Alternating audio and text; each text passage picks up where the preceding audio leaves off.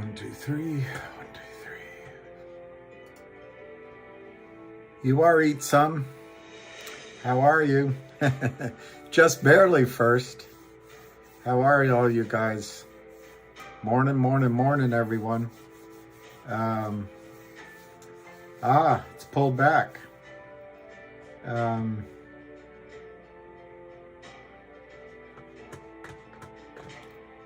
Let's look back here. Let's see.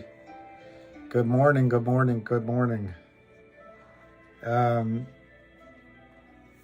so GTII has pulled back. I had some things to do on my to-do list this morning, so I didn't come on right away. But the high today is 207. And the thing to remember from previous times we've talked on the chart, let me see if I can pull up that chart again.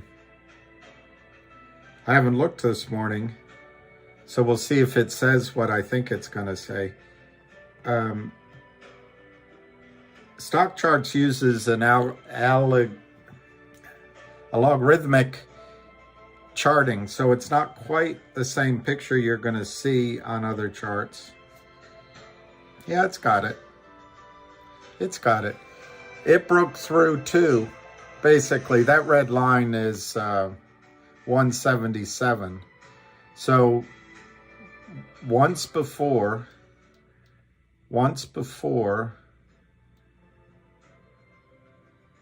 on December 28th, we rallied, November 28th, we rallied to 2, and then it got crushed by the criminals. And it then rallied around December 28th, it rallied back to 2. And then it got crushed again by the criminals through to the 23rd. And now we're doing it for the 3rd time. You could argue this is the 4th time, but let's just say it's the 3rd time. That's usually when you get a breakout. And when that happens, you're 177. See, I think it's either $2, which is the top of those 1, 2, 3.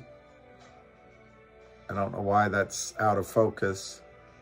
Yeah, and like I say, you might be able to say it's 4, but use the 177. That's the 200-day moving average. It breaks through. That's what it's doing. That's now our resistance.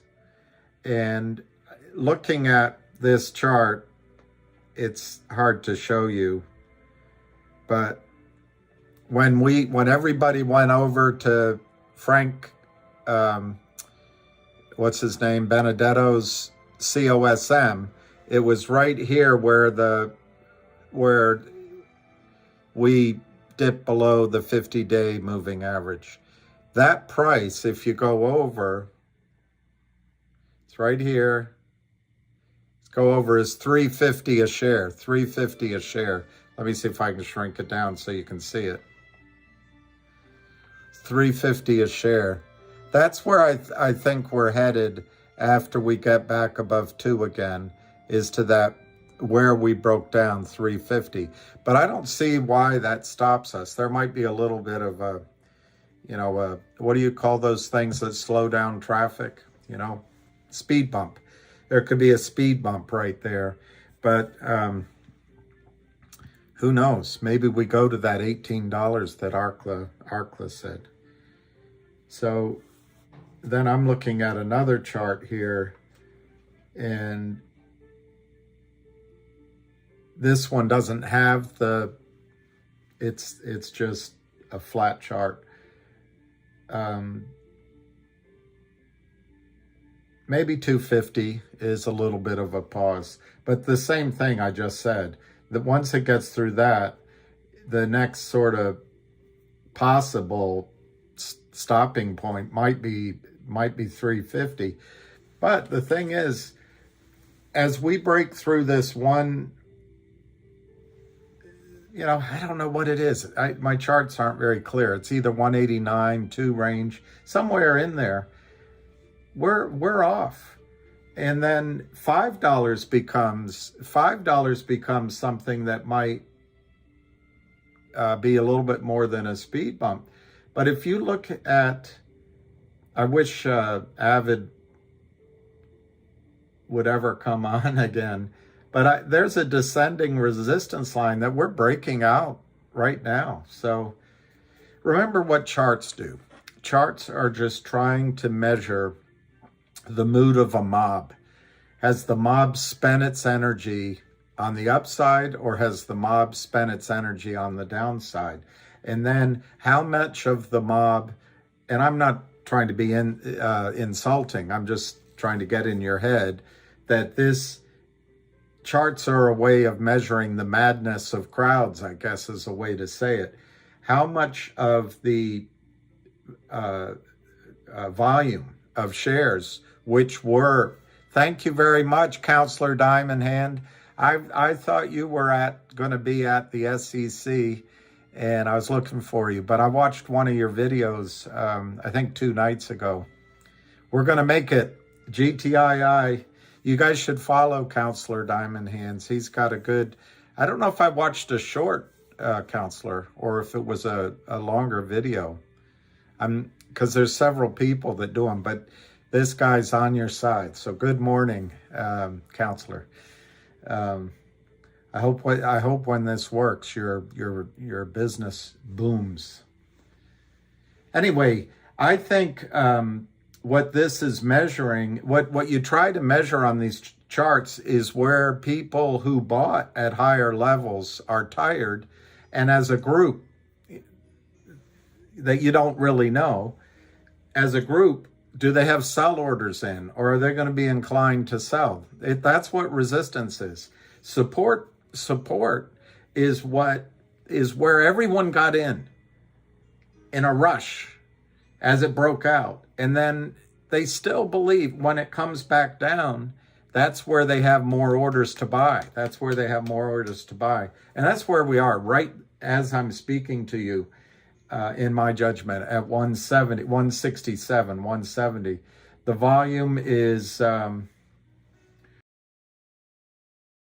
thing here, so I can't. Wow. Is that right? Are you guys kidding me? 3.5 million shares? How much of that is short, do you think? How much is that is short? Unbelievable. Unbelievable. All right, so I'll go back and look at some of these other questions, but I'll start answering your questions now. Hey, Son, how great do you feel that GTR is starting to launch? And Ham's is finally paying off. Son, I give all credit to Ham, not to me, and everyone else. I mean, like Counselor Diamond and, the people I met at this SEC, this is one of the signs that John Berta had made up, free and fair markets. I purloined it the way Kurt Kramer purloins your money in the open market. But anyway, this was amazing. I can't tell you the energy there. You guys have a lot of people working on your side. A lot of it's MMTLP. A lot of it, and I got this ape there too. See this ape? A lot of it's the AMC and GME guys, the apes. But man, as a community, I don't think you could find. What I was impressed with, Son, was how good people are. It's just, and how dedicated. Nobody had to come out there. There was no money involved. There was no reward. In fact, there were some long minutes and hours in the cold. It was, you had to talk to strangers. But what's this headline news? Ape conversion, a massive opportunity for what? Massive opportunity for what? Let's see what it.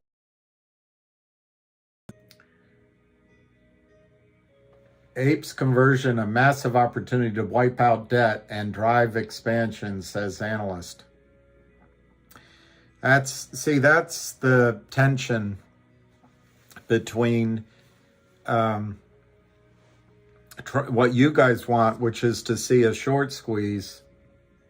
And what the company's doing is taking advantage of the criminal short selling. And I really got to tell you guys, the more I talk to people while I was there, I've been on this campaign for a while, but the more I talk to people, when you use the word short, it sounds like a strategy, not a crime. What these people are doing is criming. They're transgressing. They're violating the law. They're I don't know what other words to use. There's not a word for to crime, is there? Anyway, they're criminals. And so what they're doing is counterfeiting shares. It's naked shorts is not what they're doing. They're selling shares that don't exist. They're counterfeiting shares. They're stealing. They're stealing from you, from the marketplace.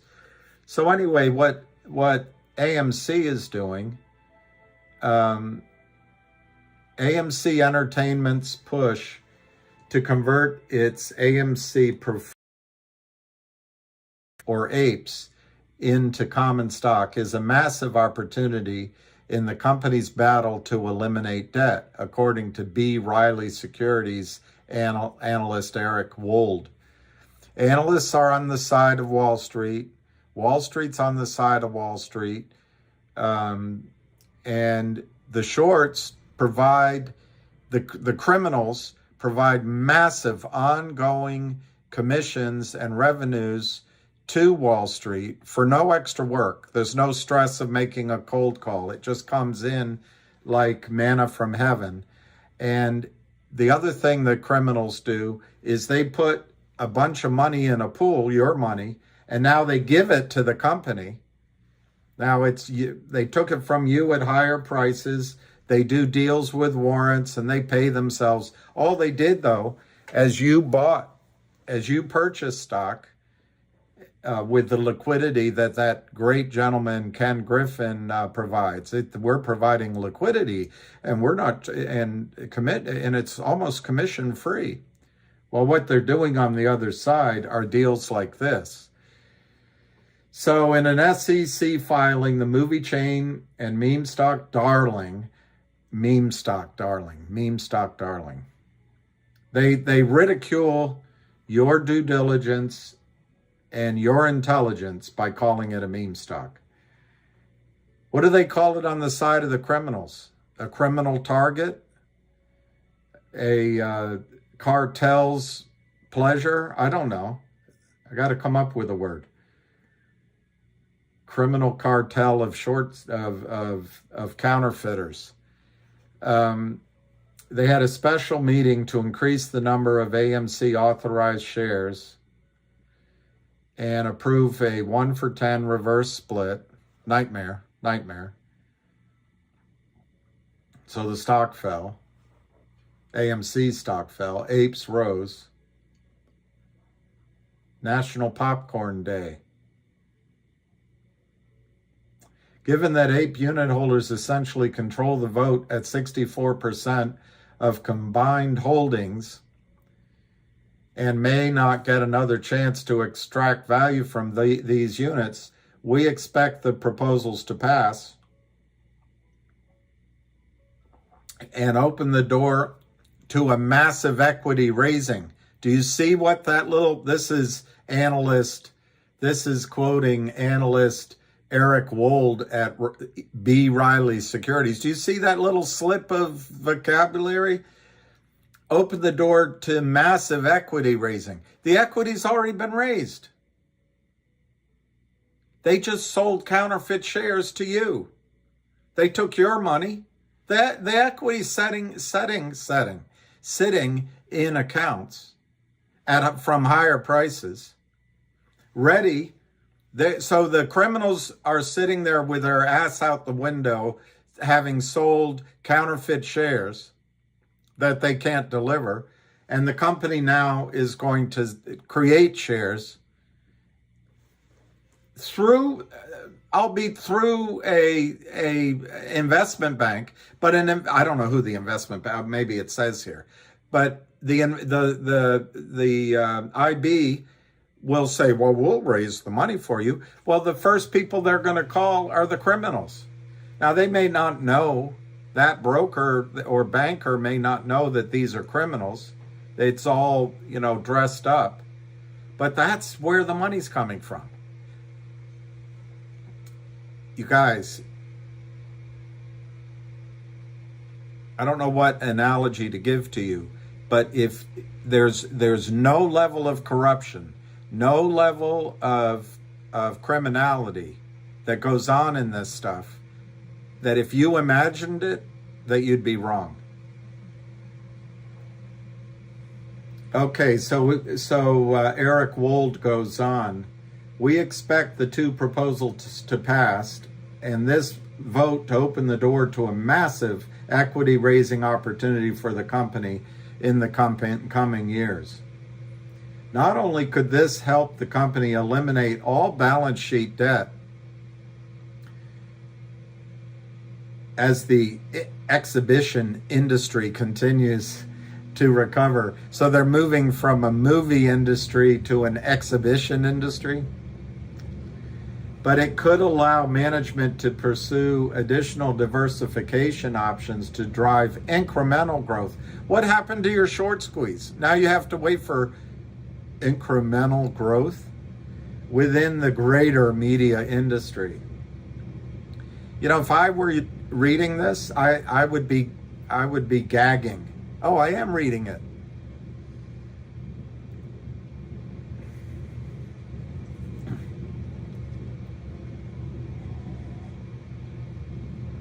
March 14th.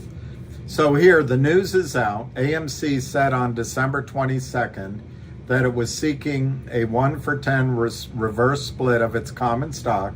The special meeting is scheduled. Counselor Diamond, scheduled is how they say it, in the proper salons in Canada. Well, actually, they just say it that way in Canada and the UK. Scheduled. I don't know why they say scheduled, but when you sit in a meeting, the first time you hear it, you go, huh? Scheduled? Yes. Oh, you mean scheduled. Anyway, the special meeting of shareholders is scheduled for March 14, according to Friday's SEC filing. So, what do the criminals have an opportunity to do? They have an opportunity to continue to, obviously, to sell stock. When this is approved, and as the stock goes up, but especially when the reverse split is approved, wow, their pressure on their cost to carry goes from 10 shares down to 1 share, and all of a sudden they have the ability to sell, I don't know, a $50 stock back down instead of a $5 stock. So that gives them, it's like Novak Djokovic on the court. He won, by the way. When he's opening up to Tsitsipas's forehand, then backhand, and then he can do one of his cross-court winners, he's going into a wide margin of error. And so the odds of a successful shot are higher. When this gets up to $50 and you're trading $40, $30 as these criminals are creating shares that don't exist, which benefits Goldman Sachs, benefits Ken Griffin, benefits the market makers, benefits the trading desk, benefits asset under management across Wall Street, juices profits. They have a wider area to make their shot down from $50 to $30, and if it rallies a bit, they can do it again. There's a lot more room to play. Anyway, Wold writes, assuming the current AMC stock price holds into the vote,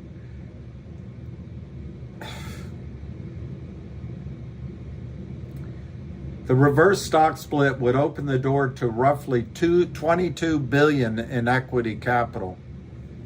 Only you guys know the numbers in AMC. I don't know, but I saw Ham posted 990 million shares of stock, and I thought he meant short in AMC, but he might have been talking about an APE.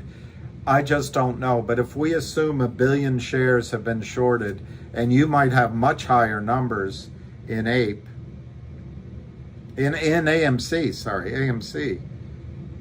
But at 1 billion,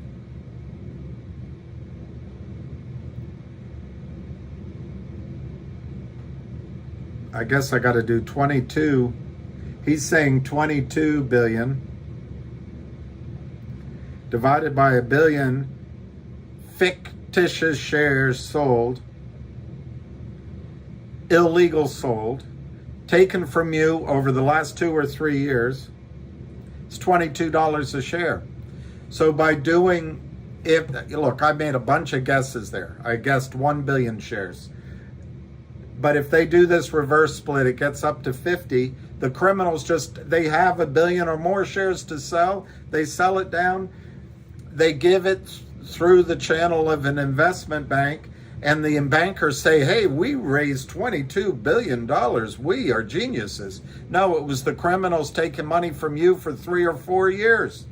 And then what Popcorn does is he releases the pressure off. There's no short squeeze. There's no short squeeze.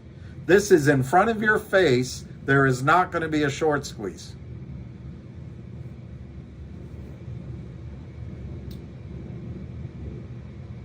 Related, the great I, am AMC's largest retail shareholder, says CEO Popcorn Adam Popcorn Aaron, reiterating pledge to not sell more stock.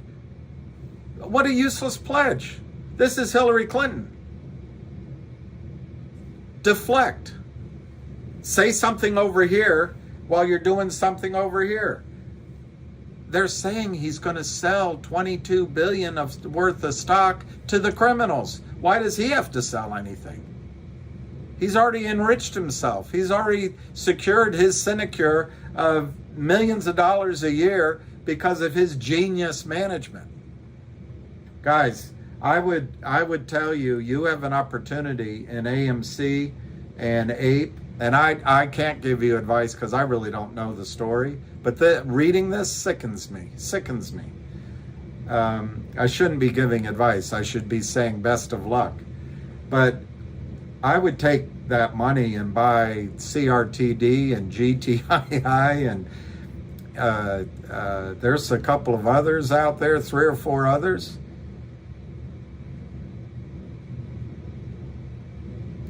AMC exited its third quarter with debt of $5.3 billion and cash of $700 million. Wold writes, with our projection that AMC is unlikely to turn free cash flow positive until 2024, with multiple tranches. A tranche is just a package of debt that's overdue in this case. Tranche is a fancy word to make you feel like you don't know as much as Mr. Wold. It's all exaggeration. With multiple tranches of debt set to mature in coming years within a higher interest rate environment, we believe debt reduction is top of mind with management. Top of mind. Boy, what a turn of phrase to sound like he went to a good school. We suspect the opportunity to raise billions of dollars in equity provides that path, said. It's already been raised off your back. It's been stolen from you. If either proposal fails, there is no conversion of APE units and AMC common shares, and we would suspect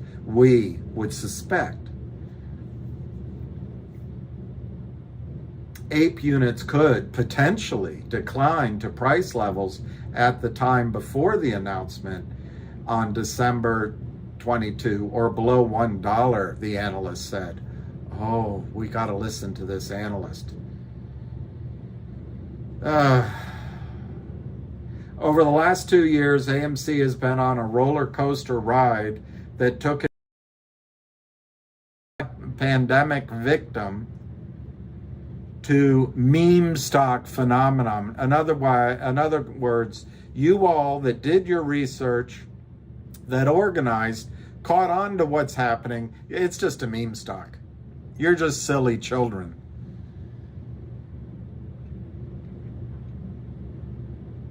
AMC used the steep rise in its share price to tap into equity and debt markets, raising $917 million in January 2021.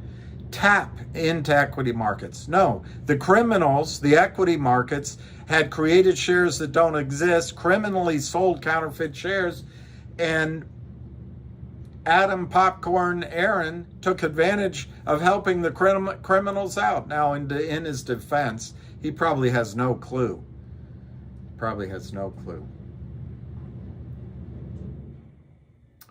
The company's apes made their trading debut in August with its ape equity unit. AMC created something like a 2-for-1 stock split, marking the company's latest effort in a fight over stock issuances. The name is a nod to the investors who turned the company into a meme stock.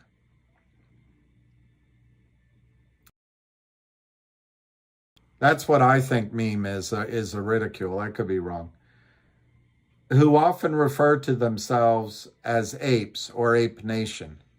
No, you were critical thinking, intelligent investors who saw an opportunity where the criminals crimed over somebody give me a word other than crimed over 5-10 years, and then maximized it when the stock was under pressure. You saw an opportunity to buy into an undervalued situation that had an excessive amount of counterfeit shares that had to be covered. And what did the system do? They ridiculed you, they rallied against you, and as the stock price went up, they just sold more and more and more and more. And then, because the pressure was on, just like Frank Benedetto and Lou did, probably unintentionally, with COSM and telling you to get out of GTII in November. GTII was a pressure cooker ready to go. But they let off steam. Okay, hey, this is herding cats. Everybody's doing the best they can. Everyone's doing what they think is best. But here, Adam Popcorn Aaron let off the pressure on the shorts, took $917 million, and then they don't say the next amount here. But listen to this. AMC's stock has fallen 47.8% in the last 12 months. Why? Did you sell? It's the criminals selling again after it's up. Now, they've accumulated that money because only in Wall Street can they sell something that doesn't exist, put the money under their assets under management, charge their clients a fee. They took your cash, and it's sitting there. They're charging 2% annually, 20% of profits, because they're hedge fund geniuses. Gensler doesn't go after it.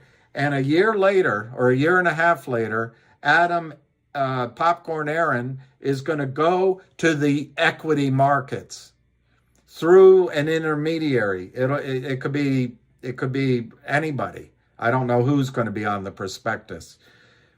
They're going to call up the criminals. Your money's sitting there, which you bought at higher prices. The criminals are going to take your money, put it in, and they're going to get warrants. They're going to get a payday, and they're going to get stock priced well below where the market's trading.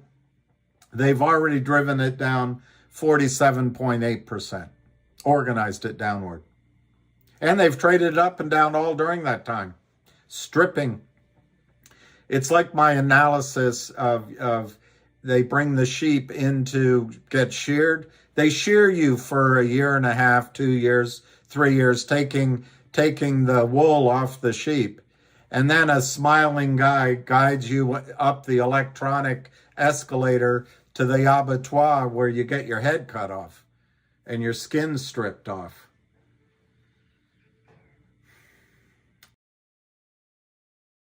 Reporting 12th consecutive quarterly loss.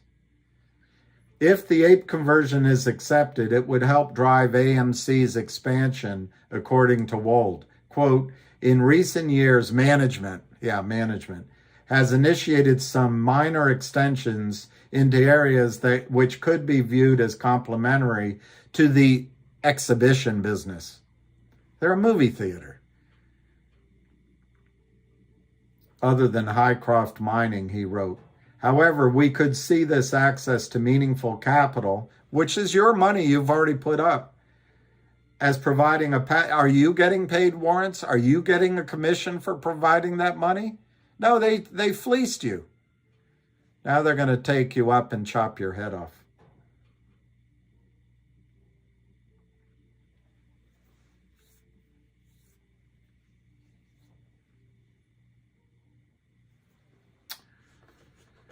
All right, let's get back to our stock. 167.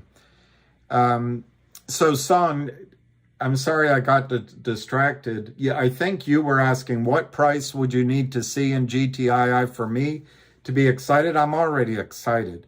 You've got volume of 3.84 million. I'm not as smart at this as Ham, and I don't have. What I'm looking at here is I used to get level 2 on my account, but Morgan Stanley doesn't seem to provide it.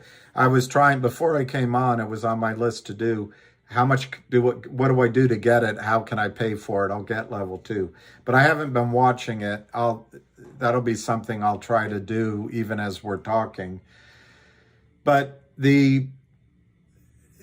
so I haven't been watching the trading. I can see the trades. I can see the time and sales. And I've been doing so much, blabbing. I haven't been watching it here. But I haven't seen large crosses. Well, I haven't seen any large blocks. Let me see if I'm looking right now. I really haven't seen, well, there was 25K, 5K, 4K. There must have been crosses at the opening. Anyway, I'm going to guess out of this 3.9 million that I'm going to say 70% at the end of the day is, even 80%. Will be the counterfeited shares. But then the rest of it is just crossing amongst the criminals. They're just trying to create the illusion of volume. So you think people are selling and you think there's this big blockage to go up. It's just the criminals criming, transgressing, counterfeiting, stealing.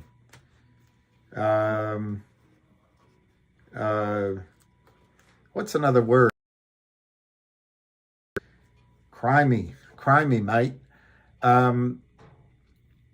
But if I had to pick a number, Son, I would say anything over $2 would be possum, but anything over where we are, 162, no, a little higher. Anything over 177, 180, that would be magnificent.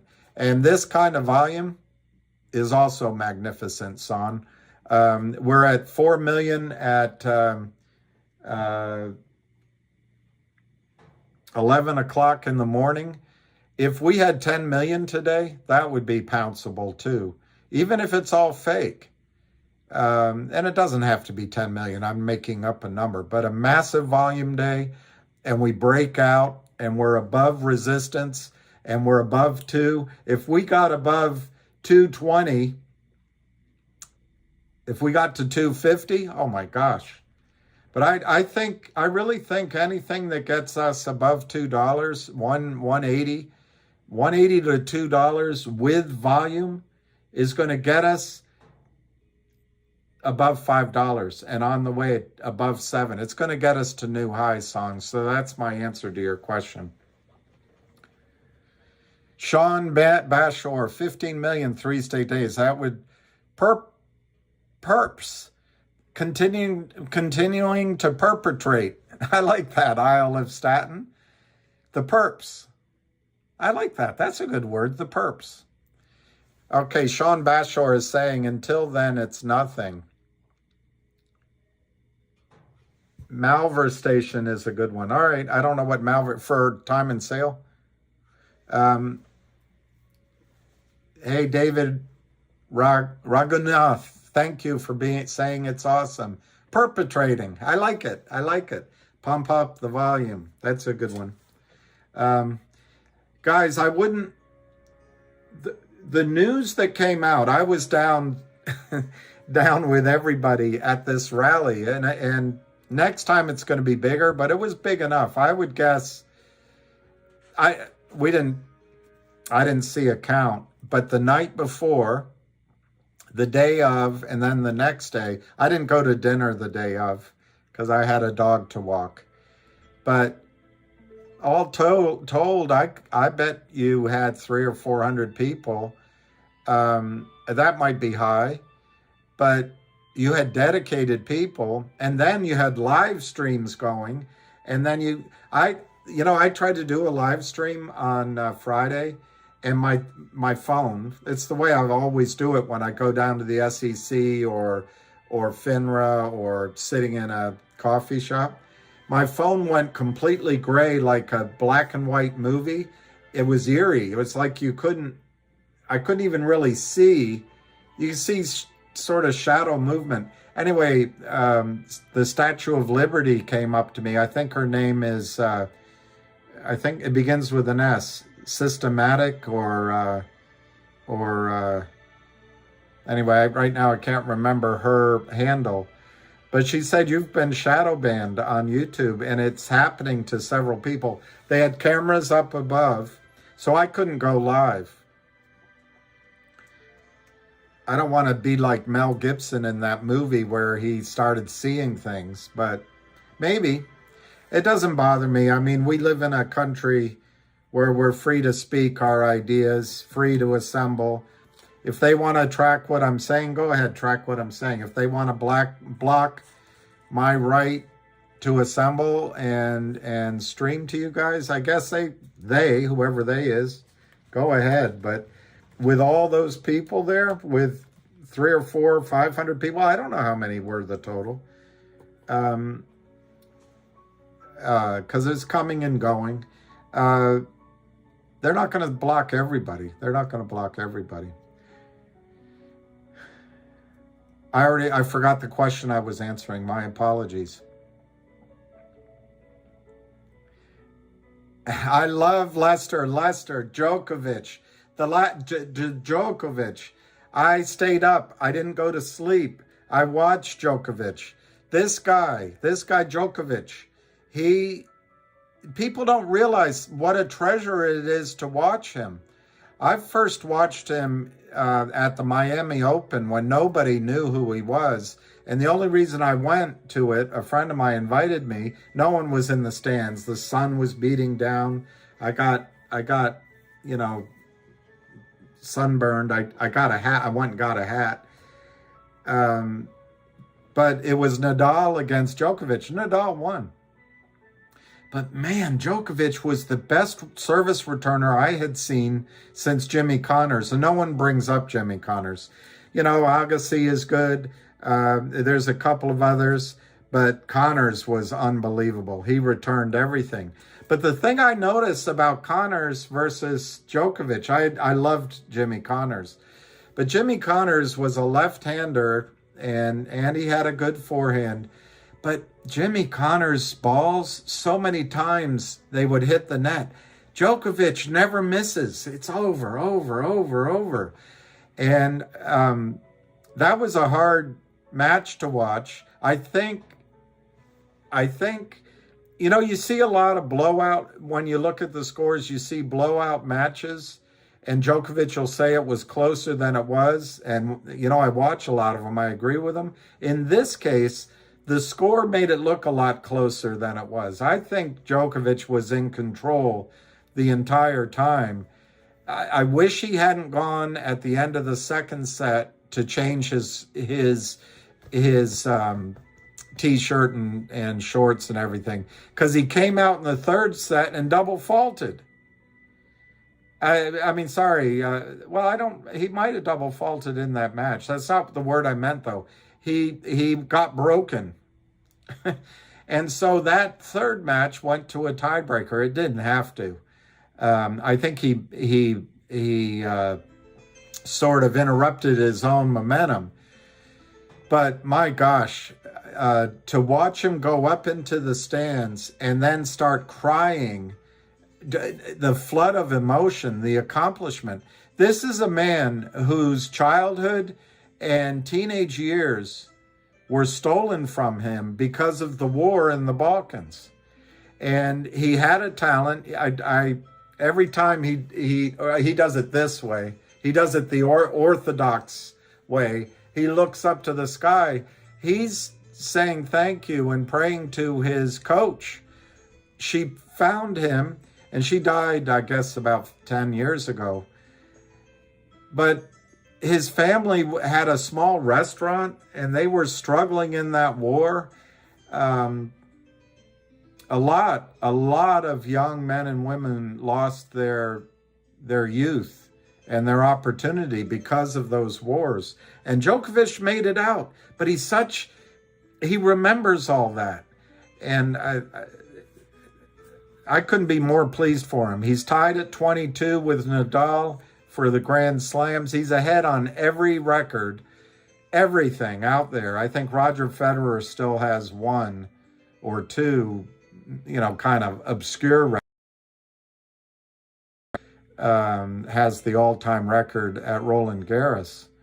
But imagine if Djokovic could have played last year. Imagine if Djokovic, he made a mistake and hit the lineswoman by accident while in a match against Dominic Thiem at the U.S. Open 3 years ago. And the woman went in all drama, and I know she was shocked. And so the judge expels him from the U.S. Open. I've watched Kyrgios. I've watched McEnroe way back when. I've watched Serena Williams do much worse.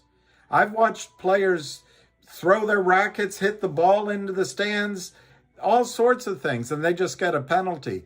But they disqualified Djokovic. I think Djokovic would have won that U.S. Open easily against Dominic Thiem, ended up winning it. And then imagine if Djokovic could have defended his Australian last year and played in the two, they call it the Sunshine Slams, the Miami and, the one in California, my brain, which are coming up again. In the United States, we let 5 million people come across our border without a test for COVID. And we're not going to let the world number one come in to play tennis in the United States? Indian Wells. I hope he gets to play, but he's number one now. He's number one in the world. So if he goes 4 more weeks, he beats Steffi Graf's, or ties or beats Steffi Graf's record at number one. And what a tennis player she was. What an amazing tennis player she was. So I'm so excited and proud of Novak Djokovic. I also think all of us can get something out of him, because when everything was down, when all the chips were down, he didn't quit. And he didn't turn bitter either. He did not turn bitter. He didn't turn on people. He didn't say negative things about anyone. What he did is he focused on improving his game. What lessons can he learn? How can he come back better? How can he use the time while the criminals crime, while they perpetrate more crime? How can we use that time to get stronger, to get better? And when we come back, just steamroll them. Just steamroll them. And then when we win, we don't have to say anything negative about them. They'll get their just desserts. And we hold the records. We might hold the record for the mother of all squeezes. One of these, we might. All right, so I went on and on about Djokovic. I couldn't have been happier. But I was watching it. I was so nervous. But I'm very proud of that man. And I also think he's a little bit misunderstood. I think he is one of the best human beings, because I've watched him a long time, that I've ever seen. He signs everyone.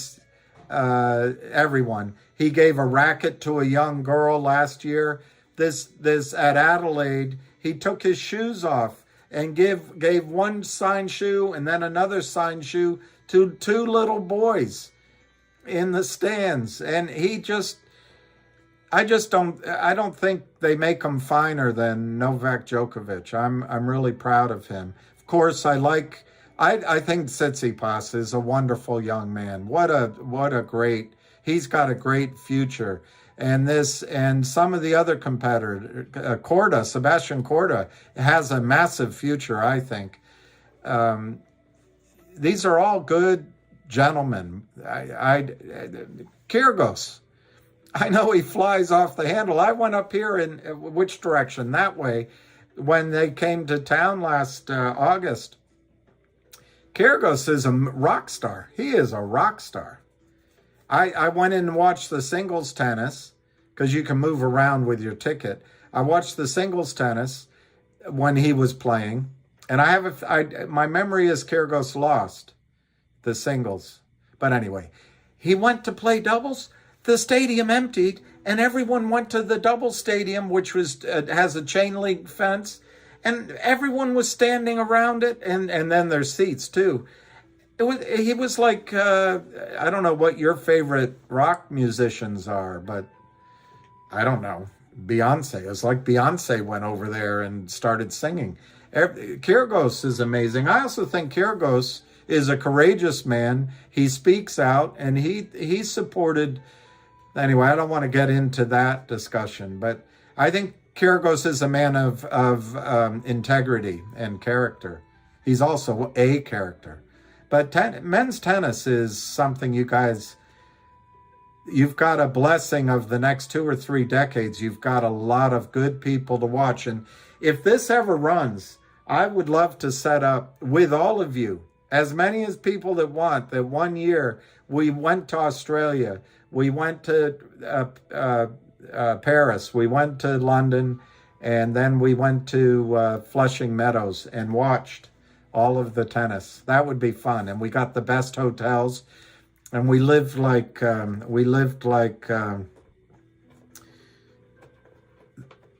don't know what, the Brahmins? I don't know, the upper crust. We lived like we really were, privileged. Big Vic, Ham gives great due diligence. Not only does Ham give great due diligence, I spent a lot of time on the night before Friday and Saturday, telling people a lot of the reason this is going on is Ham, but the specific event was driven by Mike the Marine, and there were so many people helping him, and Jeremy was there. Jeremy picked up the tab for the dinner. I missed the dinner. And he picked up the tab for a lot of the things on the day, like pizza and all that. And then my understanding is Berta paid for a lot of stuff, a lot of handouts and things like this. You had Smokey there, but they're all there. But it all comes to me because of Ham. Ham's been fighting this for almost 25 years, and he never quits. He never loses his energy. He never loses his patience. He's always ready to go into the fight again, talk to a new person, take the time with a new person, drive to meet a new investor, hear a new story. And his wisdom, he sees through the scams And he's willing to tell you, and I'll tell you one other thing. He's not doing it for himself. Ham is not doing this to enrich Ham. I think there's some players out here, who, and it's none of the people I just mentioned, who are doing it. They have other motivations. Not Ham. Not Ham. Ham's here to make sure that you are educated. That's the number one thing that kills this crooked criminal cabal. Number one, he wants you educated. And number two, if we all stick together, he never says this way.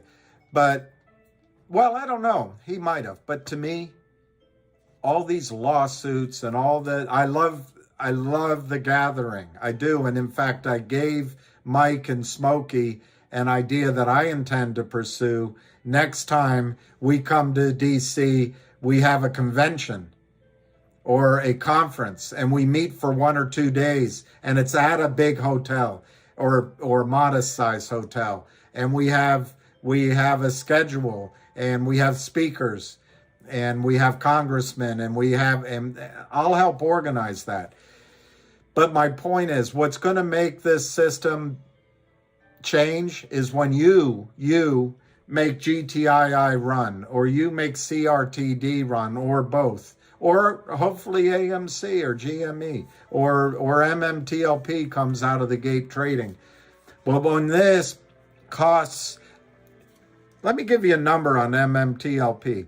I asked a couple of people there. I asked everyone, but a couple of people who seem to really know. What is the number on MMTLP for the counterfeited shares in MMTLP? 1 billion with a B. 1 billion counterfeit or more was the number that I heard, which I found the most credible. Well, assume that the new company is worth, that's the counterfeit shares, and it could be higher. Assume it's $100. Assume it's $100 a share. Remember, the insiders want $400, $500, $600, $700, $800 a share in value for the NewCo. Assume it's 100. I'll let you do the arithmetic, but I think 100 times a billion is $1 trillion. Those are the kind of losses that Wall Street was staring down the face of Wall Street. Trillions in losses in a short squeeze on MMTLP. It would have destroyed 1 or 2 brokerage houses, one prime broker. When they fall, and then someone that's something Ham says, put one of these malefactors, there's a word, a malefactor, malfeasance. They commit malfeasance. Anyway, you put one of them in prison, it stops across the street. I didn't realize I had music going on. That's why my voice has been going up. I apologize for that. So, yes, I forgot who said it. Ham is the man. Malodroram. Is that a good word? Who's this? Let me see who this. Brooklyn Chris. Hey, Brooklyn Chris. I've been busy interviewing. Update. I have a final interview tomorrow with a C-level member of the company. What can I say to impress him? Tell him that he's wearing a nice rug. No one can tell. No one can tell that it's a toupee. No, just kidding.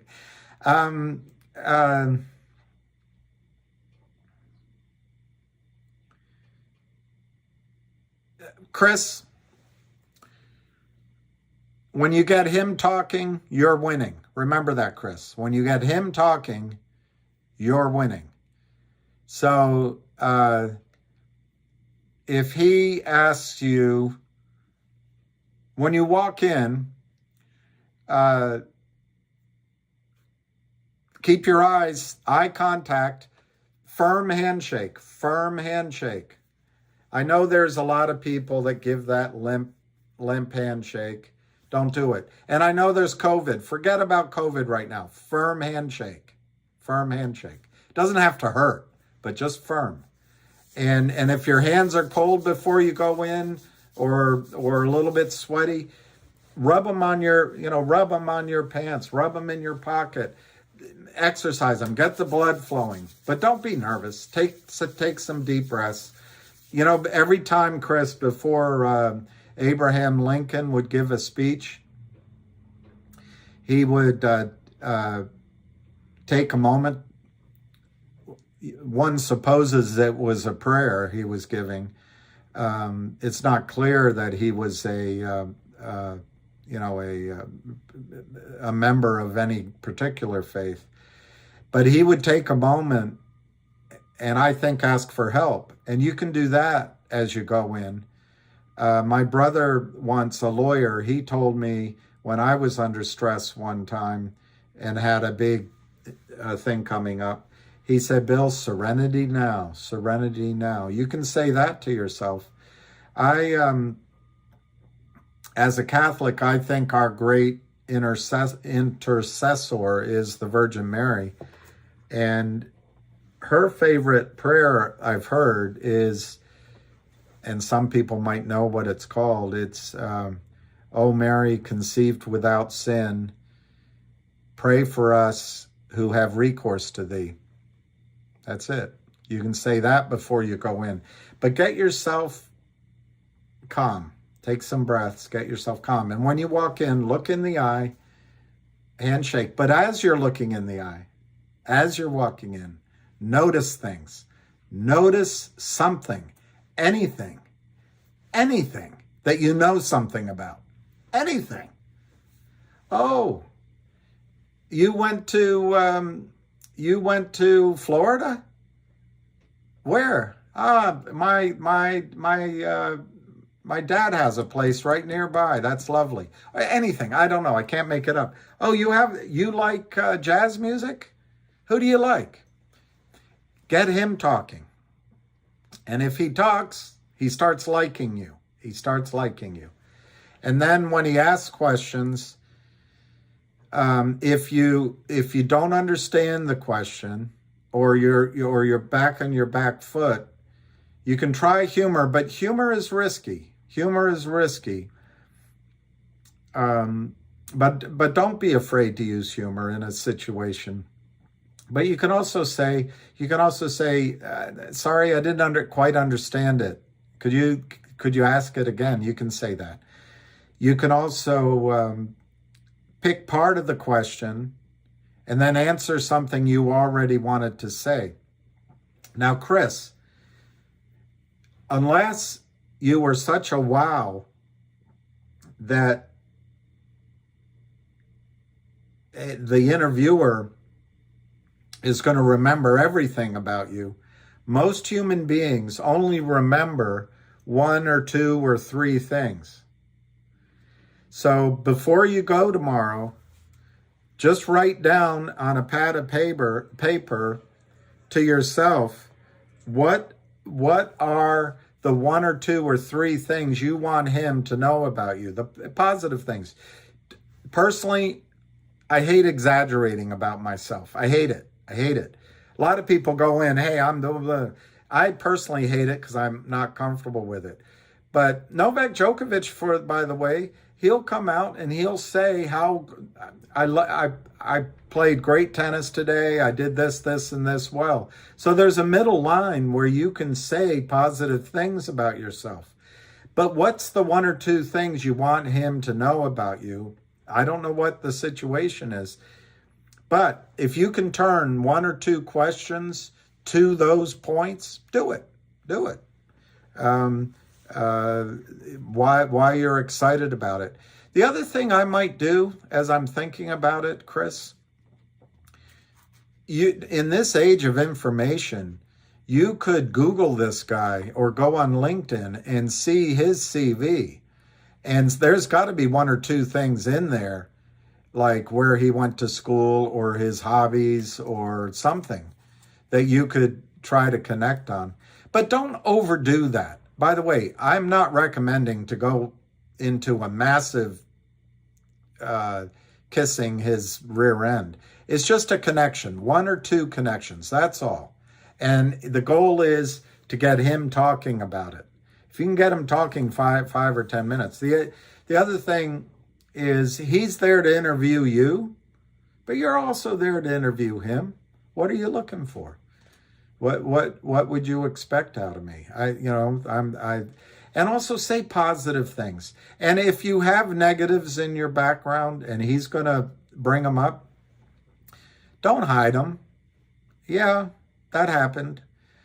I had a friend that used to say to me, don't complain, don't explain. Don't explain, don't complain, which are 2 things I do a lot of.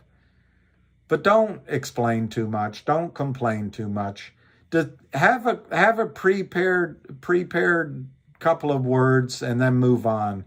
Like he says, well, I noticed that you left high school early and you didn't get your diploma. Well, there were some tough economic times that hit my family, and I had to go get a job. But I believe that I learned more in my position at so-and-so, such and such place. I traveled, I gained this skill and that skill, and I learned how to lead. I learned how to be the manager of a team. And I intend to go back and get my diploma just as soon as I get this job and I get established. I'm going to finish that at night school. Or, boom, boom, change it and you move on to a positive. But you don't want to be like, you don't want to of something that's bad, but you don't want to spend a lot of time on it. Don't get bogged down on it. I mean, it happened. Life is life. Life is such. Things. He's led a perfect life. So he wants to see resilience. He wants to see that you're committed to the job. He wants to see that you're going to come on with enthusiasm. And, when I got my job at Merrill Lynch, I admitted I needed training. I said, I'm boom, boom, boom. You could be enthusiastic about the fact that you're really looking forward to the experience and the training you're going to get on this job. Smile, dress well, don't overdo it. Don't over perfume. Have enough perfume, but not over perfume. And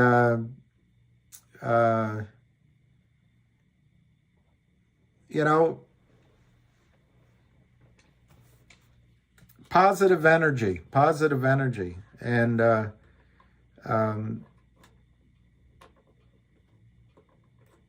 it's hard to break nerves. I know it's hard to get rid of nerves, and I don't have a magic way to get rid of nerves, but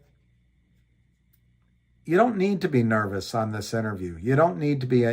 Remember, the fact that you're at that level on this interview means another company will take you to that interview. There are other interviews.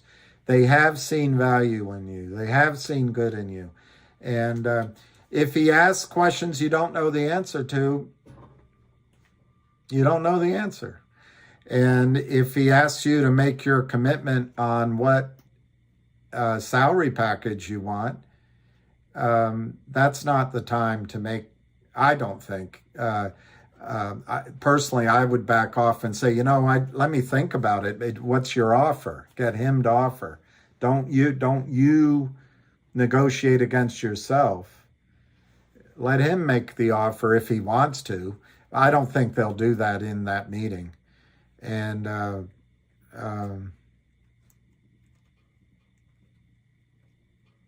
yeah, I don't know what else to tell you, Chris. I guess the last thing I would say, if you can, leave him with something to think about. But You know, if he's hiring you for a sales job, as you leave, you could say, you know, I had my best year last year. Well, I don't know if you still have a job, but I had my best year last year, and I got to get back to work tomorrow because I want to have my best January ever. So this 2023, I'm going to break all my own records or something. I don't know. I made that up. But leave them with something to think about, and smile. Smile for a while. You'll get it, Chris. I feel it. You got a lot of momentum going. Oh, Brooklyn Chris, everyone, there, you got advice. Mark, don't seem too desperate. Kiss them on both cheeks. And if you kiss them if you do it 3 times, just tell them that's how you do it in Cairo. Okay, yo. I wanted to do on the Alpine news that broke. Why do you think the SEC revealed the symbol in the complaint? Thank you. All right, my understanding of that news, is it was revealed by the NSCC. Let me pull, where do I have it? Let me read it and make sure I'm right on that, But I think, anyway, it was revealed. But I caution you guys, that was somewhat old, like 2 or 3 months ago. Let's find out. It's still massively great news for you. Massive. Look at the volume, 4.39. You guys get so used to Wall Street being ganged up against you, you don't realize that Wall Street turns on Wall Street. They're all in a competition. They're all trying to make their daily goals. They're all trying to make their commission. They're all trying to hit their revenue. And there's 20 young men trying to go after the big account so that when they get it, they can attract the girl. And then there's women out there trying to get it too, but usually the women wait at the finish line and pick the victor. Let me see here if I have it. The key thing, though, is all right, let me read it. I don't see a date. This is what I'm reading.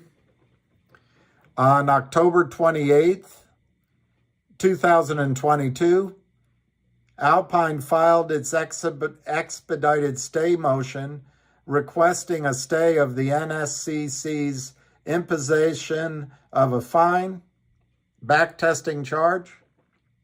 It's hard to read. Let me just read it. Backtesting charge, as noted above.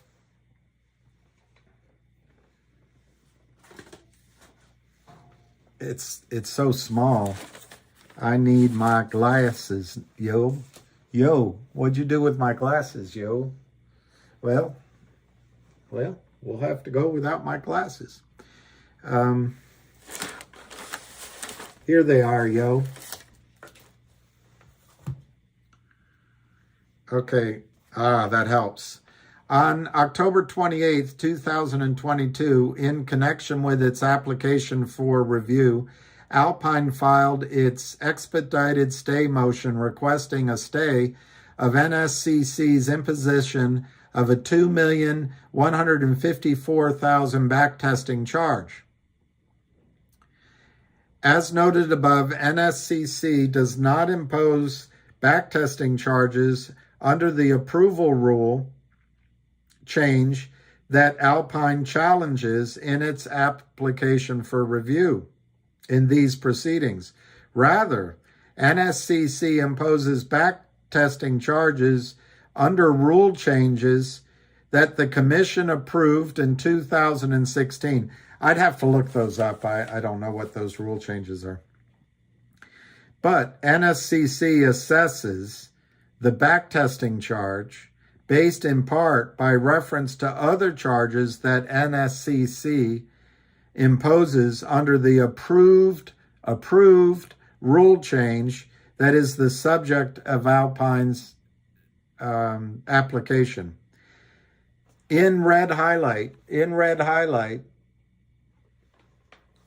Alpine sought an expedited stay because NSCC informed it that the charge would be effective November 1, 2022. November 1, 2022. Do you remember when GTI, I'm looking at the chart of GTI right now, it ran at the end of October and into October, which I assume is when this filing started. It's not on here when the debate came. But then on November 1, the stock was in the $4 to $5 range. Well, probably more like $3.50 to $4.50 range. It's hard to tell. It's hard to tell when all your love's in vain. I followed her to the station. Her suitcase in her hand. Oh, I followed her to the station.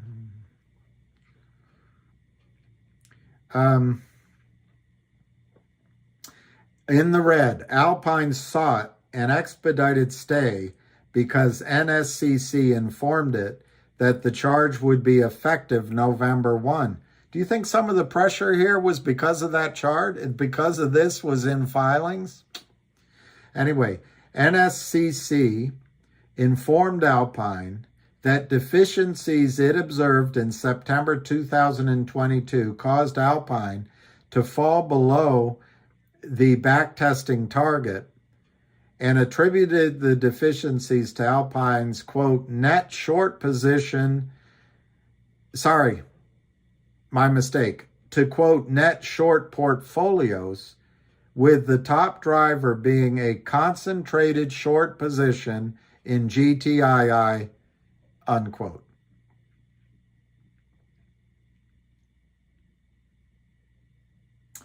This sentence is interrupted. I'd love to see the end of this sentence.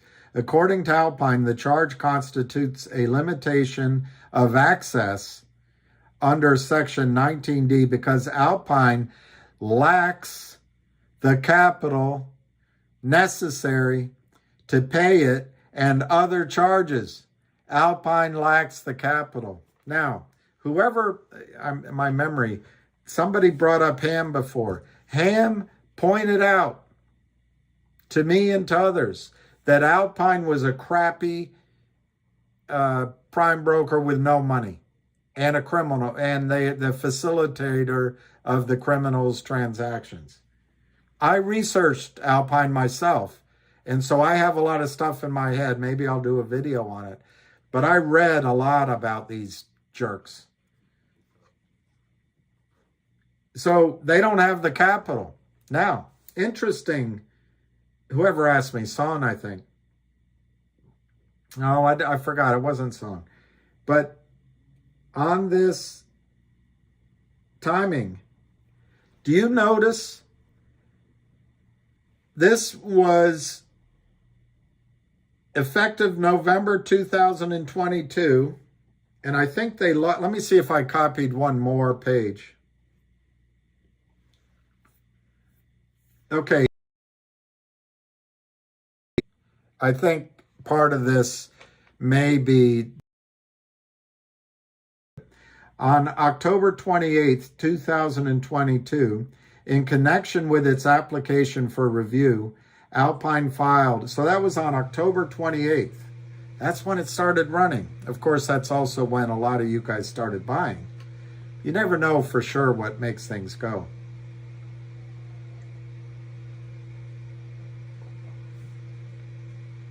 But it's a strange coincidence. They filed an expedited stay motion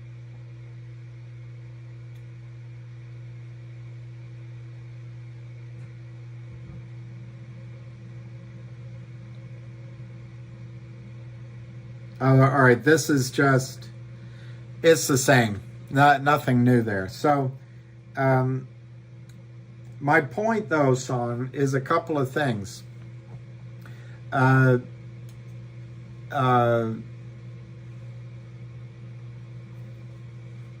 Right around when the Cosmo shuffle happened and everyone chawed over to COSM, because that was going to go in a massive short squeeze and go first to 20 and then much higher,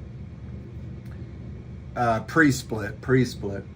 And we can always get back into GTII. GTII isn't returning, talking to one individual. They're not allowed to. Anyway, the stock, sort of the end of November, was under pressure.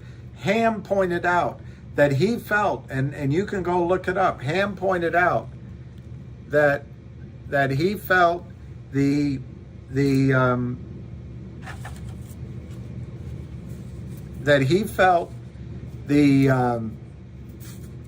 Kramers were gone from the trade, that they were in trouble. This confirms it to me. Why? Because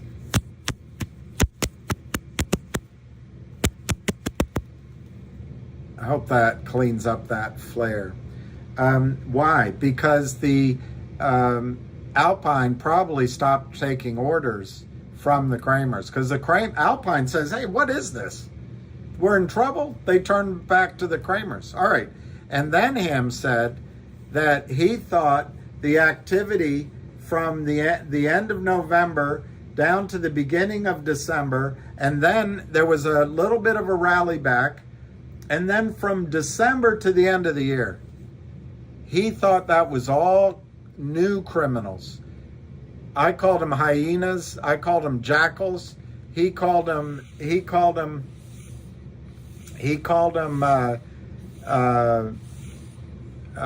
computers. They drove them down in, again, I can't tell here, but I'll try to count it quickly. 1, 2, 3, 4, 5, 6, 7, 8, 9, 10 days. They drove it down. The jackals, the criminals, when the Kramers were kicked to the curb by their own criminal or at least corrupt Alpine brokerage. And then there was a one-day rally back to 2. Some short got panicked. And then the new criminals, the jackals, the hyenas, they sold under pressure, probably computerized, because I trust Ham's judgment. But it was another 1, 2, 3, a blip, 4, 5, 6, 7, 8, 9. 10 days, 9 or 10 days, they crushed it downward. They didn't cover anything. And I looked back on the FINRA reporting. Over the last 3 months, the shorts, the Kramers, the criminals, sold over 115 million shares that do not exist. There's no strategy. This isn't naked shorts. This is counterfeiting and securities fraud on a massive scale. If they did it with $20 bills, they'd be in prison, and they're going to prison, and they're going under racketeering as well.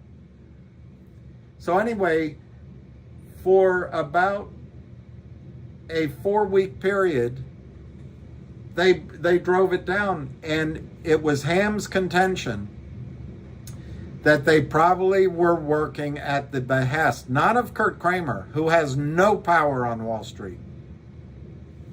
Probably working at the behest of Alpine. Yeah, they're deep. The guy running Alpine is barred from the industry. If you were a lady, you'd dig this dude. Well, there's only There's only two kinds of people in the world. Those with loaded guns and those who dig. You dig.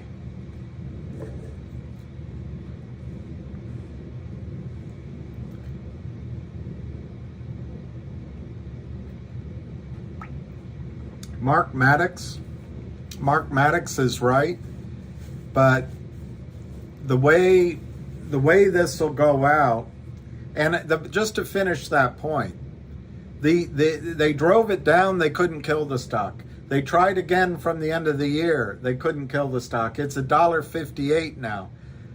It's 4.4 million shares, and they are still criminally malfeasing, criming, perpetrating crime, transgressing.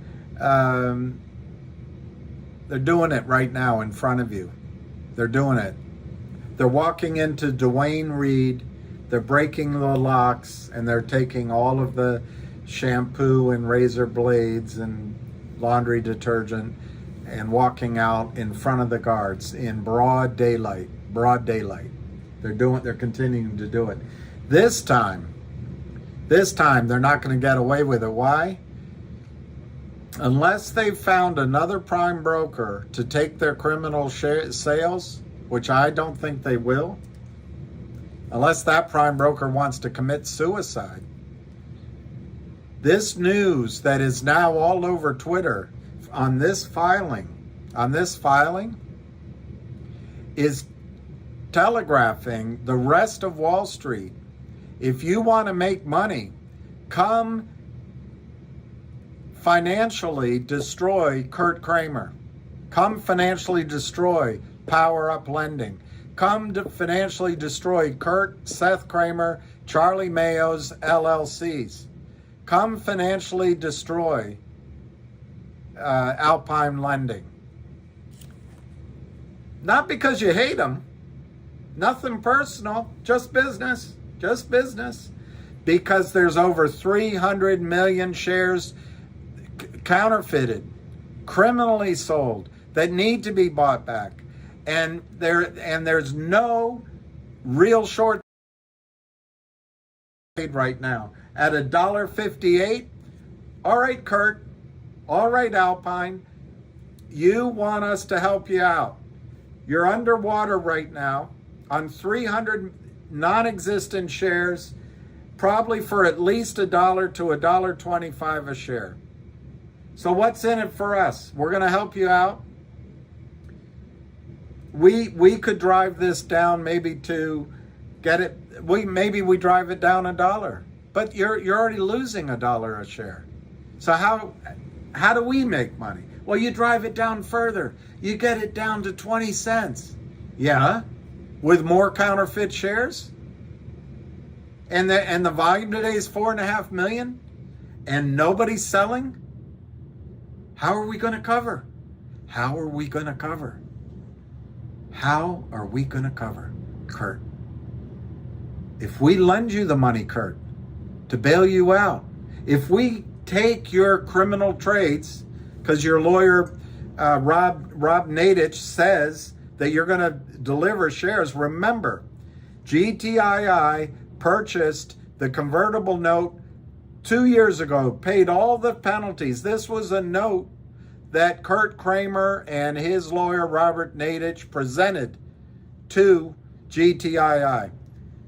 GTII bought it all back with penalties. It doesn't exist. There are no shares, zero, that the company owes to Kurt Kramer. But has Nadich let Alpine know that the letter that he gave covering for the counterfeit selling, the failed to deliver selling, saying we will deliver in 6 months, 7 months, 8 months, because we've got this special financing in place?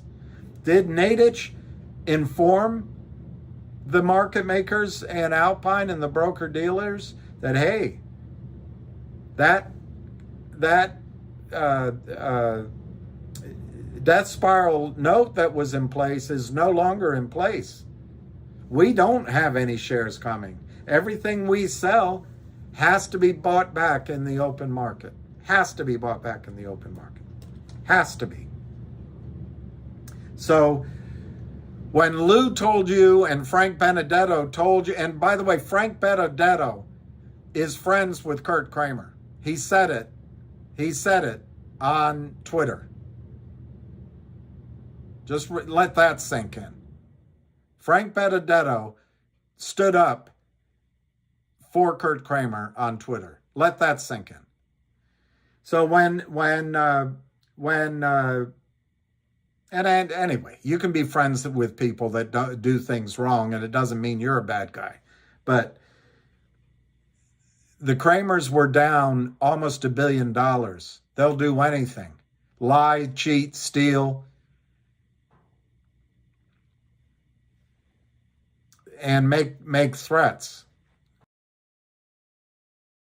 So anyway, when Lou and Frank said, come over to Cosmo because it's going to have a massive squeeze, instead they just did the fleecing of the sheep, and then they, just like in a small scale, I looked it up yesterday, I went through all the filings, they raised something like $30 million from you, and they did it through an investment banker who is helping the criminals do this. They took the money, the criminals took the money out of you at higher prices. The Greek CEO took the money at $11.50, and the stock's basically a little bit higher than where it was before, when the CEO and insiders awarded themselves massive amount of shares at 12 cents. And it went to 80 cents. And in the 80 cents, with offshore accounts, who knows what happens? Who knows what happens? Anyway, let's get off of mothers after all. What I wanted to say, when Kurt Kramer got under pressure at Thanksgiving, I think the amount of shares that were counterfeited was over 200 million. Now, the amount of shares counterfeited are well over 300 million. And but guess what? He had to sell a lot of this down under $1. And it's not just him. Now, it's all these hyena shorts and jackal shorts that Alpine probably brought in to help crush the stock. They each have individual decisions they have to make. Do we really want to go along with Kurt Kramer, Seth Kramer, and Charlie Mayo? What's in it for us? Let's just get out. Well, that's what's happening right here, guys. That's what's happening right here. These criminals are trying to keep the stock under some number. It's last trade 153, 154. It was as high, it opened at 179, as high as 207. My opinion, the open and the high are the range where they want to keep it below. They are petrified because the computers, a lot of the jackals and the hyenas, their computers are using the same charts we're looking at.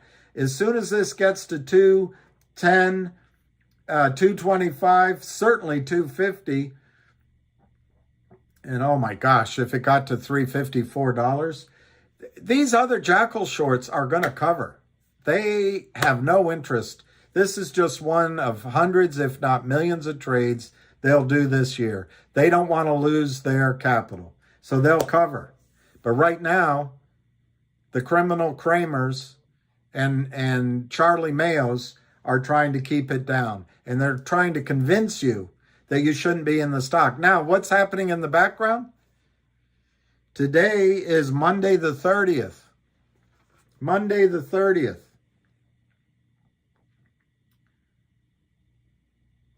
Oh, I put it up here.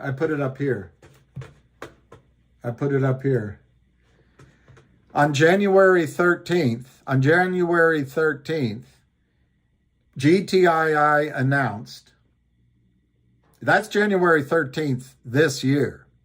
That's, I can't do the arithmetic. Basically 17 days ago. 2 weeks ago, GTII announced publicly, and they can't make misstatements, because if they make misstatements, they go to jail.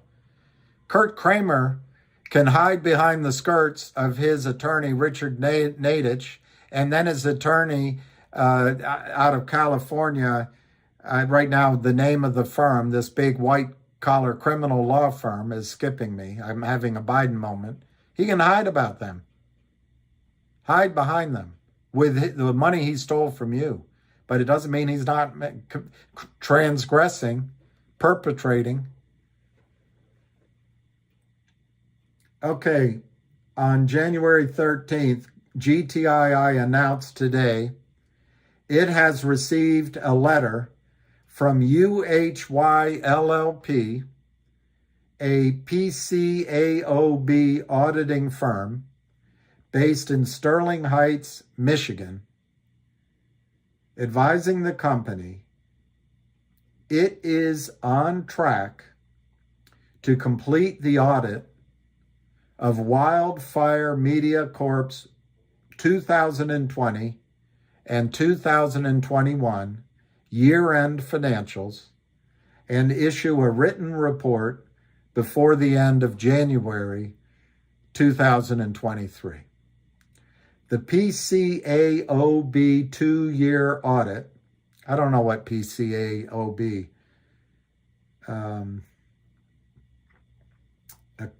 Accounting Audit Board, I don't know, whatever it means. It's the professional organization, professionally approved auditors. 2-year audit is a due diligence condition in order to close the acquisition of Wildfire and the 1-800 law firm brand. As part of the process and to keep the agreement current, the company signed an extension through March 31, 2023. But March 21, 2023 is just a courtesy extension to give a window to grant the automatic acquisition of 1-800 law firm by GTII if Wildfire Media passes the physical, the audit. What does this say? One little bit. Issue a written report before the end of January 2023. So let's go back. Let's go back to GTII trading at 154, and Kurt Kramer and the other jackals, the other criminals, have shorted this stock from as high as over 250 and massively down to 50, 60 cents. It rallied up. They did it again. Only they know what their cost to carry is. Only they know what their split of the money they have to give to a Ken Griffin type or a Stevie Cohen type for the capital that they had to borrow. Only they know what the interest costs they're bearing, the commissions, the bribes they have to pay. Only they know that. But each one of these criminals that have very little capital, they're just hot money, have a number where they don't want this stock to squeeze above or go above before they just got to bail, before they're losing everything, before they are in trouble. And is it $189, $2, $250? I don't know. But I'll tell you one thing. It's 325 million shares this time instead of 225 million shares. They have their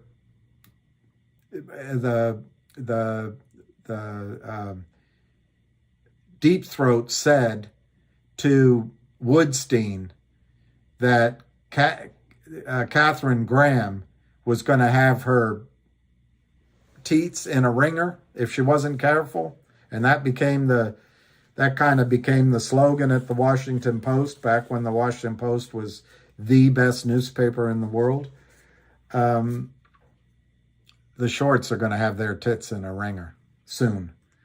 And if it goes over 253, they're not going to have a choice. They won't be able to short anymore. Short. They're not shorting. They're criming. They're criming. They're selling counterfeit shares. And when they do it next time, Alpine's not going to take the order anymore. And which other brokerage houses are letting them do it? As the news spreads, that I just read you and many of you pointed out this morning, and Ham has correctly hammered out there, when the news spreads that the NSCC said that Alpine has a massive problem with criminally counterfeit shares of GTII, that Kurt Kramer shorted criminally, creating securities fraud and pretending that he was going to deliver because he had a letter from Richard Nadich. When somebody upstairs says we're buying it in, Kurt Kramer could go to prison unless he's in Tel Aviv. All right, Barrios JL, 205-ish is the trigger price. Look how many rejections we got their number. I would agree. I think that is very good analysis, Barrios. What price Andrew Guerrero, what price do I think they're forced to cover? I have no idea. But last time, it went to almost $9. It went to almost $9. And that didn't do it. In a way, it didn't do it. They came in and started shorting and selling like they're doing today. Huge volume. That day, I don't have the volume on this chart. Let me just see if I can get a better chart. Maybe I can. I am getting better. All right, let me see if I can add volume. Well, I won't waste. Let me answer the question. I won't waste your time. But this is a nice chart. But yeah, just over $2, Barrios, definitely. It's 3 times. It's spiked to 2, like you say, 205, right around there, and then they drop it back. But the fact is, their problem's gotten worse. At $8, almost $9 in a spike, they got it down with a lot of volume. One could argue that wasn't enough to cause the squeeze, or one could argue they panicked and they started shorting, and they called in the jackals and the hyenas. And remember, Fidelity was charging 1,000%, or granting 1,000% to borrow real shares. Wells Fargo reportedly took the buy button away. Other brokerage houses were slow walking the warrant exercise of real shares, physical shares. But remember, hey, Cosmo looks better, so we let the pressure off. Got it. That happened. It's gone. But the pressure's on again. So can they survive $8 or $9 this time?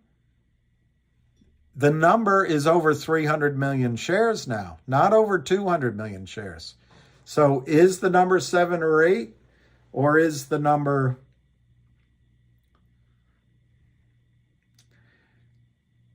I'll give you a number.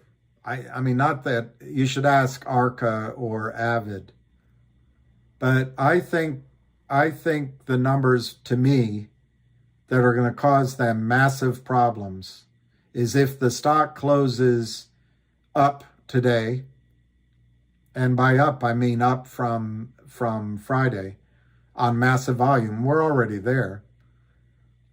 If in the next day or so it were to go to around 225 in volume, they're going to be shivering me timbers. And I think $3 becomes a huge number. $3.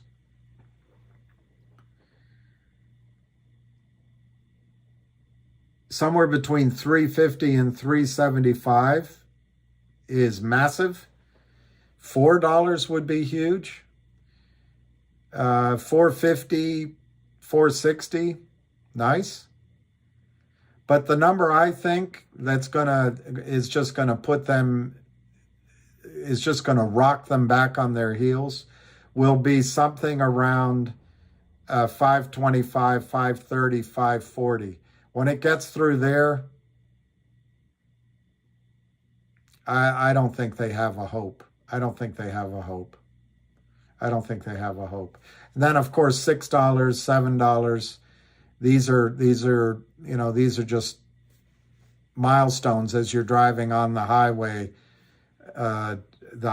to nirvana for us and hell for them.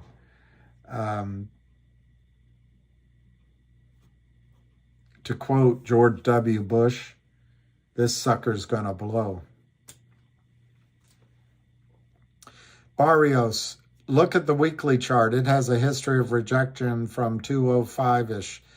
Yeah, it seems 205 is psychological. 205 also, remember, Barrios, when I look at charts, I do it with a fat finger. I don't get all, let's measure it down to the, but 205 is basically a closing some gaps. Frankly, there's a gap it needs to close up to, I don't know, 225, something like that. This chart doesn't tell me. But the other thing about 2 is if you go back to August of 2021, if you go into and through into September, if you also go into December of 2022, if you go to May of 2022, and then of course come into this October rally that we had, the breakout was this. The October rally was exactly what we're doing right now. It started at around, and I can only guesstimate it, but around $1.77 or so. It gapped up, it broke 2, and then it ran, and then it came back to hover at around 2, I'm guessing 220, 225, just briefly, 2 days. Then it rallied again, and then we were up in that 4 to 5 plus range for a while. And then, we gave up the ghost. But you've had a double bottom. The second bottom is higher. To me, you could also argue it's kind of an exaggerated upside down head and shoulders, or maybe it's a new head and shoulders upside down that we've just created. But anyway, in that, I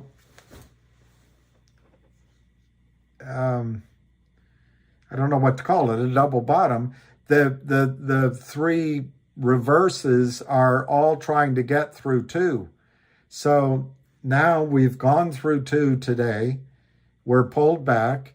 And I think, to go back to whoever asked the question, whether it's today, tomorrow, next day, anytime we go back through 2, it's going to be massive. Now, they're trying to sell it back down. They've got it down to 50. They're trying to get it down, and they're going to try to get it. They're going to try to get it.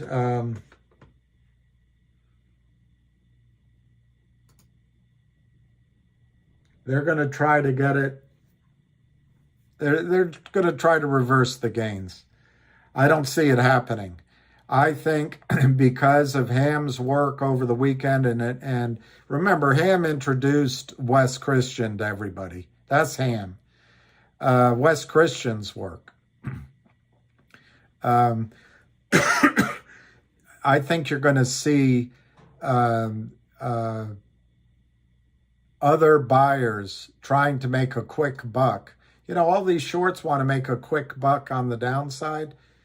There's going to be buyers that want to make a quick buck on the upside. So we're down. To me, it's the pause for the cause. It's, I can't give you the size on the bid. Well, yes, I can. It's 1,600 on the ask, 100 on the bid. They're just lying and breaking securities laws. But remember, Gary Gensler wants to root out corruption wherever it exists if he can get a glimpse of Kim Kardashian's cleavage in the process. Otherwise, he doesn't care.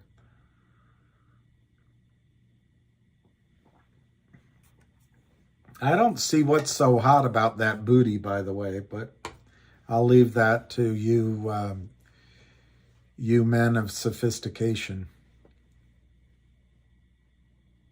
Why Barry Crouch? What are you saying, Barry Crouch? MMTLP is over. The 1% won again. It's been swept under the carpet.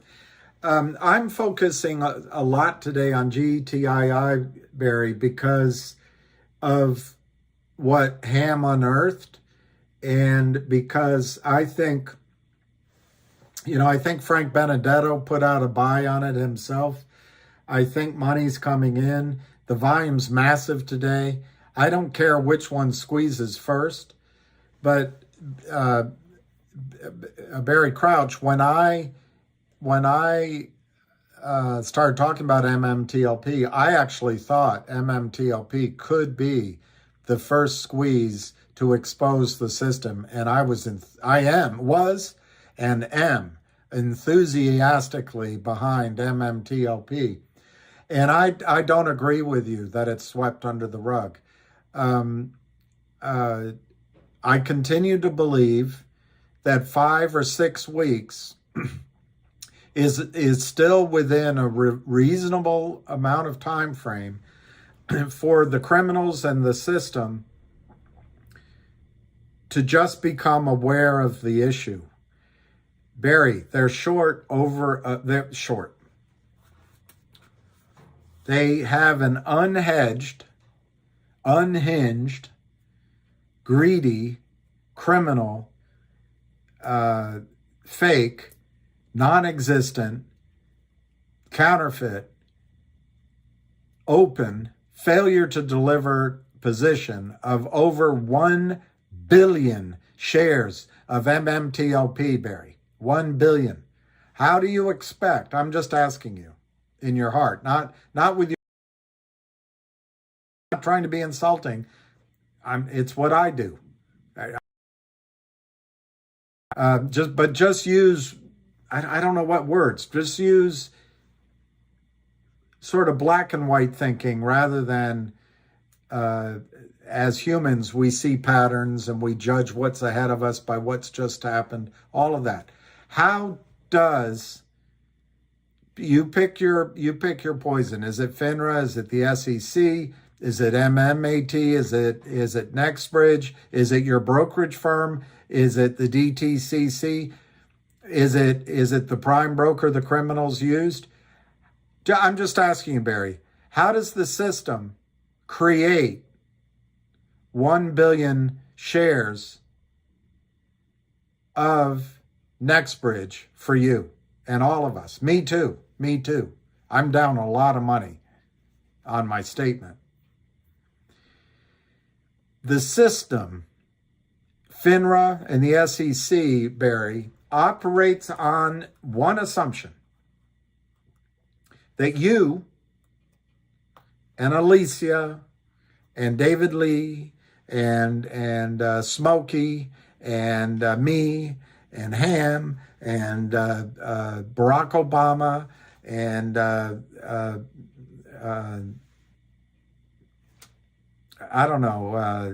Pete Harnish are all going to leave your shares in your accounts. And as long as you get a statement that says, I own 10,000 shares of MMTLP, and you have a price, you go on about your business. The system works because everyone looks at their account statement and says, okay, I got the shares. What you don't do is say, do I have real shares or do I just have counterfeit shares? It's all electronic. How do I know? You don't. But it's all right. Anytime I want to sell it, I can sell it. So the system's working for me. What me worry? Well, on the other hand, what the brokerage firms, Ken Griffin, and I guarantee it, in my judgment, Steve Cohen, all these big boys, but the criminals like Kurt Kramer, Seth Kramer, Charlie Mayo, the criminals at The Lynn Partner, Philip Vallier, Hai Lee Kim, and Jeff Easton, the funnelers, remember Madoff had all these people that funnel at Benchmark Capital. The criminals like Alpine prime brokers, all of these are just imitating Goldman Sachs. They're just imitating. Who taught Kurt Kramer? Do you think he's smart enough to design this? Someone taught him. They teach him like boot camp so they can lend the money to these guys and set it up. The prime brokers lend money to the criminals to do this business. The whole system's fraud, Barry. But the reason it works, Barry, is because you look at your statement. Oh, all right, I sent my money. I got 10,000 shares of MMTLP. It says here it's worth $100,000. Let's go out. Let's go to a ball game. Well, when you want your real shares, let's say you've decided for some reason you want to take all of your shares out of margin accounts. You think there's a crisis coming and you just want to get real physical shares. It's going to cost you money, a lot of money, thousands of dollars to get them out. And the system, your broker will say, all right, send us $2,000. We'll send them to you, but it's going to take 60 days. It's going to take 60 days. What? 60 days? What if I want to trade it? Well, I'm sorry, sir. We're going to put your shares on hold until you get them. Well, all right, I'm going to do it because I think there's going to be Putin is the worst guy I've ever known, and he's going to attack New York City. I just want my shares in my safety deposit back. Okay, I'm sending. You can take 2,000 out of my account. Send me my real shares. Well, now your broker told you it's going to take time. They look on their ledger. All you have are IOUs, counterfeit shares. They look at the transaction history and they say, oh, Merrill Lynch promised to deliver half of those shares. They never did it. Oh, A.G. Edwards promised to deliver a quarter of them. Oh, and Goldman Sachs was going to deliver the other quarter. Get on the phone. Find those shares. So they call those, you guys never delivered. You promised to deliver shares. We just put an IOU in Barry's account. Get us those shares. Well, it's going to take a while. Let us call on the other side. There's a little bit of a problem here too. We'll get back to you. 2 weeks later, Merrill comes back. We're going to send the shares. Goldman comes back. We can't find them. I don't know. A.G. Edwards says we need another week. But eventually, let's say 40 days later, they get it sorted. Maybe your broker has to go buy some at a loss in the open market. But they're able to get that physical 10,000 shares, deliver it to you, Barry. Then you have real shares and you put it in your safety deposit box, which, by the way, in a time of financial crisis, the government can't come and open up without your permission. But if the Democrats do it, it's okay because, they're not odious like Donald Trump. Barry, you have them. They're out of the system.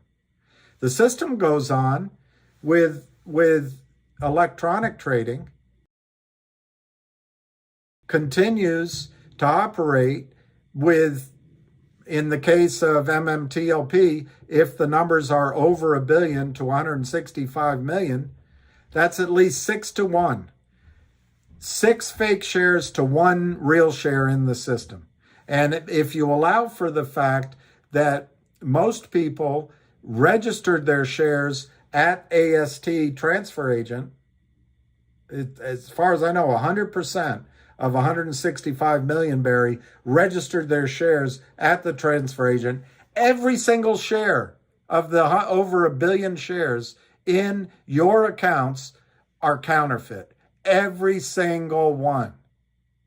But in the example I just gave, you got your shares out, or if you had applied through the facility the company gave you, MMAT gave you, to go to ASAT, might have cost you $100 or something, I don't know, $150 to get it done. Your accounts are now MMAT's distribution of NextBridge anyway. But anyway, that's the physical. Let's go along with that example, Barry. Those physical shares that you now have at your safety deposit box, 10,000 shares.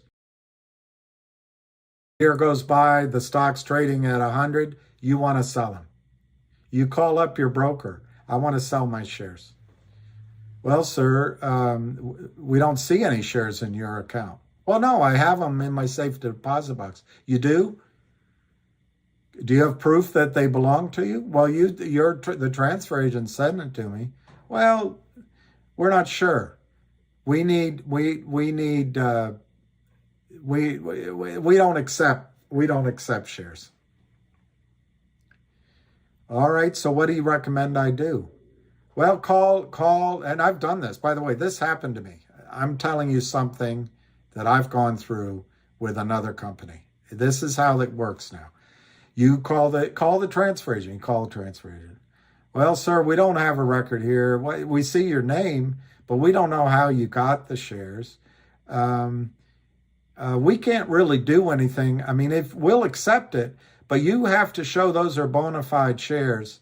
Here, why don't you send them in. So you send them in. I did this. You send them in, and we'll look at it. 45 days later, they send them back to you. We can't convert your shares to electronic shares. Why not? I call. Well, we couldn't find out if they were really yours, and we didn't know, and we just you got to get a lawyer to confirm that those shares belong to you. So you call the OTC markets. Well, and you get mad like I did. How can you guys even exist? Well, we don't agree with you. We provide a service to the markets, blah, blah, blah, blah. Sir, why don't you call this group in California, Justin Goldstein. He's got a brokerage firm. I made that name up, but it was something like that.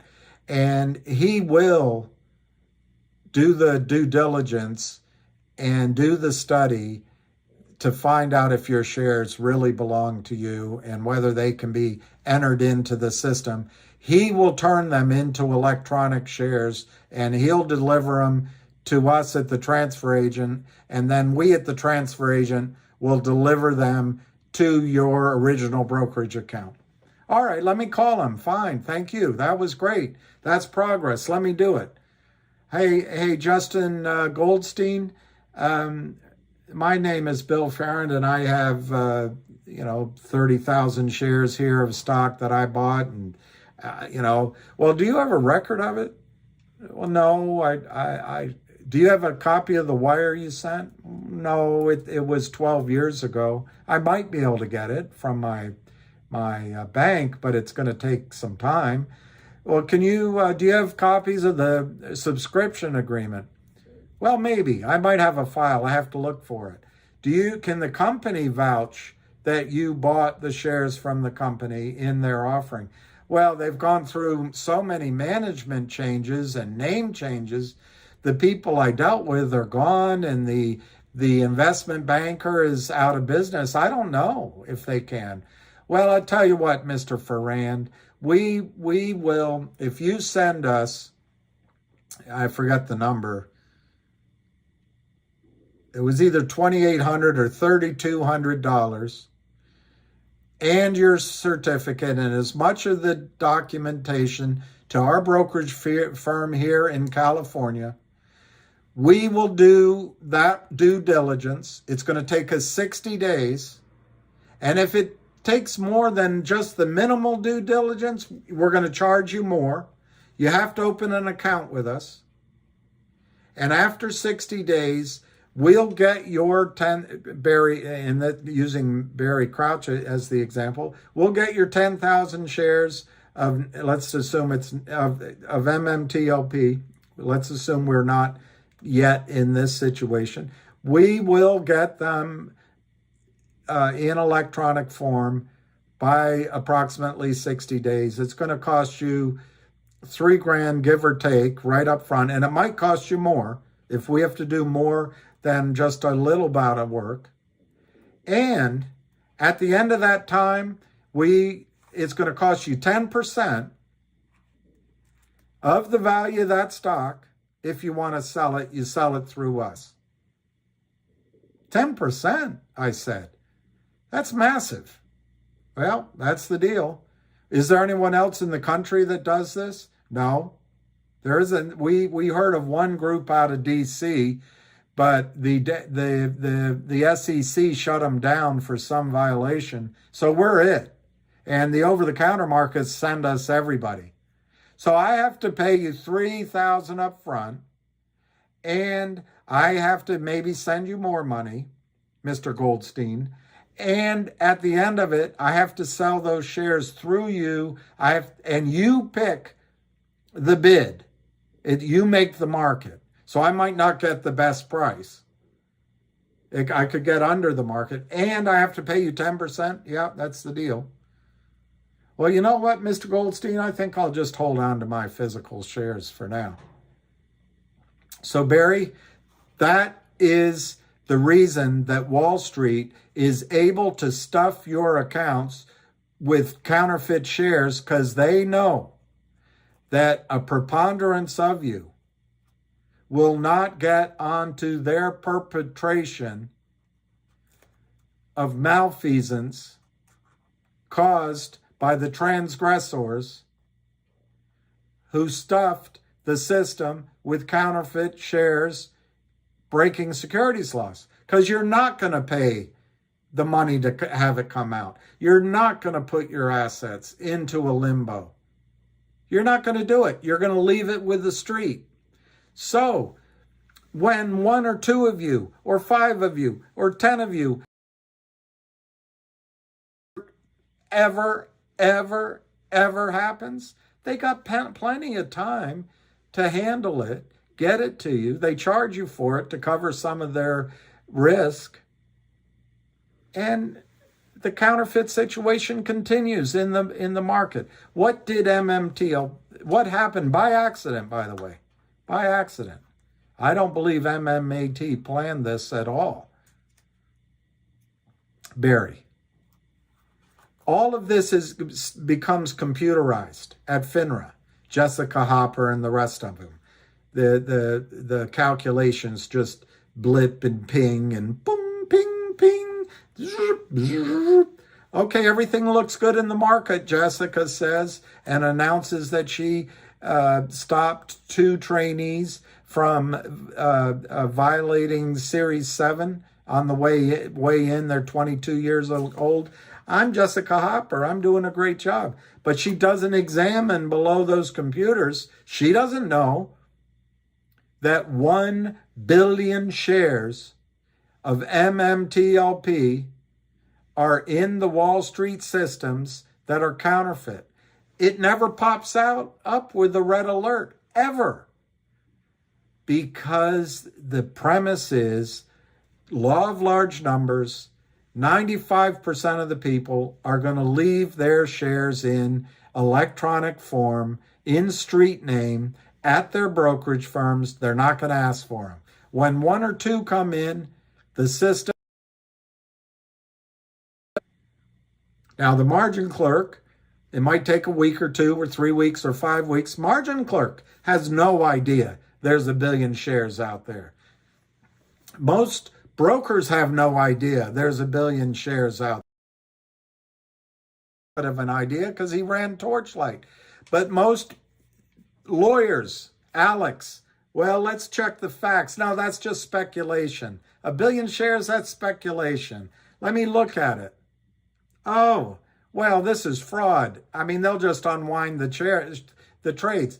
My opinion on her part, the brilliance of lawyers, they can tell you your ideas are speculation, but then her idea is not speculation. It's based on, I don't know, experience.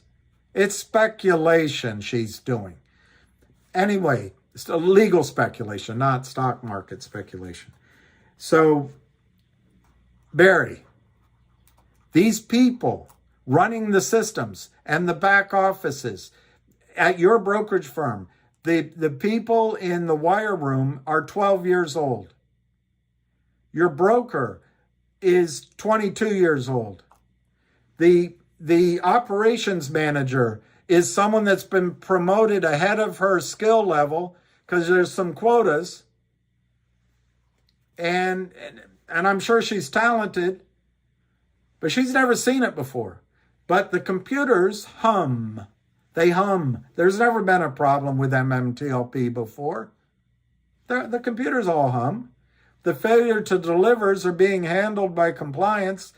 The criminals don't exist, but they have a note from their lawyer, criminal lawyer. They have a note from their prime broker. And we have a broker-dealer that on the other side said they'll settle the trade. We're fine. We're fine, Barry. So the back offices have computers that hum. There's no alarm bells. They're all humming. It's like Chernobyl. The screens all say everything's okay. And then one guy says, you know what, let's just test this. And the next thing you know, everything goes conflui, and you have the world's second worst nuclear explosion. Well, what happened with MMTLP? By accident, they converted that stub into a private company. Well, that's like the guy toggling. Let's run one of these tests, see what happens for the heck of it. Well, the heck of it, Barry, is that MMTLP reportedly has over 1 billion shares which are in your accounts that are counterfeit.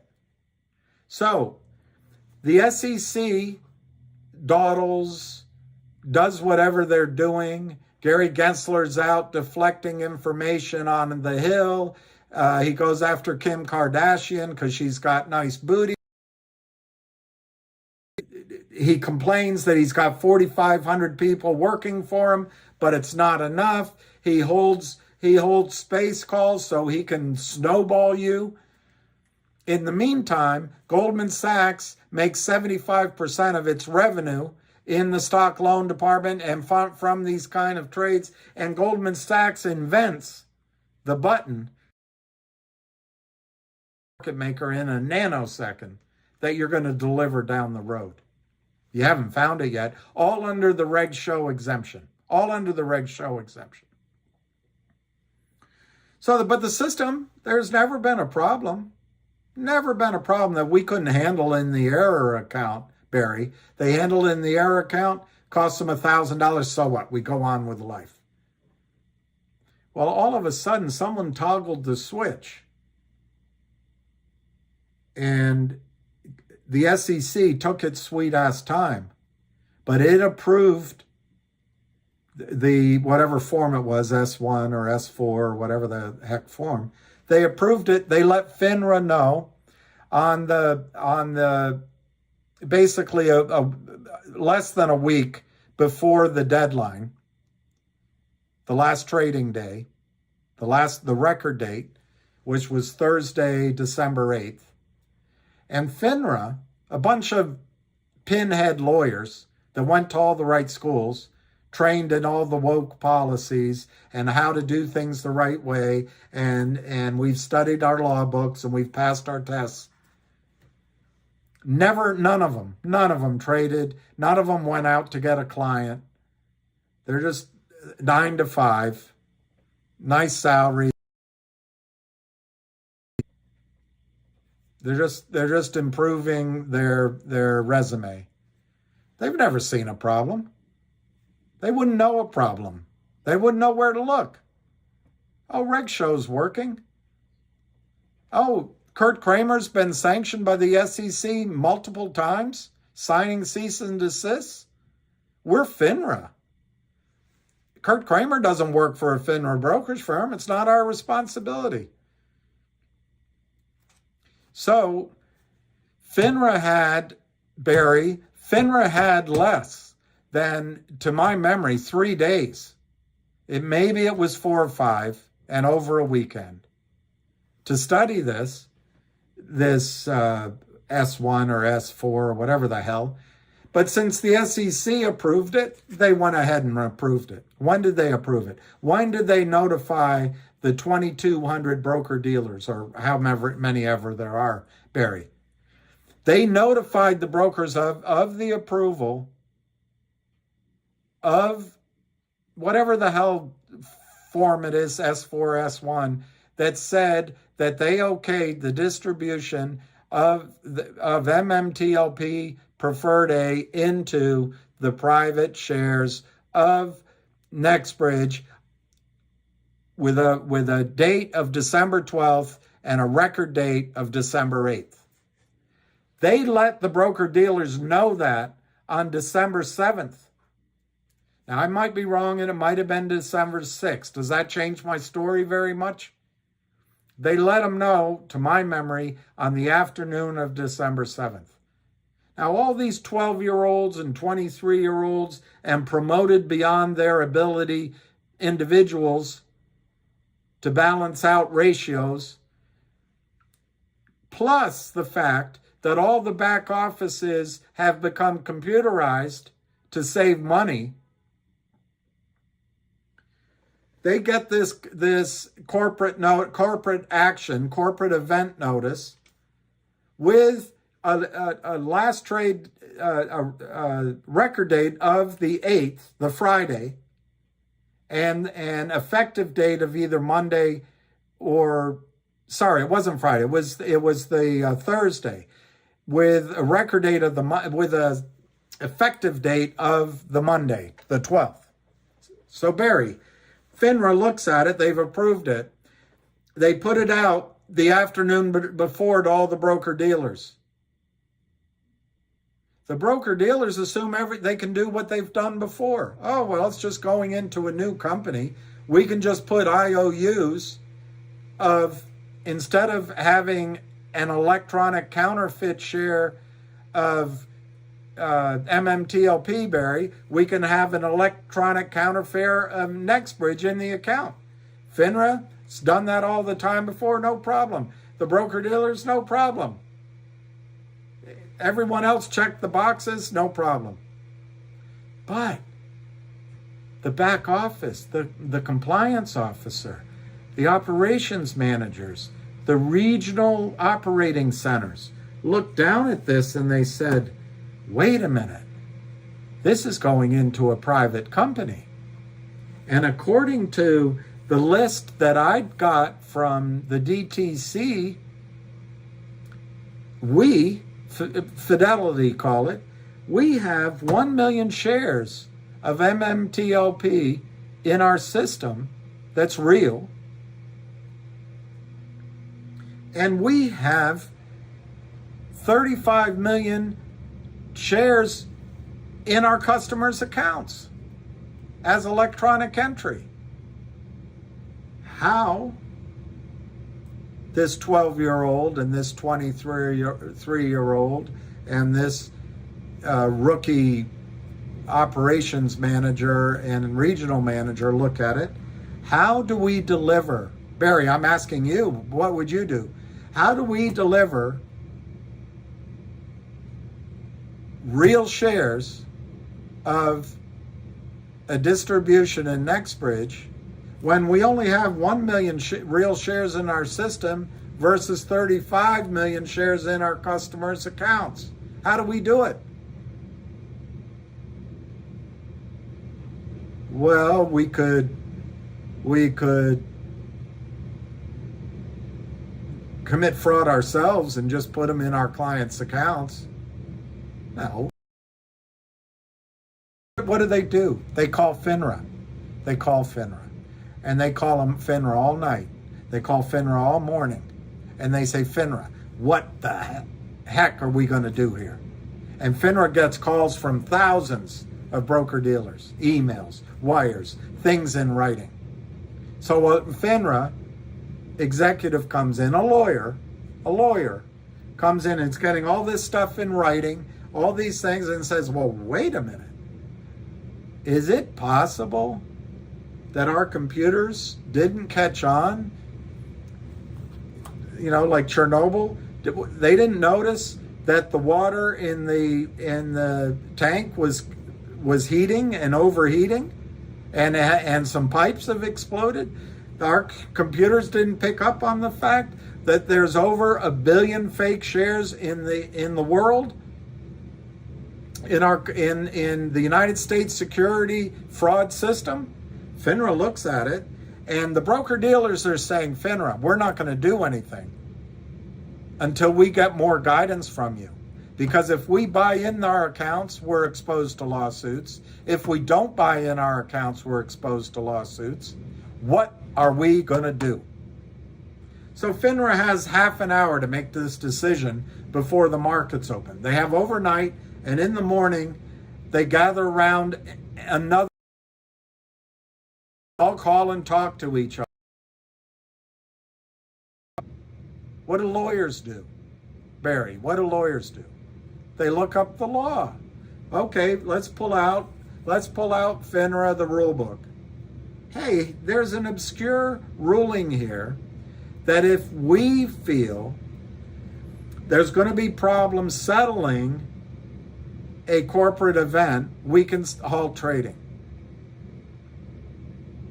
We've never or rarely used it. It took one of the attorney's assistants to find it, Barry. But based on that, we're going to halt trading. And they halt trading on Friday. There's no doubt, Barry, that with that decision, FINRA took away from you your rightful, in my opinion, your right to see what a short squeeze could have done on Friday and on that Monday. There's no question that was robbed from you, taken from you. On the other hand, I can understand why FINRA said, wait a minute. I've never seen, because these are human beings.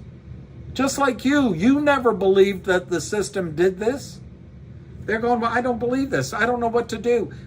Ding, ding, dun, dun, dun, dun, dun. Jessica, what are we going to do? What are we going to do? The market's about to open. The market's about to open. Are we going to let it trade? What are you going to do? The pressure's building. Let me call.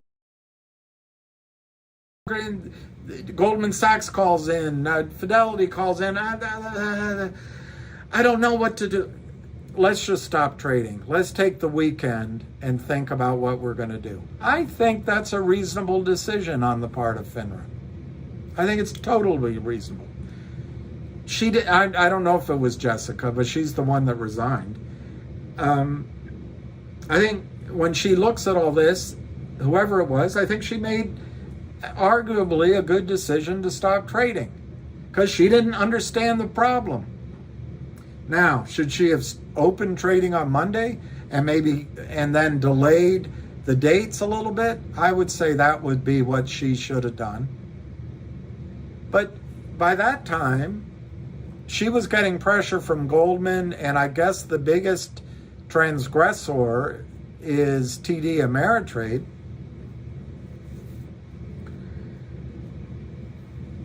And she left, for whatever reason, we can't understand, she left the trading closed. Now, Barry, We can bemoan our fact that we couldn't trade. I've told you many times, Barry, start a journal. Start a journal. Start on December 9th, 9th, 12th, and onward. Put in your journal a winning trade, big. If you had had your profits from the short squeeze on that Friday. Every day put in a winning trade. Go back, look at the charts, what you wanted to do and what would have happened. Every single day, put it in there. And if you don't have a trade, don't put it. If you have a losing trade, put a losing trade. But go back and keep a record. Do it every single day. Barry, instead of feeling sorry for yourself, that's something you can do now. Of a lawsuit, you can present your claim of damages. I lost the opportunity cost to make $1 million, or whatever it adds up to. The judge is going to say, well, wait a minute, that's hell of a winning streak. Yeah, so those are the trades I wanted to do. Well, are you kidding me?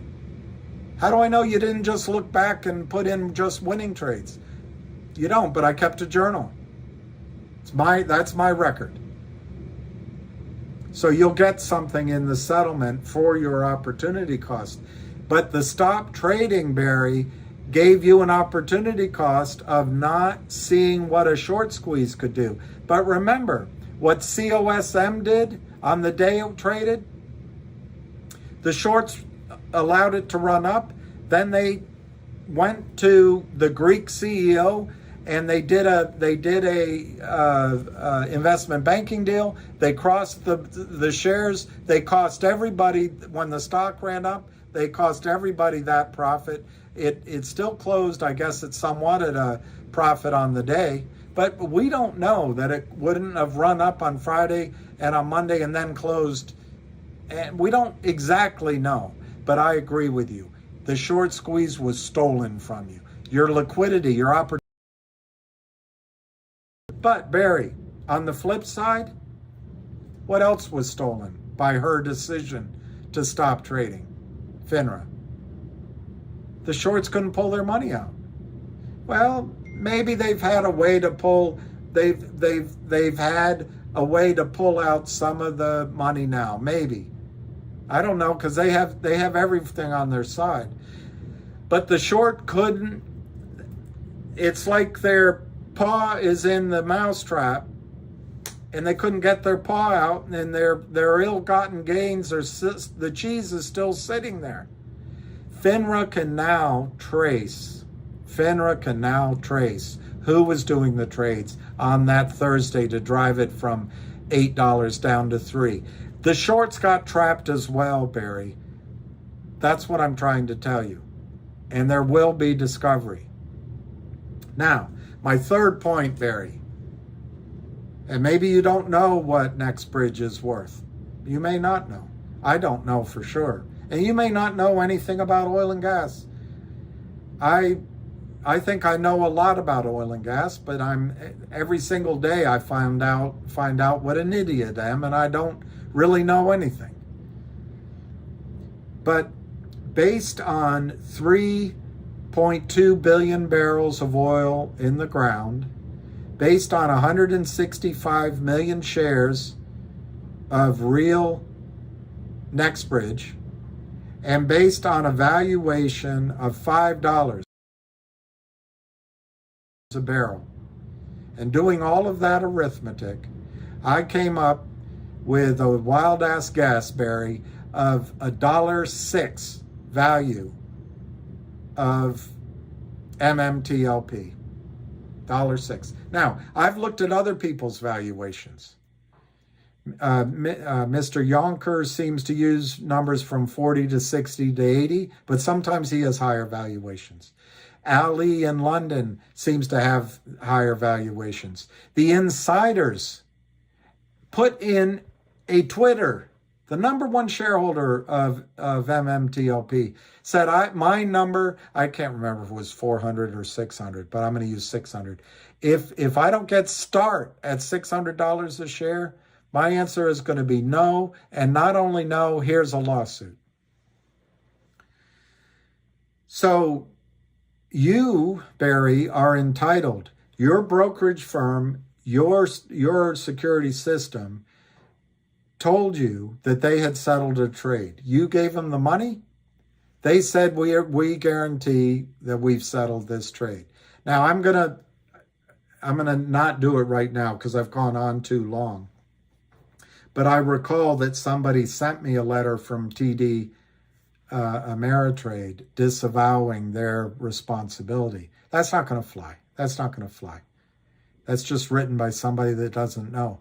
What you've got to understand, Barry, most of the people on Wall Street do not understand that this crime is happening right under their noses. Most, they can't believe it. They're mostly Democrats. They can't believe Hillary would break the law, that Gary Gensler would break the law, that Joe Biden would be corrupt. They can't believe it. They can believe Trump is, because that's what the media tells them. Well, in this case, they believe the AMC and the APES and the GME was all Reddit brothers and meme stocks, and it was just a weird thing. Go on with life. Gensler's doing the right thing. FINRA's great. Bill Clinton, he was the greatest president ever. He approved the self-regulation of derivatives and commodities and a lot of this that's going on. It's got to be okay. Let's just get on with life. Well, most of them don't know, Barry. But it comes back to my core question to you, Barry. How does the system give you real shares of MMTL, of NextBridge, when there's a billion fake shares extant? They're not extant. A billion counterfeit shares extant. They don't exist. So that's the wrong word. Non-exist, shares that don't be. A billion of them. So how do they do it? It's 6 weeks later. There was Christmas. There was New Year's. I just, maybe it's 7 weeks later, 8 weeks later. I just don't see what the solution. I'll bore you with it. But now you got lawyers involved everywhere.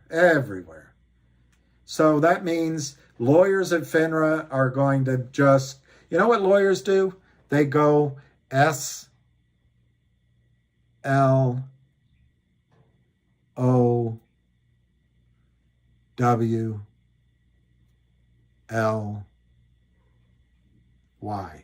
That's what lawyers do. And they're all lawyers at FINRA. Gensler's just worried about either keeping his job under Kamala Harris or getting out with a clean bill of health that he did something about Bill Clinton's friend, Sam Fraud Bankman. That's all that he's worried about. And then he wants to go on and retire and be maybe running a university somewhere and have a big job at Goldman Sachs or at Citadel. No one's looking out for it, Barry. No one's looking out for it. So it still begs the question, how do you fix that problem? Obviously, letting a short squeeze, we all know that would have been the way to do it. But I can understand why FINRA made the decision they made. Now, MMAT, on the Wednesday that followed, delivered the shares to the DTC and the transfer agent. They did nothing wrong. NextBridge, they're about to raise money. They did nothing wrong.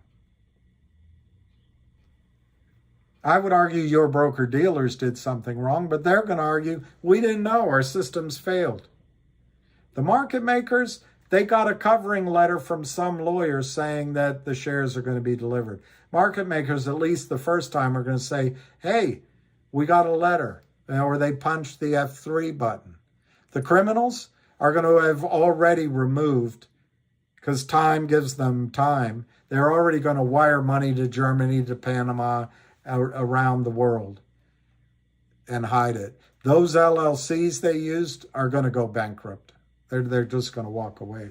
The prime broker has some money, I don't know how much, reserved against these trades on behalf of these criminal LLCs. That money's going to have to be disgorged. If the prime broker has to pay more, the prime broker may go out of business. And guys, you should own puts on every single prime broker out there. Every brokerage firm owns a prime broker. Once one goes down,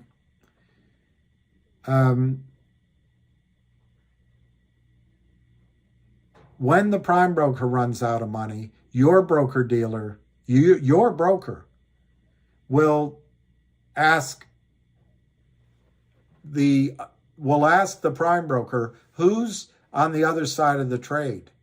And they may or may not get it. But either the prime broker or your broker will go for money. Well, those broker-dealers are going to go away. This is $1 trillion problem. 1 trillion or more.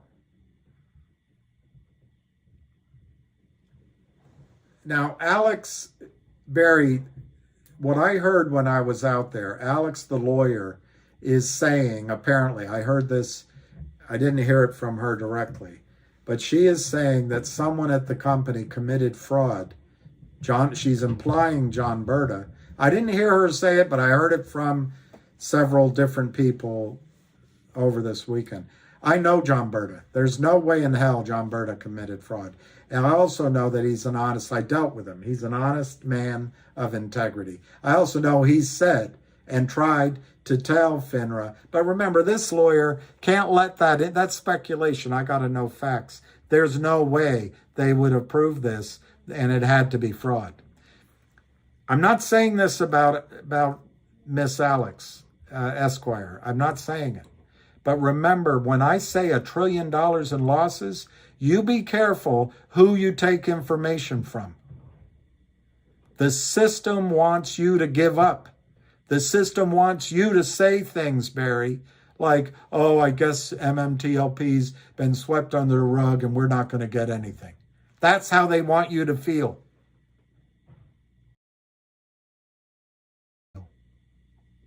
And there's nothing further from the truth. The system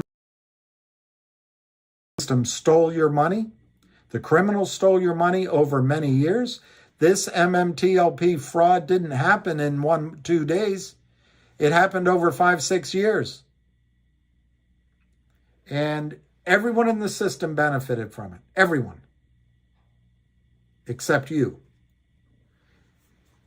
What you get for it is you're supposed to get 1 share of NextBridge, which I'm telling you I think's worth $106 a share. You can say you're just some old FUCK, I don't know what, you know, how do I know what you're saying is right? You're wrong. All right, pick your own number. There's people out there saying it's worth $1,000 a share right now, $600 a share, $400 a share. Maybe you say it's worth $40 a share. Maybe you've done your due diligence and you've compared it to other oil transactions. I'll tell you when we'll know. Roth Capital is going to raise 40 million shares. It'll take them a month or two. It'll be probably from the criminals because Roth Capital doesn't know.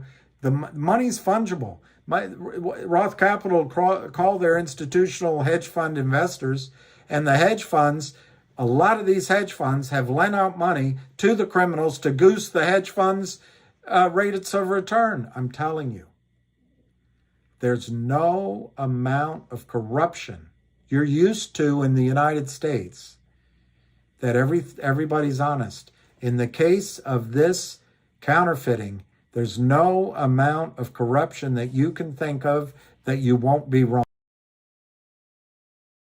That Roth Capital is going to raise, whether they know it or not, is the money that you guys put in, and I and me put into the system, buying these shares of MMTLP that were counterfeit. Now, Roth Capital is going to come up with a price, Barry. I don't know how long. Will it be weeks or a couple of months? and they're going to raise 40 million shares for NextBridge. That's great news for us because that means NextBridge becomes a viable, excellent, major independent oil and gas company in Texas. There's still risks to oil and gas companies. But what happens to the lawyers, to the Alexes of the world? That price that Roth Capital comes up with becomes the data point in capital letters. So you go into court and you say, I think I could have gotten $1,500 a share in a short squeeze. Alex, the lawyer, says, well, no, Roth Capital raised money. Of course, she's not letting into her head that the clients of Roth Capital are the criminals. And the criminals drove the price down to under $3. And the criminals are going to go to Roth Capital and give all the negatives they can and say, if you want our other business, we're not willing to pay more than X price. Otherwise, we're stopped throwing our business your way. Alex, the lawyer, won't allow that kind of machinations into her fusillade of facts. It won't register with her. Something in law school tells lawyers, turn off your brain. The only thing that matters is what comes into your brain in this strict definition of facts.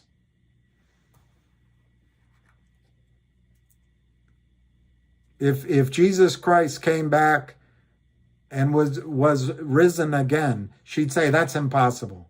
It's not in the law books. I don't see it in the SEC filing, and there's no news announcement about it. It's impossible. Anyway, that's what happens to lawyers. Not picking on her. But all of the lawyers involved will use Roth Capital's number. So you better hope, Barry, I better hope it's a big number. But it's possible that the buyers, who are institutions, and the money they're using is from the criminals, or it's themselves who have been criminal, are going to come up and the order book for Roth Capital, they're going to lowball it. Hey, it closed at 287. There's a lot of risk here. Strength of Roth Capital to fight back. Roth Capital is going to say, you know what, our clients, that's what they said. And we want to keep these clients for our next deals. Because investment banks, it's what I've done for a living. You're only as good as how much money you can raise. In this case, the money's already been raised. So the odds are that Roth Capital's number is not going to be exciting. I hope it's 25, 30, 35, 40, $45. But will it come to my $100 or to the insiders $600? I don't know. But you have a big plus, Barry, in your camp. A big plus. The 4 largest shareholders of MMTLP are on your side. They don't want it to be a low price. What's not on your side, Barry, is that NextBridge, like all oil and gas companies, need capital. It needs to honor its drilling commitments so it doesn't lose the 140,000 acres of leases it has. It wants, as a viable company, to go lease up acreage in the areas, or JV, in the areas where it sees the trend of this play going. So it wants a deal done.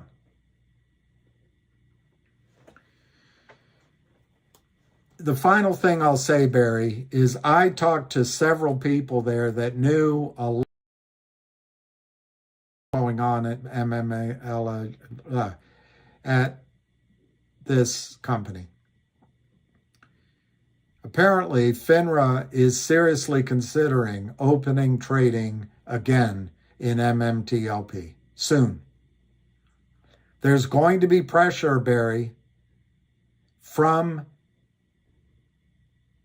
broker-dealers to solve this problem called Maria, called a billion shares that do not exist. And by going through Roth Capital, it's a little more arm's length, but NextBridge is doing what Popcorn did. Now, I'm not blaming NextBridge. They didn't cause this problem. And NextBridge they have a responsibility to create a viable company, and they have drilling obligations on those leases. So they have a time constraint as well. The system is set up that these companies are capital starved. As one executive told me, a successful oil and gas company inhales capital. They need the capital. They need the fix. So the shorts know that. They drive the price down, locking in their profit, and then they're the only source of capital. Now, if they do it through Roth Capital or if they do it directly with the company, it little matters to you. You've been taken advantage of. There's no question, Barry. But a lot of people in the stock have zero cost basis. They paid $1. I should look it up so I give you a pinpoint number, but my cost average is like $7.60 a share in MMTLP.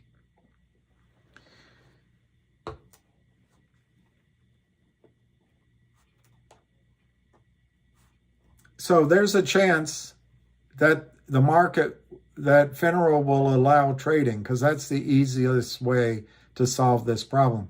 Where I'm skeptical on that, Barry, is there's so many lawyers involved. How do they get releases from everybody? My guess is FINRA could create a 2 or 3 day trading period that would be closing transactions only. That means you could only sell. Or your choices in that case would be to sell or to hold. But holding would have the risk that you might be negotiated out of it, or you might not get into the new co, which automatically means the squeeze probably is not going to happen in that situation to the magnitude that it would have. The criminals will be able to close their position by buying, but there won't be any day trading. There won't be a flood of opportunistic day traders to run the stock price up. Massive short squeeze. It'll never be recreated. But in my judgment, and I'm not a lawyer, FINRA could open it and could say that if you close your position, you're giving up your rights to sue. They could somehow put that in to the trading regime on those 2 or 3 days. I don't know how they solve the problem that NextBridge owes you, not NextBridge, your broker-dealer owes you shares of the real NextBridge, and they owe it at 1/165 millionth % ownership of NextBridge. They don't owe it to you at 1.5 billionth. They owe it. That's the deal. Now, I'll read it. I'm not going to do it right now because I've gone on so long, Barry.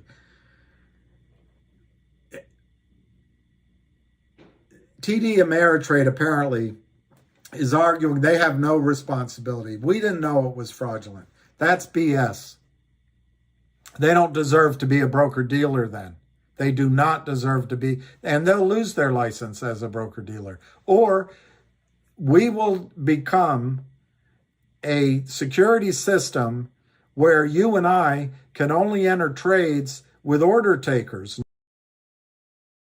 All of our money will be in managed accounts to take the fluff and the cotton candy off our cotton candy, and we're left with the paper stick and a little nub at the end. I don't think that's the where we're headed. But Barry, I don't think it's been swept under the carpet. And I don't think we're left with nothing. I think the problem is so massive. And the computers hit it. The eyeballs are on it. And Matilda's the defendant.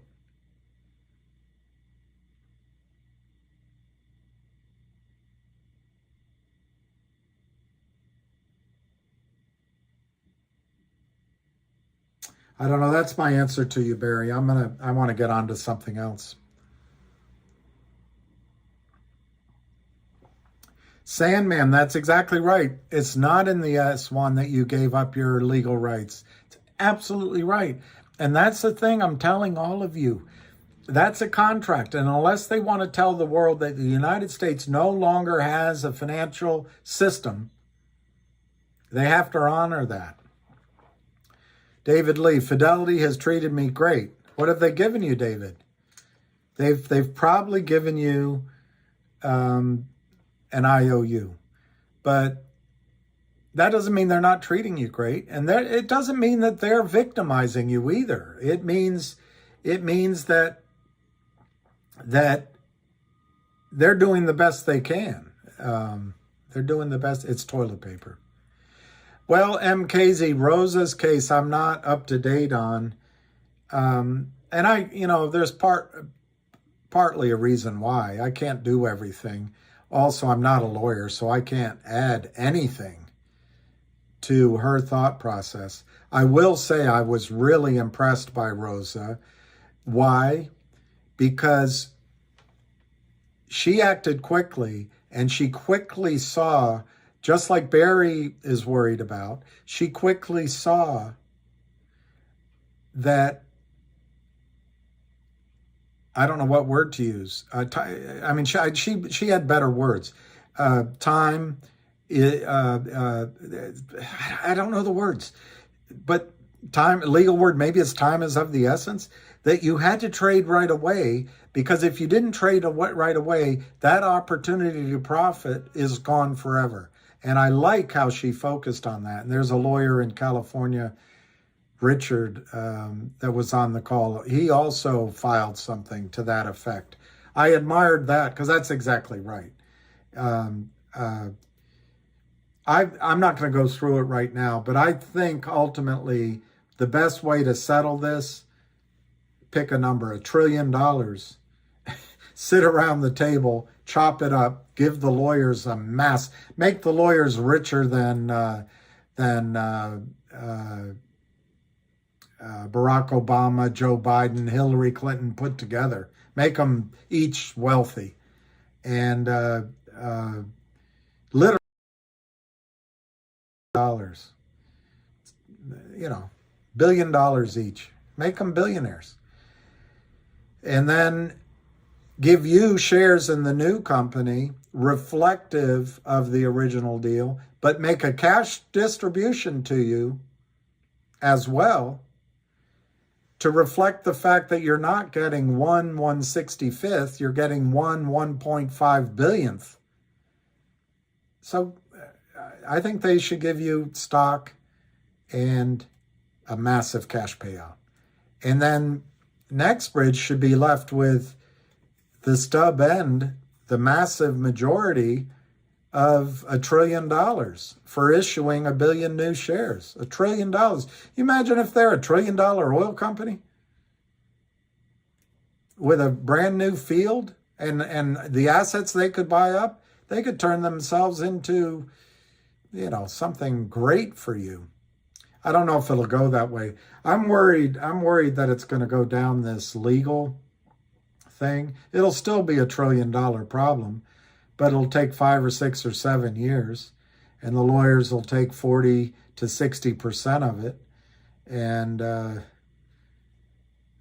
they'll argue. I mean, I'm using my $100 number. If and 1 billion shares, there's an argument that it should be $500, $1,000 a share. So it should be, trillions of dollars, $5, $6, $7 trillion problem. So I'm going at the low end of the magnitude. But the lawyers will argue, well, it closed at 3, it's under 3.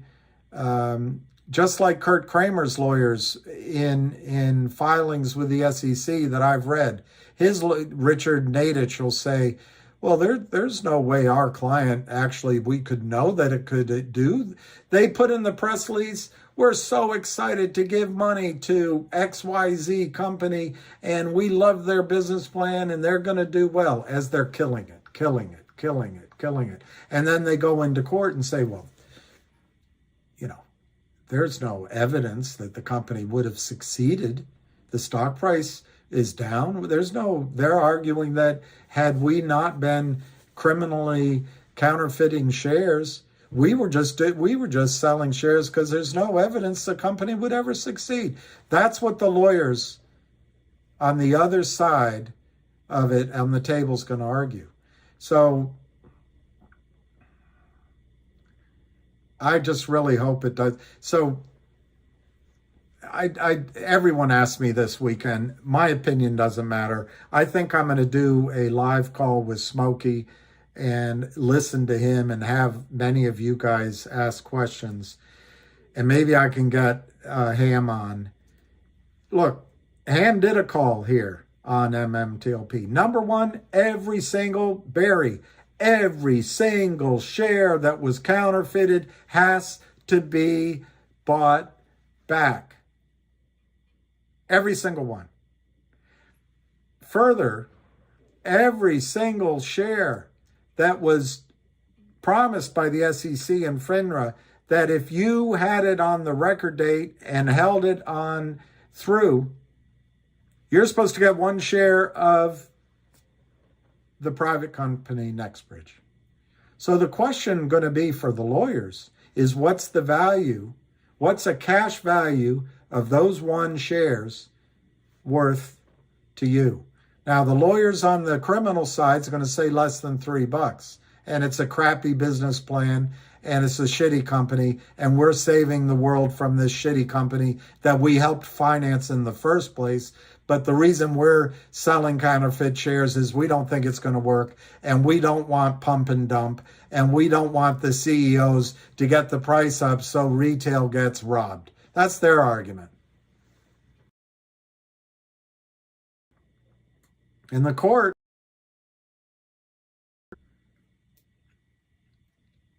but on our side, our insiders that are pissed off, insiders that know the value. On our side is that the play is working. On our side is the company is getting financed, whatever price. And so they're going to be successful going forward. And our lawyers can argue other things. And if our lawyers find fraud, they might as well just walk into prison in a line if our lawyers find fraud. So, there's more to be revealed here, Barry. It's not swept under the rug, and it's not worth 0 by a long shot. They owe you to start with. That's at $5 a barrel in the ground. Now, I don't know if in a speculative play, because I haven't looked at the numbers, I don't know how speculative these estimates are.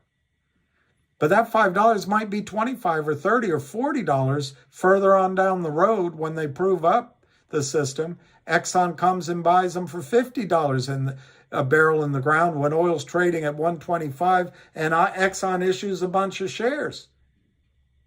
And then you're talking, Barry Crouch, you're not going to be sitting here saying, well, I'm one of the ones that thought it had been swept under the rug and it was worth 0. You're not going to be saying that.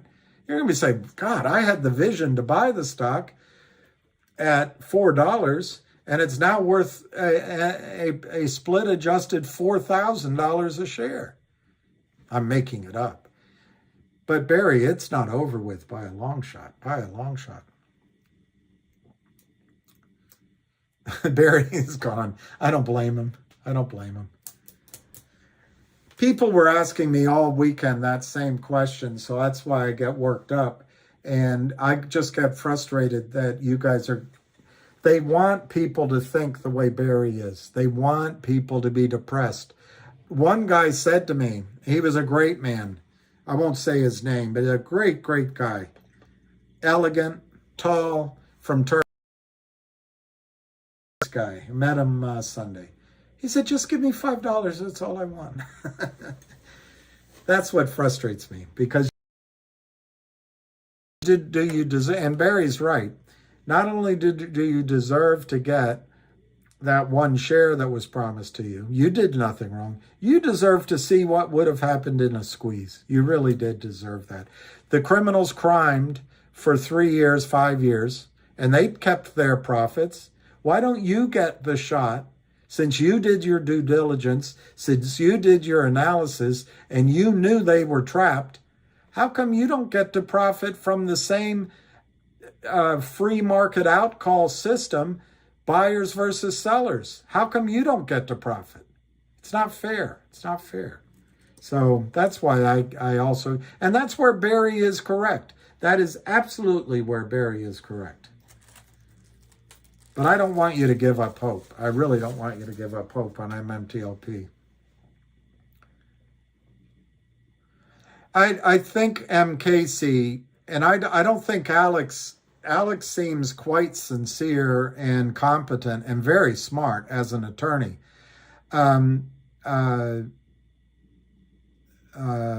There's several of you on this call that I've gotten to know. And then there's people like Barry who legitimately feel this frustration. And I look at my account. I've got a big fat zero and a major loss sitting there as I look at it. Triple, quadruple in, 3.5 times in GTII instead of being in that disaster. It upsets me. But I'm trying to remember what I was going to say on that. Oh, the lawyer, the law, no. Oh, not everyone, and I'm not saying about Alex, not everyone that brings up doubts or is angry or shows tension is trying to manipulate us. It's just a highly tense situation. People are doing things with with their best abilities, and with the purpose of trying to help us all out. I get that. But when $1 trillion or $10 trillion are at risk, be careful which lawyers you're listening to. Be careful whom on StockTwits is speaking.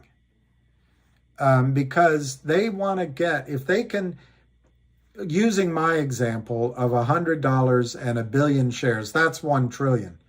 Obviously, if it's $500 a share, it's more. But if you can get it from $100 down to 50, you save $500 billion. And if you can get a lot of you guys to say, just give me my money back. I wasn't on the call, so I heard this from at least 6 people, 5 or 6 or 7 people over 3 days. Apparently, Alex, the attorney, is saying that because John Berta, in her opinion, may have caused somebody, she says somebody at the company, must have committed fraud, they'll just reverse all the trades.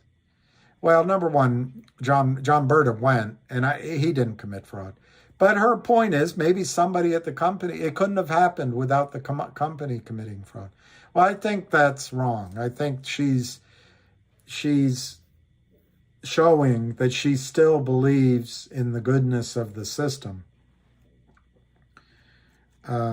which is a good, that's a good aspect of her, that she sees other people as good actors. I'm so jaded now. I think there's the criminals have captured and bought and bribed wherever they can. And I'm not bound by, I'm not an officer of the court like Alex is, so I'm not bound by having to see anyone else standing in court as a gentleman or a gentlewoman. I see criminals on the other side. My first assumption isn't that the other person dealing with me is a gentleman. I assume they're a criminal. Most of these deals I see, they publish, Cosmo publishes to you, COSM, Frank Benedetto and Lou tell you all these great things. I see, oh my God, it's another con artist, not them, the behind the scene, the CEO and the company and the wankers representing them, and then the market makers. Oh God, it's happening again, but everyone's excited. Well, I forgot the point I was trying to make broadly there, but other than just be careful, they want you to give up. They want you to believe somehow you did something wrong. Somehow you're in a meme stock. So that makes it dishonorable. These dishonorable sons of bitches have shorted thousands of companies, military companies, insurance companies, oil and gas companies, healthcare companies, training companies, new technology companies. They've destroyed American dreams. They've destroyed CEOs. They've destroyed men and women that go to work. They've destroyed companies where they make things in America, manufacturing companies, drug companies, and they've put you out of work by legions. And then you buy into a company and they say it's just meme investing.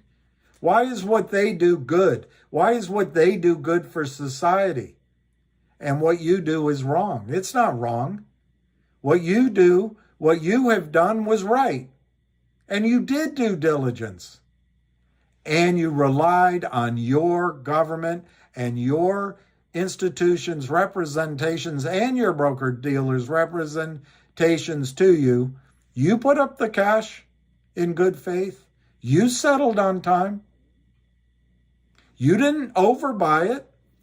You didn't commit FUD. You didn't buy shares that don't exist because you're not allowed to. You didn't buy shares with counterfeit money because you're not allowed to. You didn't do anything wrong. Be careful of the people in there that are telling you that the trades can be unwound, that the whole thing, because there's fraud, that billions of dollars that were invested can all just be returned to you.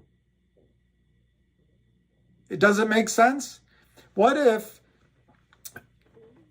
Boeing, which authorized that 727 or 737 MAX, the biggest selling aircraft in the world, there was one guy, there was a great reporter, I forget her name, I think she was from the New York Times, believe it or not, that did an hour-long on it. And there was one guy that obfuscated the study about the computer software going wrong. And Boeing went ahead with delivering these planes. There was a crash in Addis Ababa, I think, and one in Pakistan, I forget. There were two crashes. They blamed it on the pilots the first time. Boeing did. And then they blamed it on something else. But it turns out that this person or small group of people at Boeing committed fraud. They committed fraud. They hid the results and they moved forward anyway. That's fraud. So are you saying, just using her logic, that lawyers on the other side of all the losing trades,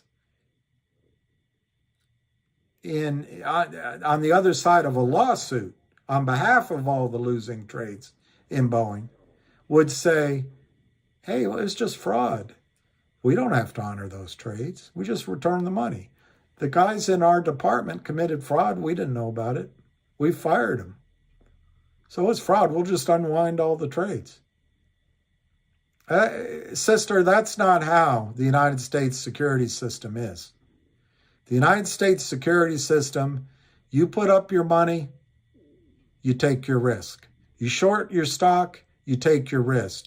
You commit securities fraud, you go to jail.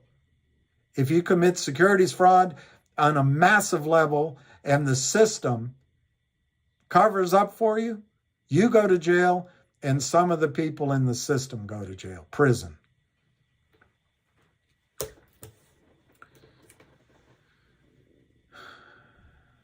Richard K., how much media exposure did I should have eaten something this morning. I'm getting too worked up. How much that was?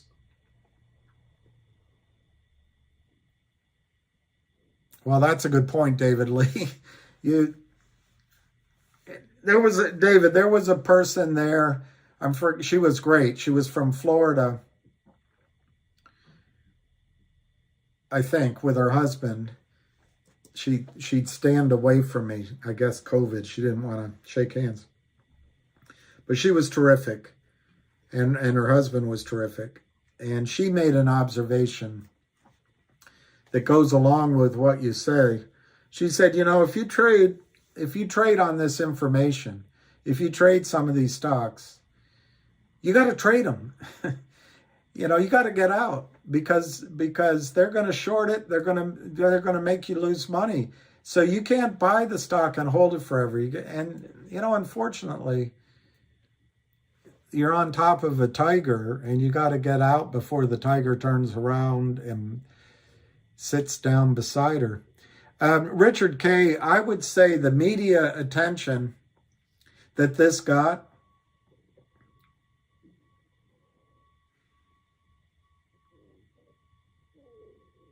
I don't know what happened, Richard, before I got there around 9:20 on Thursday night, so I missed the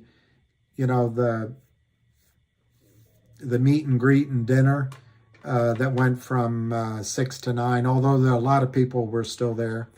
But they had me go upstairs, and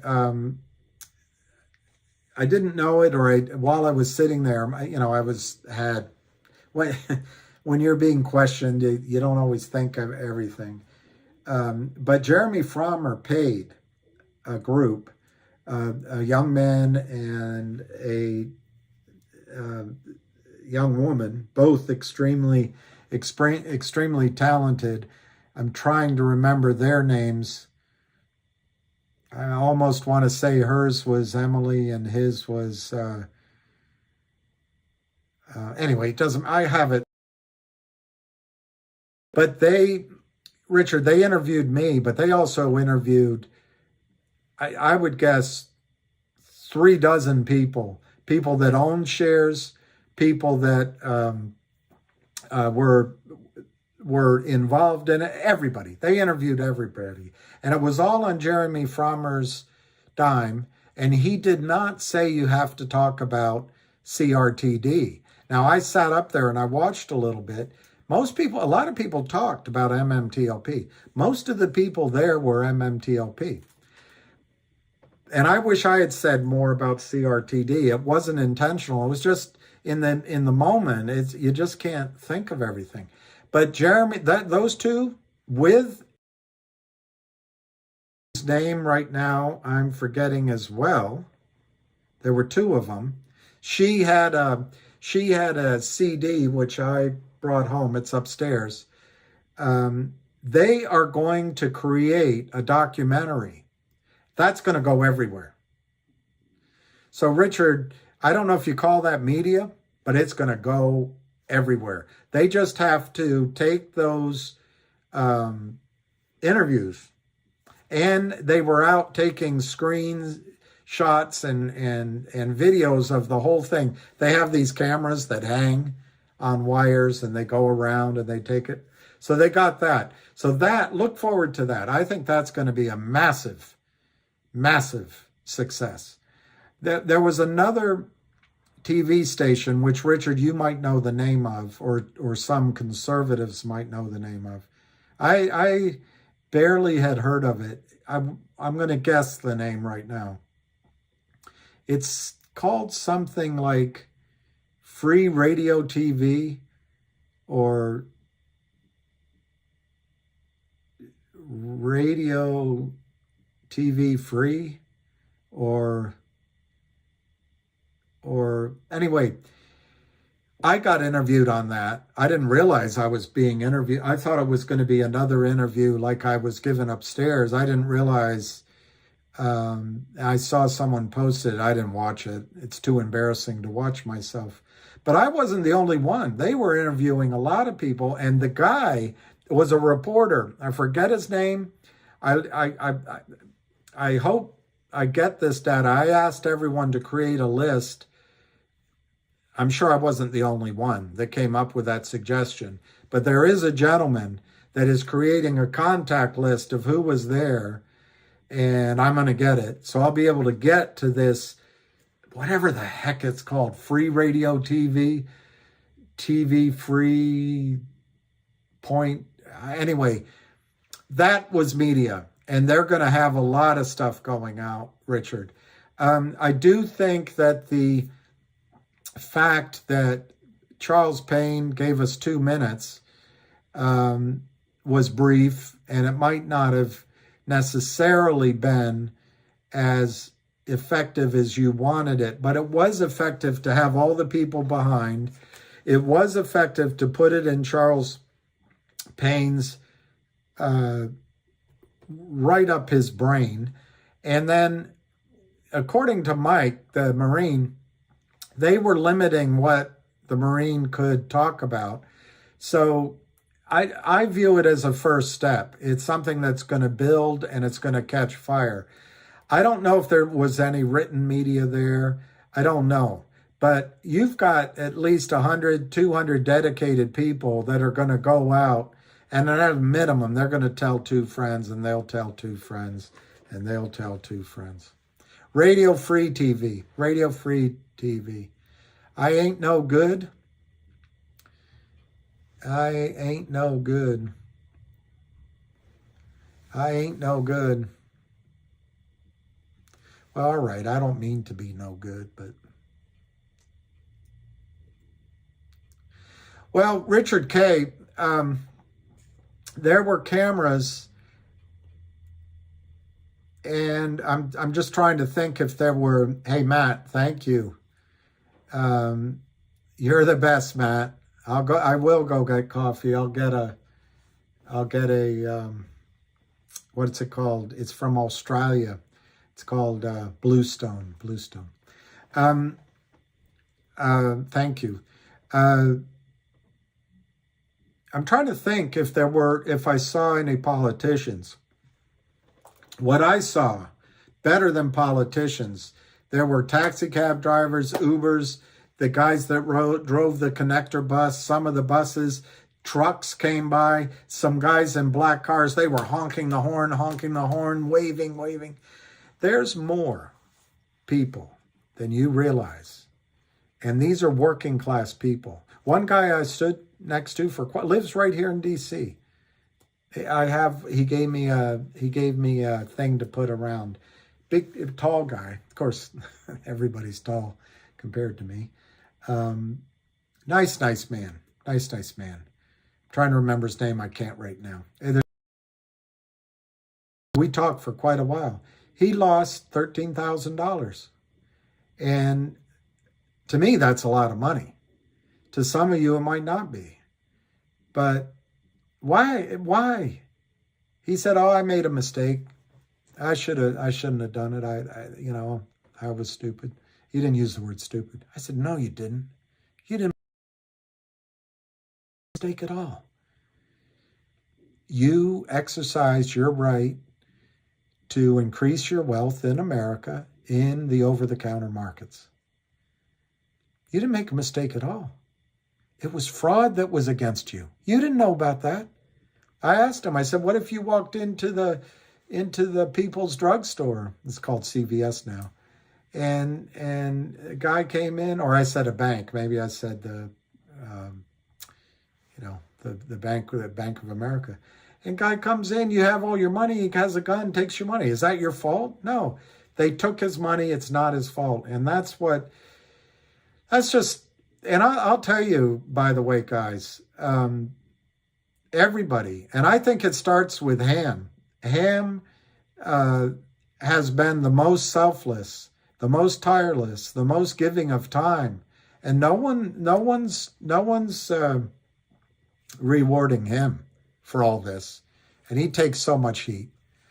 But these people, I posted it. It can almost make a grown man cry. These are good people, every single one of them. Every single one. They weren't there for themselves. They were there to help you, but they were also there because they want to make the American system good again and one you can trust in again. And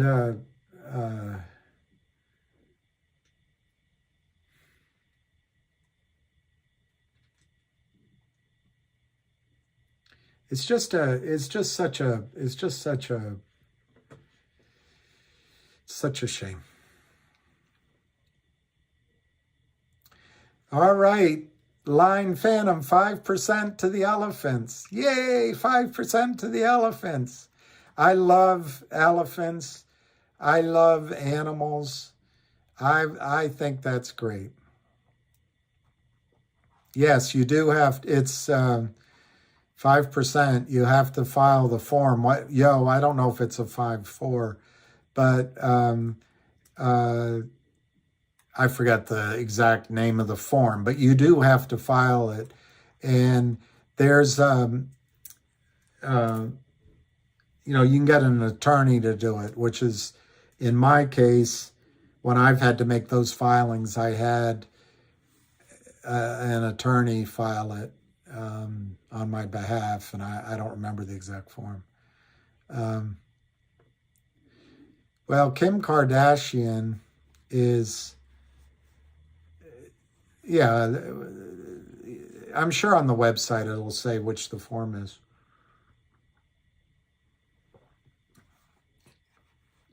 I don't think Kim Kardashian is the West Virginia. That's what I was trying to say earlier. Global Tech Industries Group, Inc. is now 5.19 million shares. And I'm sorry, guys, earlier, I should have been talking about other stocks, but right now, Global Tech Industries Group, Inc. has the catalyst, which is massive, that other sharks on Wall Street know that the Kramers, Global, Geneva Roth Holdings, all of the criminal LLCs, all of the market makers, Alpine Brokerage, to put it in a word, are FUX. And at some point, they probably won't do it. They won't do it until their computers, because these are all these day traders, and they don't mind missing the move from 162 to 250. Or even to 350. I'm making the trigger points up. I have no idea what their trigger points are. But when they see volume, breakout, and they start to think that there is a buy-in happening, they're going to make it worse for the Kramers. And so this is happening right now. This is so massive. As Ham put on the Twitter, and I didn't read a lot of it because I was watching the tennis, trying to stay awake. When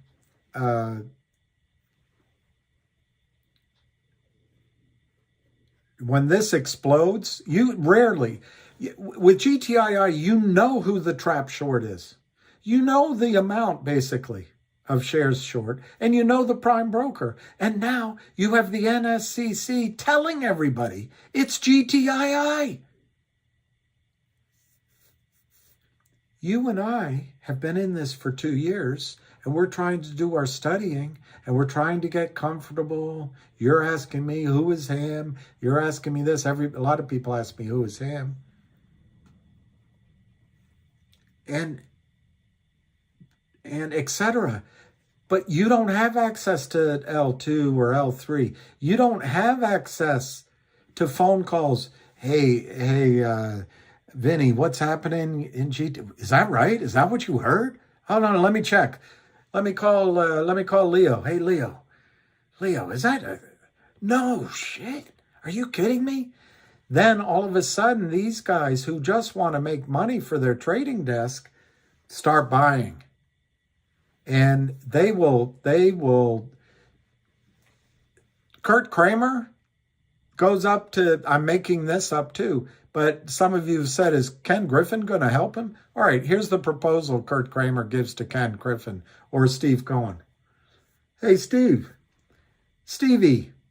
baby, it's Kurt Kramer. No one FUXs with our squad. I've got a deal for you. If you'll lend,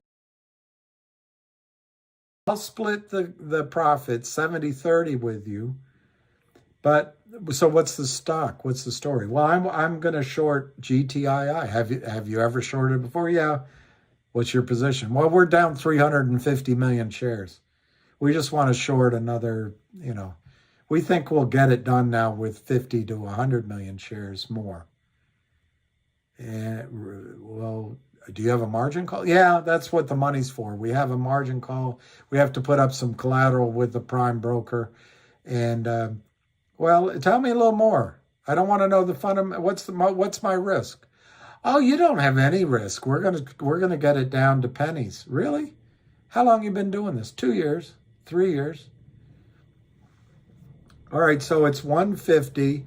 And you're telling me, what'd you say, where you're going to cover it? Well, we think we can get it down to below 10 cents, and then the company will just become a zombie.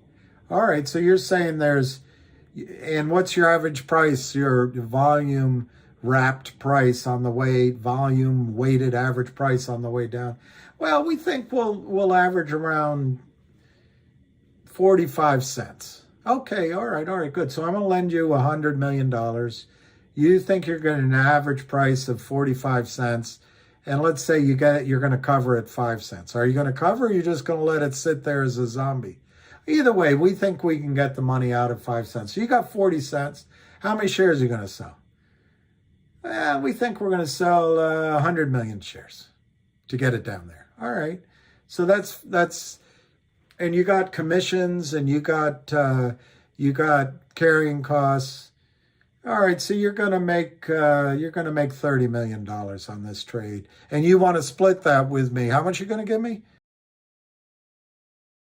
when it's done? How long do you think it's gonna take? 6 months, maximum. So I make 20 million on my 100, which I'm borrowing for next to nothing anyway. So 20 million on my 100. And you make how much? You make 10? Well, let me think about it. Click. Picks up the phone. He starts calling around. Well, so what's going on with this GTII? They're saying their prime broker won't lend any money. What's going on? What? It's Alpine? And GTI, it's over. They're in the box with the NSCC? How much do you think the short is? Well, we think it's over 300, might be 450 million shares criminal, counterfeit that have to be covered. He didn't tell me that. Yeah. And did you know that today or tomorrow they're going to merge with a law firm that has 100 million in back, so that it can't become a zombie company? They're going to be a real company. Yeah. And we also heard there's a possibility that Trento Mines is coming in as an acquisition. Are you kidding me? What's the float? Well, we don't really know what the float is. They have, Yahoo shows a big position, but a lot of these shares are restricted because this is it's an incubator. What they do, they acquire companies for shares, incubate the stock, and then they float the company, and they get the stock back. So it's a little hard to come up with the exact float, but the chairman's locked up and the insiders, most of the insiders are locked up. So we think the float's around 35 million shares. You can quibble with it. You're saying 10 to 1? This is Stevie talking to his trader. Go buy $100 million worth. And when you get back to me when you're done. And if that doesn't do it, I give you the authorization to put another 200 million on it. Boss, what are you trying to do? I think it's going to run.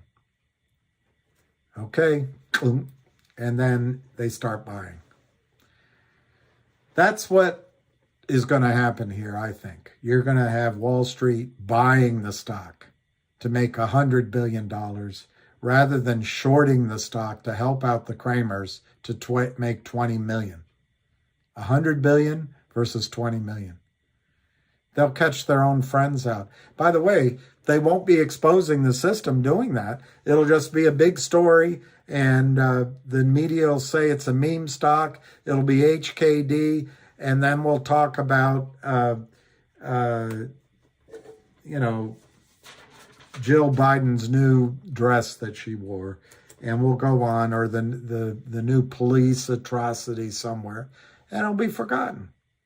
But Stevie Cohen, in my example, I'm making it up, Stevie Cohen will make 100 million, 100 billion, or 50 billion. You're going to make a lot of it too.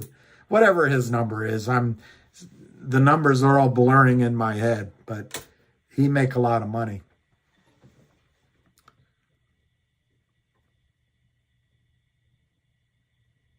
I know, Anthony Wilson. If you don't mind it, I'm not going to read that out, but I agree with you, Anthony.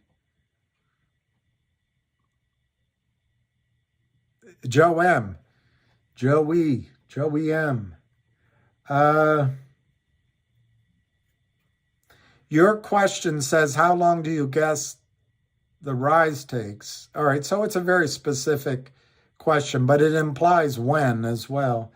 But if a buy-in comes, if a buy-in comes, Matt, that was good. If a buy-in comes,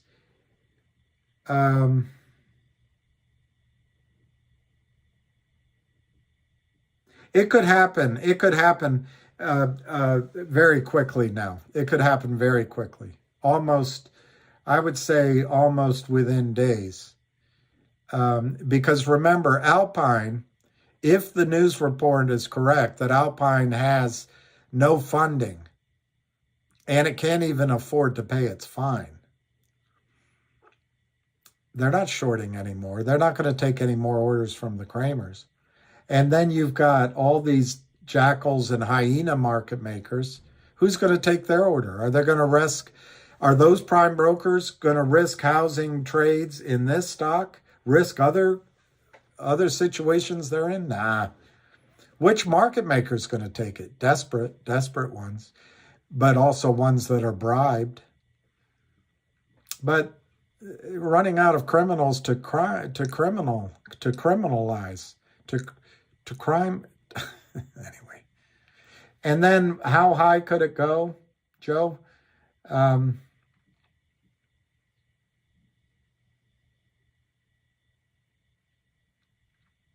HKD went to what? 2,800?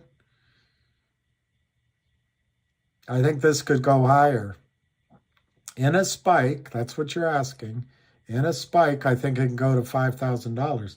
But spikes are, that's all fantasy land. If the buy-in comes, I think it could be $500 within an hour and a half. It's going to rocket like a son of a gun, and it'll go higher and higher and higher and higher from there. You're going to have a lot of day traders buying. These shorts here are going to try to cover. You're going to have new shorts come in, and then they have to buy in. It's gonna be unlike anything you ever have seen if it happens. Richard, I don't know. You seem to know more than I know about the MMTLP U3 halt. What I heard this weekend is it was quite likely that they were going to open up trading and remove that. Frank Stallone.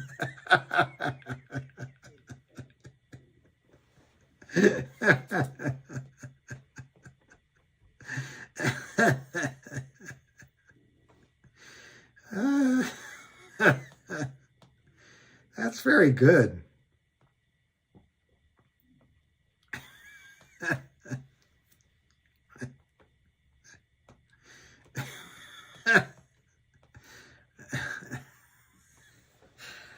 That's as good as anything I've seen in a while.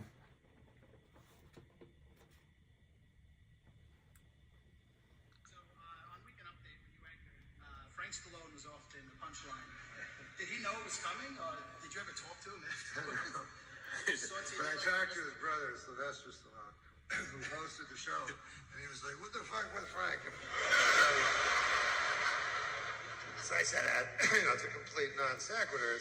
It's ridiculous, And so he told me, he says, the thing with Frank is, after Rocky, he decided to become a boxer. So, he'd go in the ring with it. He'd say like the Italian stallion's brother. He goes, every boxer in Philadelphia just beat the shit out of him. He goes, you've never been right since, and I feel guilty about it. He says, if you could just lay off him for a while. And I was like, no, so I never did another job. According to the EPA, it will cost an estimated $295 million to clean up toxic waste at the former Lockheed Martin military aircraft plant in California. The cause of the toxic waste? You guessed it, Frank Stallone. In Princess Anne, Maryland, state health officials have discovered what caused the mysterious death of 200,000 fish at a Somerset County fish farm. The culprit? You guessed it, Frank Stallone.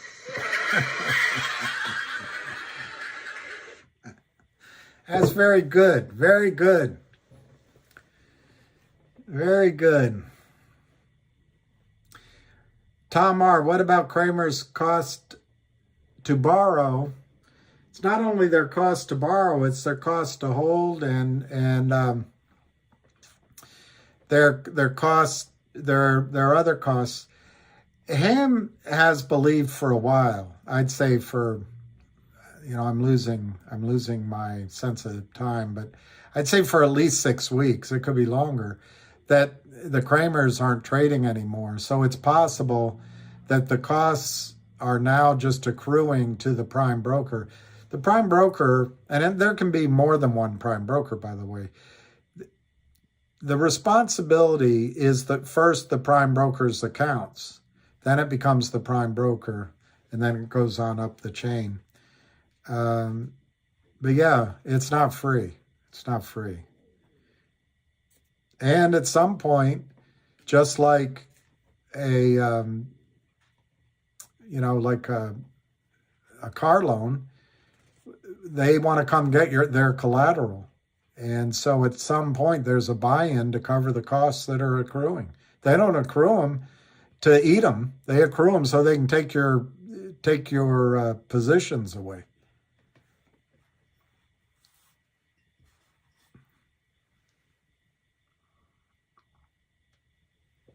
That was very good. We're going to blame Frank Stallone. Hey, wait a minute. I wonder if Ham is Frank Stallone.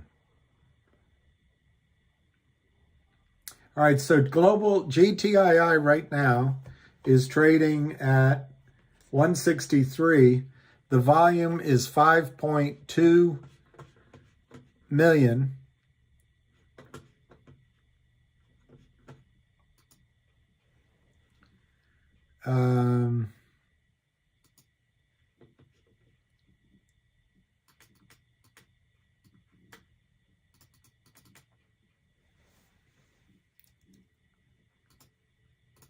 Huh.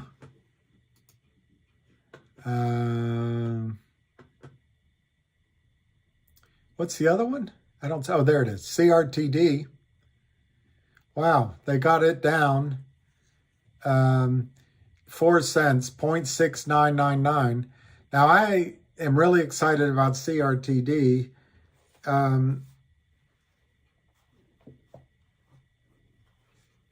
not surprised that with Jeremy there, that they wouldn't try to attack it. just to show that these kind of gatherings aren't going to do anything, you know.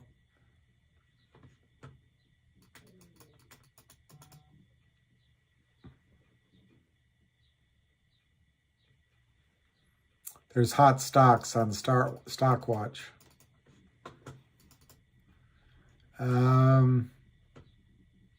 I want to tell you guys about something. I'm not saying buy it, but I want to give you an example. And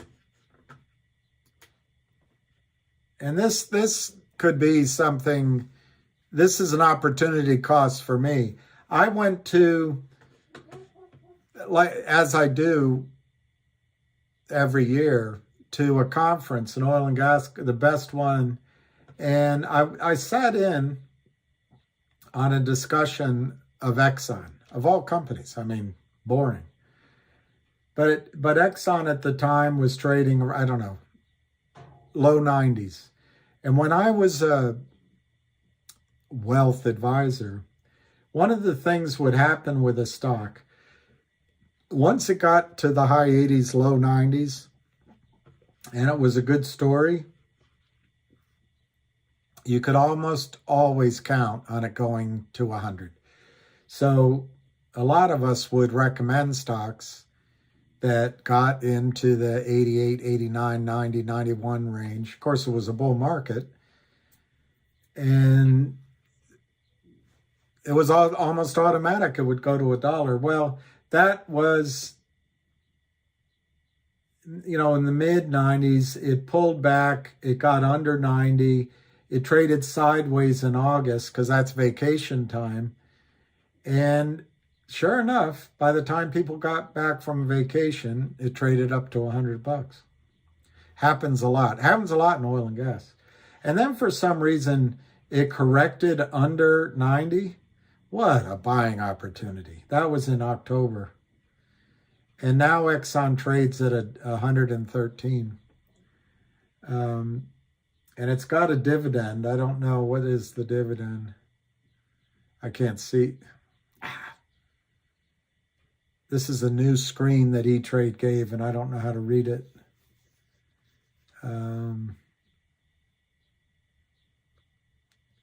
Dividend yield 3%.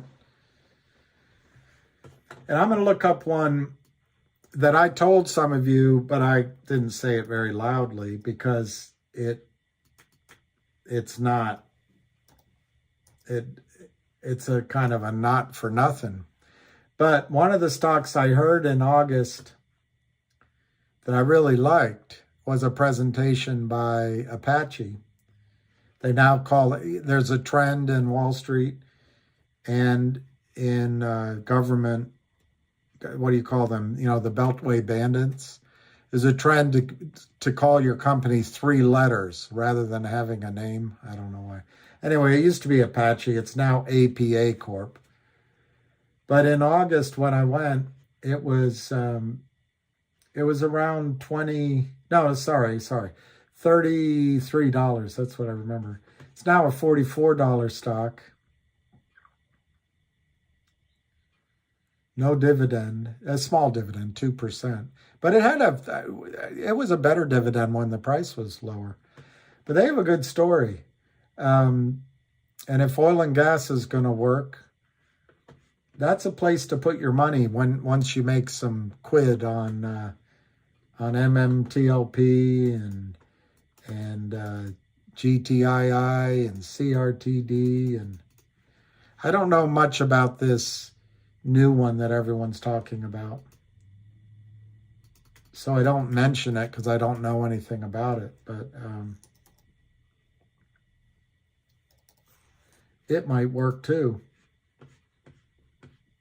We're 164, 5.2 million shares. The chart for the last 2 months has made, from when you're looking at the lows, it's made higher lows, which is really great. It's made this double bottom, which someone can tell you what that means. But that's a bullish pattern. Somebody can tell you why. And you could sort of argue it's a cup and handle. Anyway, all it's telling me is the selling pressure's drying up and there's buyers in there. And I think we're about to go through 172, 179, $2, and you're about to have some fun. Hey, West Virginia. Peter Joy, trading won't open up, they will settle. That's my feeling, Peter Joy. They would have to put such restrictions on trading. One, I don't know how they'd notify everybody of the restrictions. Oh, you're talking about GTII? I think they'll let it trade. I think they'll let GTII trade. GTII, I don't think they'll be able to stop trading in GTII. Hey, West Virginia. Black Wolf Rising. Look at that. It's so hard to see. Oh, MMTLP. That looks like a great dog. Is he a German Shepherd? It's hard to see.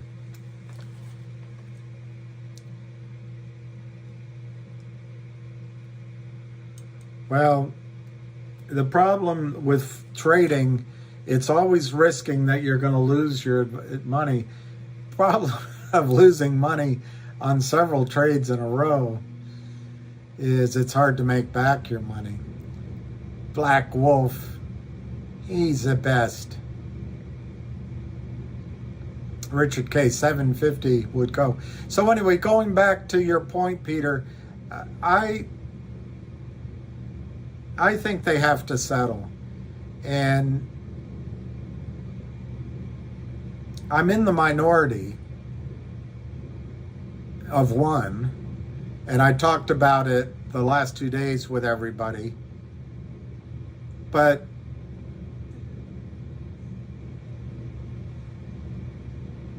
I think the odds of it opening up for trading, I don't know, 25, 30%, because I'm worried, how do they reduce the risk to themselves, specifically from lawsuits and keeping their job? I don't know how they do it.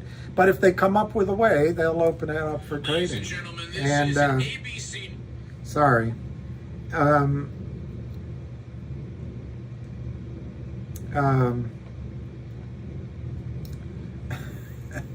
Blame it on Frank Stallone. Very good. We need a little comedy jokes every now and then. The other thing I think other than that, is to just let it go the legal route. That's unfortunately, I think that's 50, 60% of where it's headed right now. Because MMTLP's going on with their life. Nextbrid's going on with their life. Broker dealers are going on with their life. It doesn't mean you won't get your money. It doesn't mean you won't get a lot of money. It just means time. The other thing is to settle. And I think that's so obvious, the way to go, that I give it a 70 or 80%. My percentages don't add up because the arithmetic was done by a woman.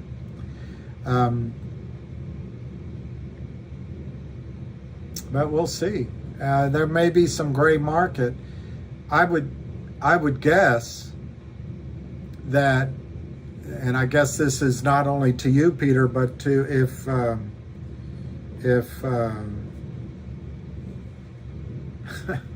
couple other guys were on, and I can't remember the names right now. If some sort of settlement approaches, there could be a gray market set up amongst investors.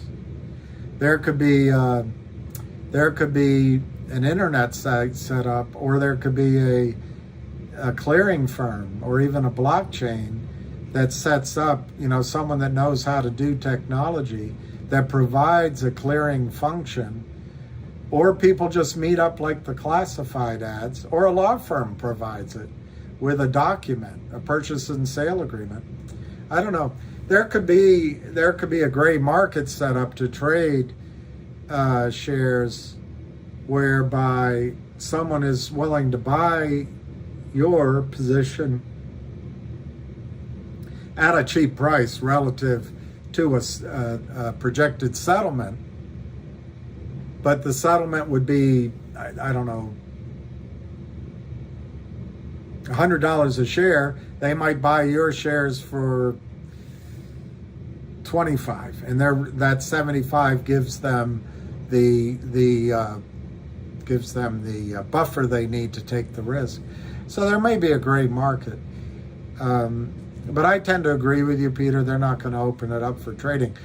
Having said that, I'm telling you, a lot of really smart people that have been involved in it, and I'm saying maybe 6 or 7 told me different. Of course, remember, everybody's talking to each other. So the fact that it's 7 people doesn't mean much. But they all told me they're pretty convinced that it's going to open trading.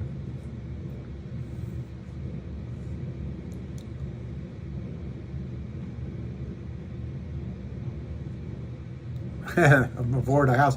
You know what I'd love, Richard K?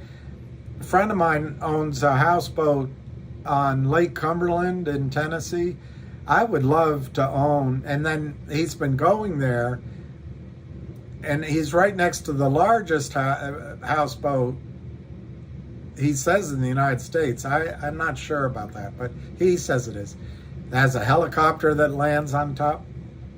I think it'd be fun to own a bunch of those houseboats together, or own a bunch of ski lodges together, or own, you get my idea.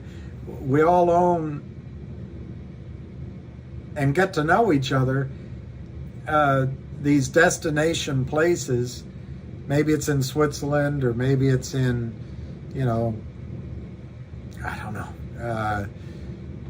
the mountains of Peru or something. But all of us own a place, and we share it with each other, and we can all go visit and get to know each other over the years. And anyway, that's something I would like.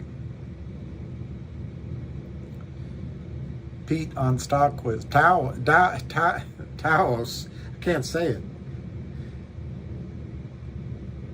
Where are you talking about? Are you talking in Switzerland, or are you talking in Nevada?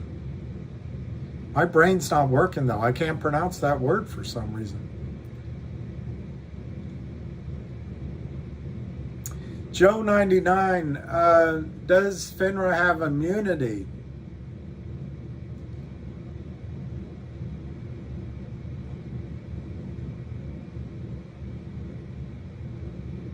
I don't know that FINRA has immunity, but you were never going to get money from FINRA. And no one would sue FINRA because FINRA doesn't have money. But in terms of saying, do they have immunity, I think people at FINRA can have a black mark on their record and get fired. But FINRA is never going to be the source of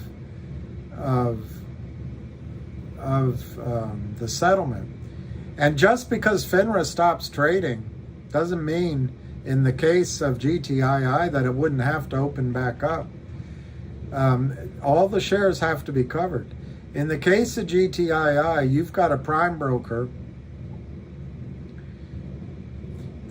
The difference one of the differences between MMTLP and GTII is when trading was stopped, there were no margin calls happening. The criminals drove it down to under $3. There were no prime brokers or broker dealers with margin calls for cash on their runs. In the case of GTII, we know Fidelity, we think Wells Fargo, and must have been others, on their daily runs were having margin calls. That's different than a buy-in, but there's these massive margin calls that have to be closed. Well, we walked away from it. Okay, that's past. It's going to happen again, but it's going to be cash. It's going to be cash. It's not going to be that you have to put it into this vague, indefinable, what is it? Oh, a private company? Never seen that before. It's going to be a cash. And these broker dealers are going to want to cover their risks. I don't think FINRA will stop trading, because the other side of FINRA represents the broker dealers. The broker dealers are not there to protect Kurt Kramer. They're not there to protect Alpine.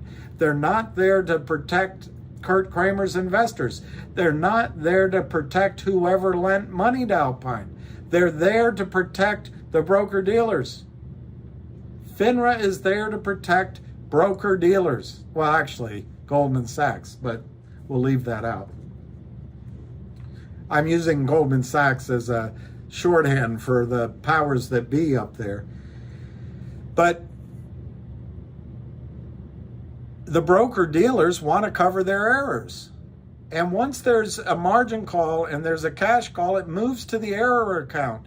And I forget who asked this question, but when in a broker dealer, when the trade is in a revenue side of the business, the broker, like a guy like me, and the client, a guy like Kurt Kramer, and the prime broker are all going to bullshit compliance. They're all going to say, oh, no, it's coming, because they want to keep the client. I want to keep the client. The prime broker wants to keep the client. They don't look too hard, because this is a gravy train of money coming in every week, every day, every month. They're going to want to keep the client. They're going to tell lies, basically. Or at least, if it's not a lie, it's a fib. Or they're going to, like I would do, I'd go get a cup of coffee. So if the phone call came, my sales assistant had to say, well, he's not here right now, I'll give him a message. We didn't have cell phones back then. So if I came back after 4, there couldn't have been a buy-in for me or a sellout.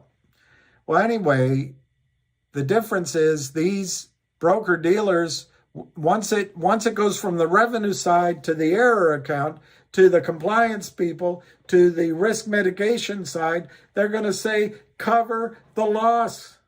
And they're not going to trade the loss. They'll just say, cover it. Get us out. Get us out of that trade. Get us out before TD Ameritrade has to cover. Cover the trade. And FINRA won't stop trading, because FINRA's clients, if you don't want to believe they protect you, FINRA's clients are broker-dealers, and the broker-dealers are going to want to cover those trades, cover those losses. So FINRA won't stop. In my opinion, FINRA won't stop trading in GTII. Well, Richard K., maybe since MMTLP Twitter space is live discussing the rally, maybe I could shut down here. Our markets are structured are fair. Look what it did to Alpine and the Kramers. It's like the movie Margin Call, Peter Joy. Who said, Richard, should I put MMTLP on here so we can all discuss it? Or, let me see if I can find it. Or should I let you guys go? It's on Twitter Space.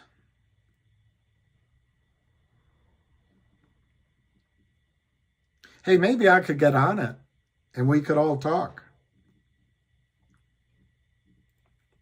Under MMTLP.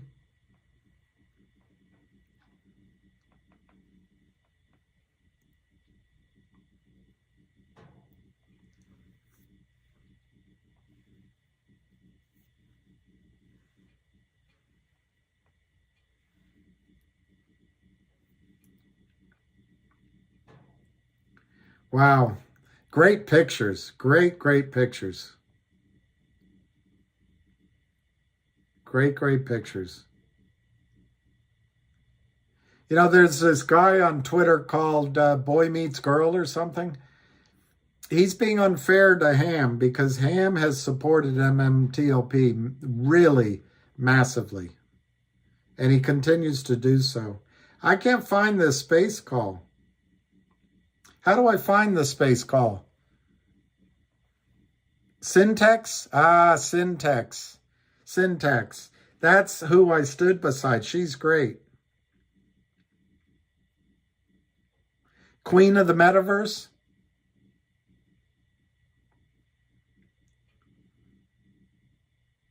There it is. There it is. Whoop, there it is. I don't see him, but Johnny Tobacco's in here, supposedly. Yeah, I sent him I did too. You guys are awesome. All right, I'll let you listen. I still am feeling elated from what we were able to accomplish and the doors that it opens moving forward. I know a lot of people in the community were really concerned about losing the momentum of MMTLP and the voice. And I just want to assure you guys, not at all. It actually was amplified. Our story was told, and I wanted you all to know that you are not going to be diluted, and you're not going to lose your voice. Your voice is going to be louder, and it's going to be combined with others that have experienced the same things. Hey, I'll speak on that behalf. Like the MMT, when you guys came into my world, let's put it that way. Obviously, it wasn't my world. I was from that from my community of AMC.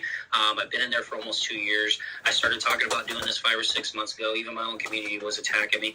When you guys came into that picture on my side, I didn't know the whole story. There was a gentleman that's in your community that's been DMing me for quite a while, telling me about the story, but I just didn't know it because I was obviously in my AMC echo chamber, right? And when I was... That's Uncle Smokey. Oh. But like sitting up there and just got to hear what happened, what you went through. And one of them, that gentleman that was there, was really breaking it down. And so I'd ask questions and he would answer. And then I would say, so this is what happened. And he would explain it. And then it's just like a light bulb went off. I was like, holy shit. Like, this is so messed up. Like, what happened to you guys? This is what I'm talking about. No wonder you were more willing to fight back. Like, you were screwed beyond belief, And I'm like, man, this just shows you, like, how jacked this market is. And just made me even I don't more see jacked the to say, new press what? I want release. to fight harder. I don't want to quit because folks like you folks that are what you've dealt with, you're worth fighting for. So you take an outsider. I'm an outsider. I was an AMC holder. I don't own a single share of MMTLP or MMAT or any of those. I've mainly been focused on the AMC side. But hearing your story for me was like, this just proves how freaking right we are. It really does. And it is horrible what you guys are going through, and it makes me want to fight even harder for The you. news on CRTD is Thank you. they extended Hello, Mr. Tobacco. How are you? they extended the period to March 7th, which is great news. I've been trying to poke my head in and out when I can and just keep populating my brain with more information on what continues to be the most confusing corporate action deal I've ever seen, which says a lot because I've seen it all, I thought. I do want to say to Marine Man, great appearance on Fox. Love the way you had the whole crowd behind you, and to everyone on here and others, just so you know, way back during the lockdowns, there was this little bar in Staten Island, New York, that was defying the lockdowns and opening the bar, and led to the owner getting arrested, me getting arrested. But we did not stop, and it kind of got my juices going on activism. I was part of one of the founders of the New York Freedom Rally group, where we got the permits to have a protest every single Monday for 2 months against masks and mandates and all this other bullshit. And little by little, although you don't feel like it now, you know, that 80 people's got to turn into 800 people, and smaller gatherings in regional SEC offices. And it's got to turn into thousands, because there's literally millions of retail investors that are, pardon my French, ladies. They're getting fucked. And the little guy is, although the regulatory agencies will tell you that, you know, we're here to protect the retail investor, it's the last thing that they do. They extended don't dance with anyone else until March 7th. I don't know how many people would ask. Someone told me it would have expired, I think, next week, so it's good news. But it makes a difference. And, you know, also Marine, I did a segment on AMC Apes on CNBC, and I said to them then, I said, you know, the shareholders voted down dilution to CEO Adam there, and if you ask me, this, you know, one share, it's just a 50% dilution. And then he's going to come back to the shareholders, and I said it's a shell game. If you ask me, it's a parlor trick, just to circumvent the will of the vote of the shareholders. And, you know, I heard you talking before about these 10-minute interviews and 15-minute interviews. It wound up on CNBC, my interview, basically as an expert on, you know, the mechanics of shorting. What do you think about this ape? And I said, I think it's worthless. And a lot of ape people community were literally pissed off at me, because I just felt like he was just using it as a tool to screw the shareholders. But my whole interview on CNBC, not to be a dick, just to say, hey, regular retail investors need to know that you're going to take it, but get rid of it right away, because it doesn't have any value in my view. And it's really dilution, you know, in sheep's clothing. And CNBC took my 10-minute interview with Christina Partsinevelos, and they took it down to like 2 sound bites, like 40 seconds each, which were, you know, general, like saying I didn't think it was good, I thought it was a trick. But, you know, the CNBCs of the world are not going to be the people that are champion our cause, I can tell you that. Oh, no, absolutely not.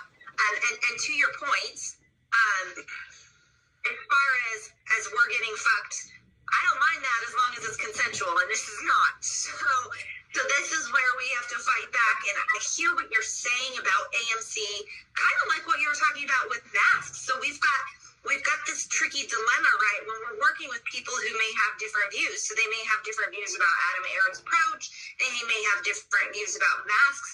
So one of the big things, and what I appreciated about this rally, was coming together with commonality. So we could have people who are like, you know, I'm with Team Aaron, or I disagree with him, or, you know. Agreed. And by the way, I'm sorry to cut you off. I want to tell you that fighting for medical freedom and fighting against the lockdowns and stuff, you know, I would say center right. I would label myself a libertarian. Socially, I'm pretty liberal, and fiscally, I'm pretty conservative.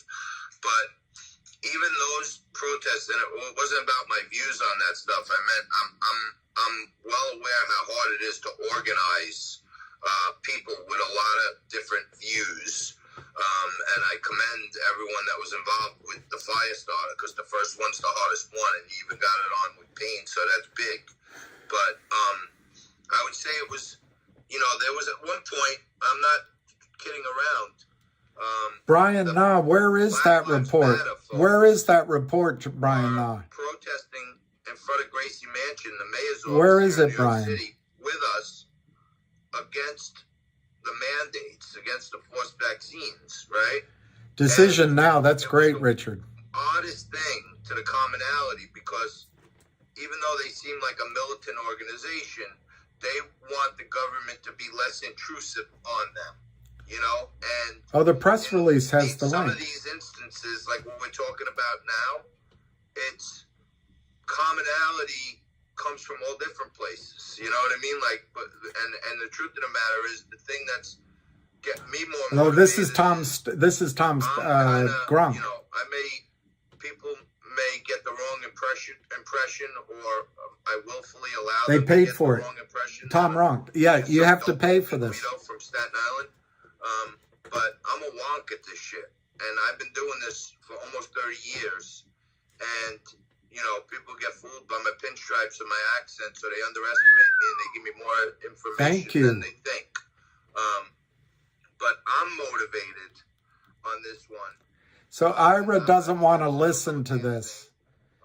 You know, I don't have any. Does anyone else want to listen? They might have me talk. Let me just. I'll turn it down.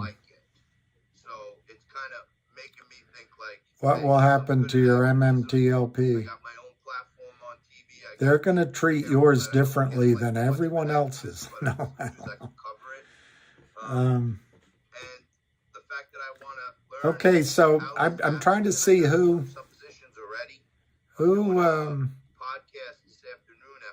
said, oh, Brian, nah. Brian, let me just, they asked me to say something, so let me say it, then I can. Been doing a lot of investigating, but yeah, I was talking about my, you know, political or personal views. I just was So Brian, recommending the group to say, if you look at this there's certain things in life, like corruption, on buyins.net, man getting screwed by the government, the total people could put aside their short rights and volume criminal, this, that, 375 million, basically. Total volume,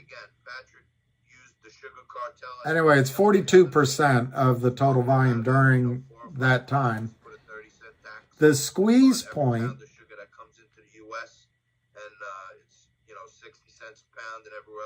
or squeeze trigger, sorry, Brian, squeeze trigger, $3.26.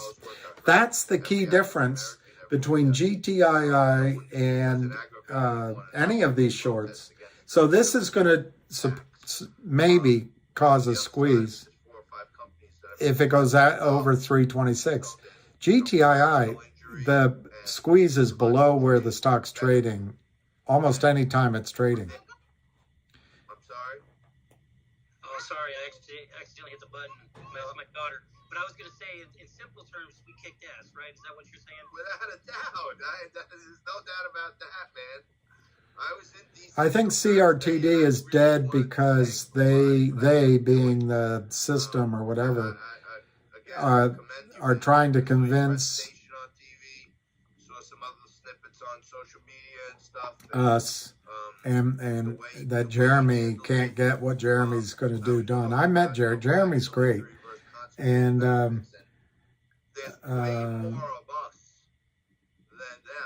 I just think it's temporary. I also think they probably want to make the deal fall apart, the buyout fall apart, make the two CEOs go, that's the wrong price. That's how shorts think.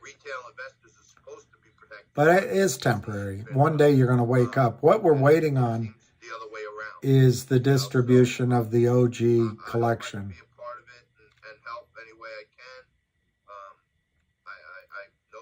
No, it's not him. I want to learn more about not only MMTLP, but you know, I've probably been contacted by 24 companies that have a story.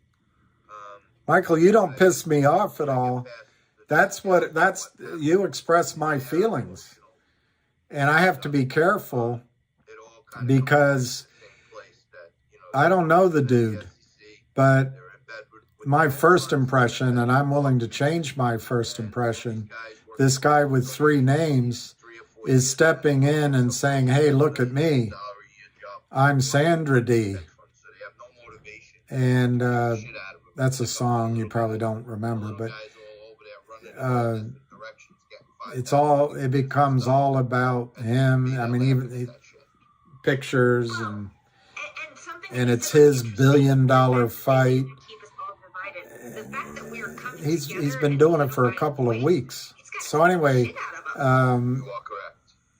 I want to see who said that. Michael, if I'm reading it correctly, your point of view, I happen to agree with you. And question. Johnny, are you in close hey, Laura. Laura. Robertson, Paulson, stupefied. Who is that? Is somebody talking? I can't hear anyone. I can't hear Johnny if he's speaking. Yeah, do you hear me now? Hello? Yeah. Okay. Okay. Yeah, I didn't hear your question. I heard Patrick Byrne. That was it. Yeah. I was asking you if you are in a close relationship with Patrick Byrne. I'll leave this low. He can't help that he's a good speaker. I don't think he's a good speaker, Marduk. That's my opinion. I think, but I'm all right, Matt. Go do that piece. Thanks for the coffee. But Marduk, I've never met him. I'm sure if I met him, I'd like him. And by the way, Marduk, what I agree with you is we need more, everything we can get, and he's doing a great job getting the fight out there. I think he contributed to this weekend. And so, Marduk, I was just responding to a question. But I can't help but notice money went into his stock. And if it came out of ours, that's just a fact. It's not trying to be, I'm not trying to be negative. It's just, there's only so much money. But anyway, Marduk, I've heard good things about him. Ham has supported him. I just personally think Ham has been working this for 23 years. So if I want to pick somebody who's the best speaker and the best fighter for this cause, that's where my loyalties lie. But anyway, I was just asked about him. I'm not trying to. Hey, O'Shea. Well, I was right behind O'Shea. I was right behind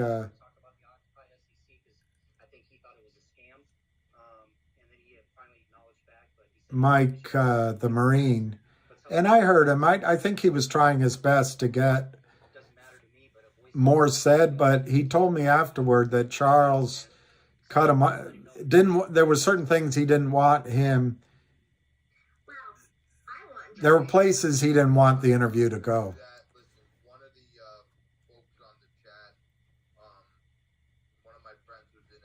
Yeah, that's right, Marduk. So, Marduk, please, I've expressed this thing I just said to you to maybe 3 people, and now I've said it somewhat to everyone who's listening. But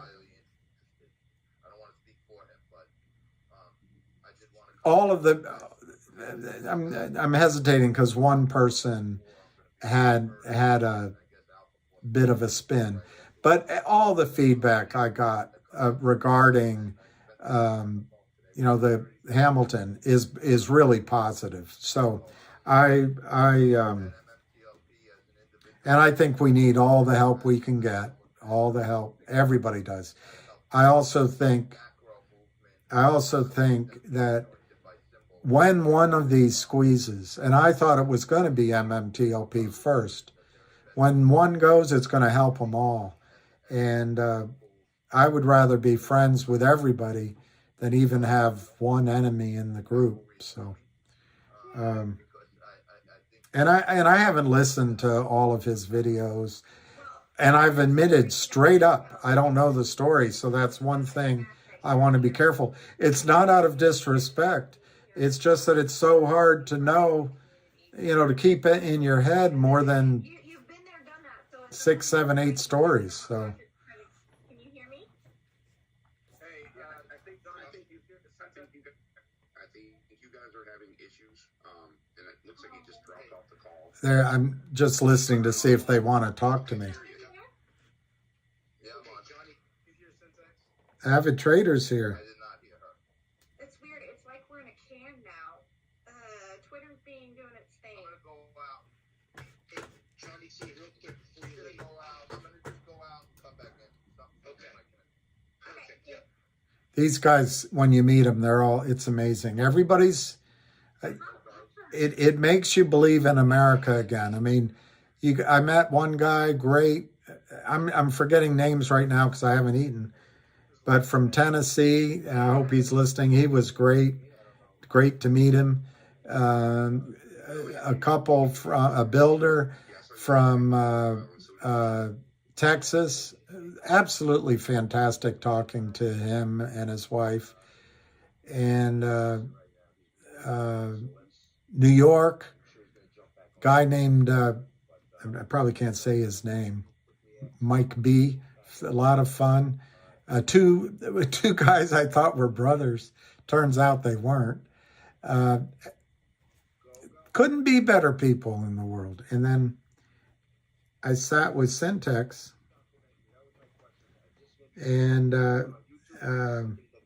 then there was this one woman on a microphone. What was her name? Not Marlena. Marlena. Anyway, my point is, a couple, the amazing couple from, he was from Rochester. She was from Washington State, but I think they lived in Chicago. Anyway, people from New Jersey, California, flew in from LA. Just absolutely amazing. Completely different walks of life, different walks of experience. Not all born here, many born here. Every state. The only thing united them is they believe in America, believe in the integrity of our financial system, believe in fairness. And they stood out on this little island as traffic came, holding signs. They gave talks. People came and gave speakers. It was incredible. It was really incredible. I'm telling you, and that's how it starts. I'm not bringing attention to myself, but I told several people there, they'd say, well, do you wish the crowd were bigger? I say, yeah, but it's great. Because I used to go down right there at the SEC, and I'd stand there with this little camera, and it was just me. And now you've got, I don't know, 100-something, 2 days in a row. Amazing. It was really amazing. And then next time it'll be 1,000,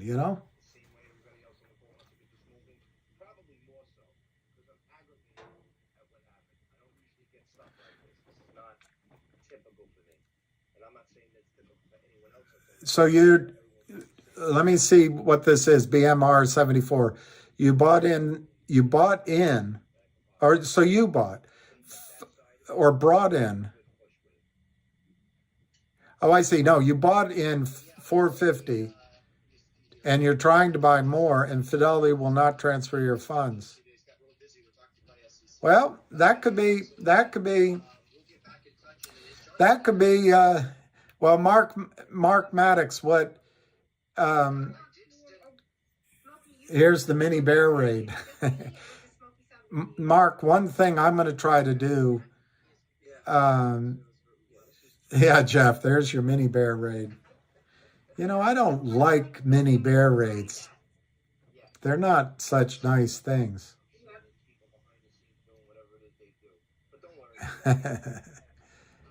Song, I'm Clark Kent. That's what I always say about Ham. When I've been around Ham, I've never seen Clark Kent.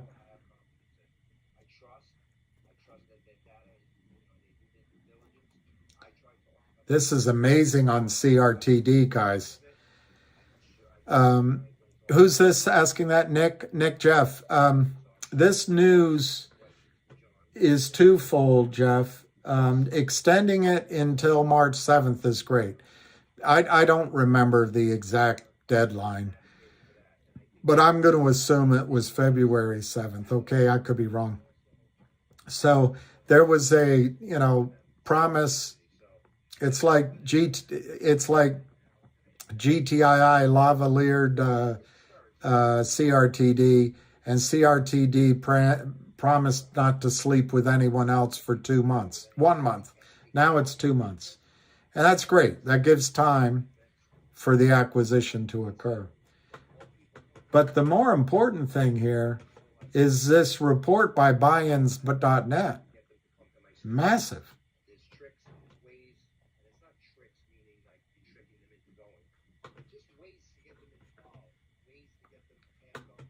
Now let's view the squeeze trigger. Squeeze trigger on CRTD is 326, but it also states to the rest of Wall Street, there's 375 million shares to be bought in. It is frustrating, but at the same time, MMTLP was a catalyst that maybe finally helps us get this thing settled, fixes the problems that we've had.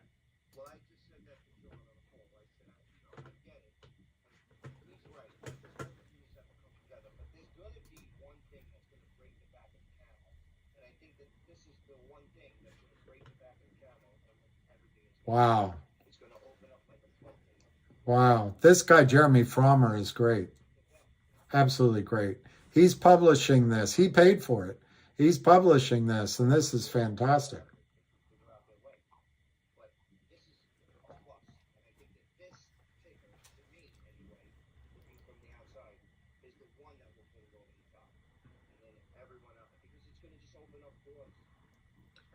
CRTD traded as high as over $35.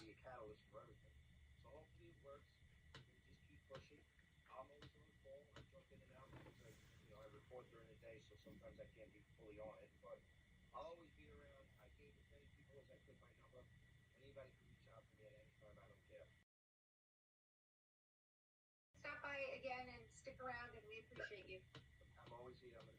Wow. I sent you a couple of messages there, Anthony. The volume on All right, we got D up, and then row the short seller fiber. the volume on That Rowena? I think it's Rowena. oh, I met Rowena. I can't see the date, but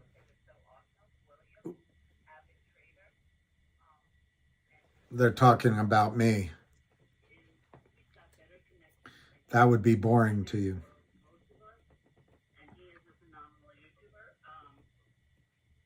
And of course, our queen, Kim.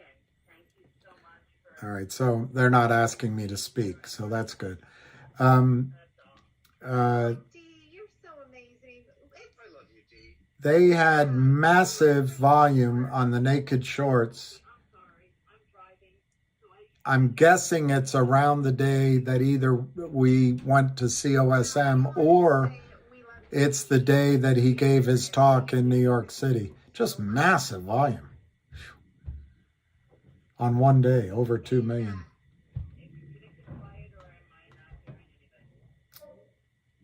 I'd stop talking. So recently, Thank you. recently, To Rowena, who I was checking out her new name because it's now Row the Short Seller. I can't tell this span of this chart, but in relatively recent time, CRTD traded over $15 a share. This could be a year, it could be 3 years, I can't tell, but that would give you, in my opinion, a target that it could go to pretty easily. And the rest, marine activists. Thank you for organizing that Occupy 2020. I'm going to assume it's about a year and a half is what the chart shows. And also, I know that we made our voices out there. So, right, I'm actually really feeling agitated right now. I got a call from my broker, Merrill. As you all know, I transferred my shares to AST January 13 and got a call today, and I saw the amount of shares. Okay, I'll be out blunt here. I have 110,000 shares. Wow. Said to transfer 50,000 shares to AST. So this broker called me today and said, because I was excited. I said, oh my God, they finally took it. So it's being transferred to AST. And I called AST and AST said, we don't have your shares yet. And I said, okay, call your broker. So I called my broker. Then they returned call and I was told, yes, we transferred it. You should receive it, in a couple of days. I said, okay, to what address? And then they said, your address. I said, excuse me? They said the address on record. Wait, said, did they wait a minute. I said, yeah, just exactly. I said, wait a minute. I said, you sent the shares to me, to my address. And, and he said, yes, that's exactly what we did per your request. And I said, So this is, who's talking? D. D is speaking, and what she's saying, it sounds so classic. She requested to have some of her shares or all of her shares transferred to AST. She checked in. They said, oh, we sent them. They sent them to her house. So that's a different thing. That's not what she had asked for.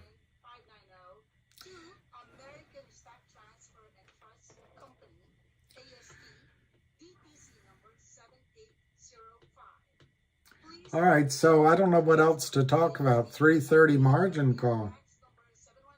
Let's see if Ham's going to have a call at 3:30. How do I do that without turning off?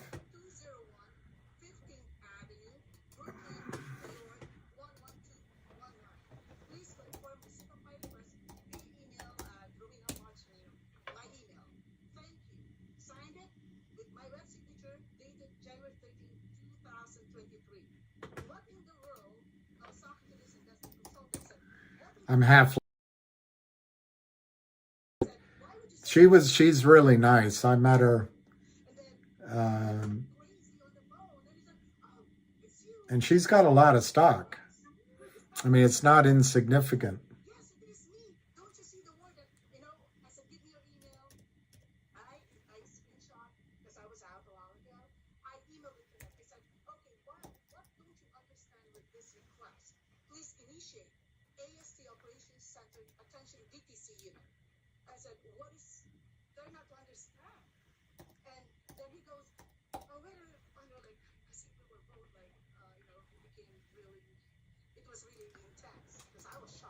All right, let's see.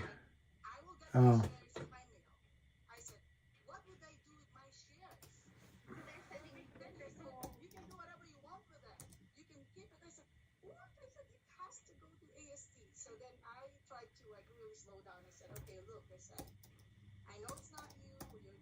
I'm trying to find out if Ham's having a call.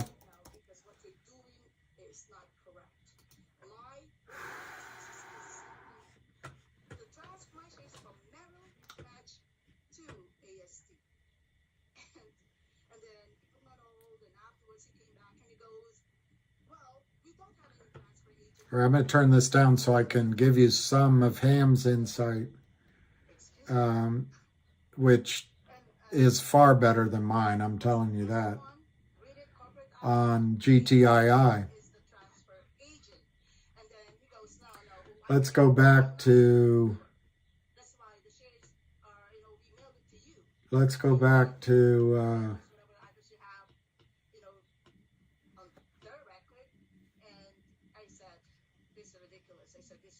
back 6 hours, 7 hours.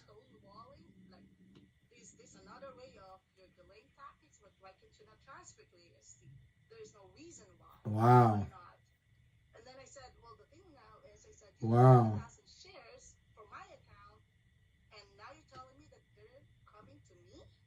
He's put up a lot today. Okay, let's start at his elephants.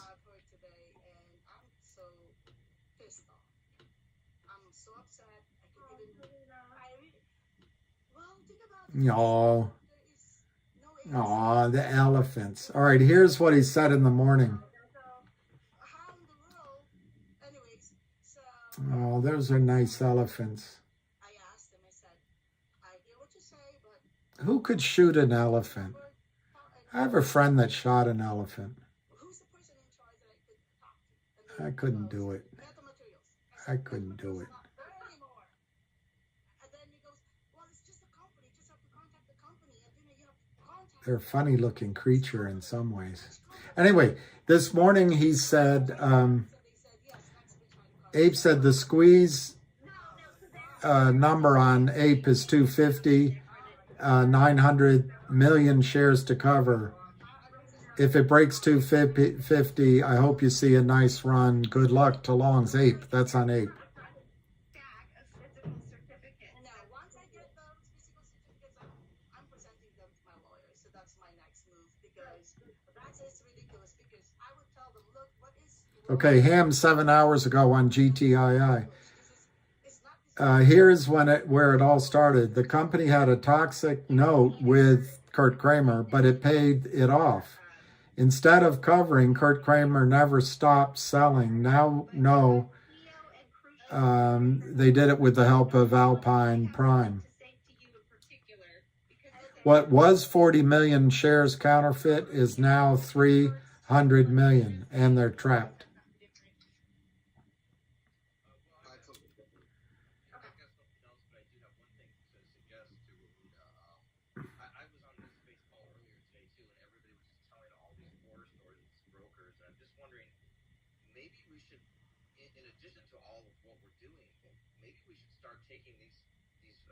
Okay, here's something that Ham said on Alpine.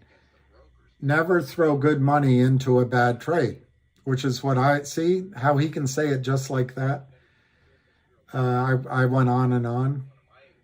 Alpine, his guess, stole billions over the years, and they're hiding it in the Cayman Islands. Now, if you're Alpine, would you want to put the money back in to save a sinking ship like GTII? No way. Alpine go bankrupt, start again. Hey, how about this? Pay your brokers. Occupy Merrill Lynch. Merrill Lynch. Oh my God, I tell you, Merrill Lynch, I can never believe this. Like, I'm getting this from Merrill Lynch. And for them to, they will mail my shares to my address. Are you serious? Hey, I just want to let you know, Rowena, the word lynch is most literally in their name. They are lynching you. Yes. Anyway, so I'm just sharing my frustration. I thought I saw my, my shares count because I'm glad I did transfer them all. I was just like testing the water, how it would be, and now this is what I get. So I'm definitely showing those certificates once I receive GTII. In the last 6 days alone, they sold 6 million shares counterfeit, way below today's price. Most they could make on those shares is 6 million. They're already down 2.4 million, and it's not even 9:30 in the morning. That was what he wrote at 9:30. Then at 9:30, he wrote, at 9:30, he wrote, So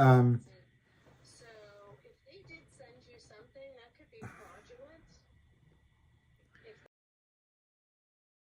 on GTII, this is what Ham wrote, would let this trade exist. They're naked short 300 million shares. And he used a higher number than I did, $1. So the most they can make on the trade is 300 million. Of course, you got to remember all the friction in the trade, the costs and everything. Which, to get there, they'd have to take it to zero from $1. The loss is infinite. $1 profit versus to the moon, as he said. That, my friends, is insane. He's right. I think that this is kind of something that may bring some nefarious activity to light. Yeah, thank you. Theo, you had your hand raised, and then we'll go back to Avid Trader and go from there. Yeah, I just wanted to mention that the next rally is tentatively scheduled for March. If you want to keep up to date on it. Okay, 5 hours ago, Ham wrote, GTII. The trading in this name is the best ever. Number one. Why? The naked shorts can't have it go up. So they try and hold it down, but by doing that, it gets investors a chance to buy it. Makes it 1 million times worse for the crooks. Yes. Yep. Hey, Syntax, do you need him back on here? I can get him back on. No, that's okay. If he's got stuff he needs to do, he's been running like crazy, guys. This man has put so much into the movement and our community and keeping up with his community and videos, and he's got his family. And so if he needed to step away, I don't want to make him feel like he needs to be here if he's got other things to do. Who? Just text me right now. Who? Yeah, he's fine. We'll make it work. Whenever he's available, we'll take him, but I don't want him to feel like he has to be here if he's got Wow. Ham wrote this at 4 hours. How are you? 4 hours. I'm partly listening to see if they call my name. They asked me to speak, and I'll put it up here if they do. But they haven't called me, so I don't know if they will.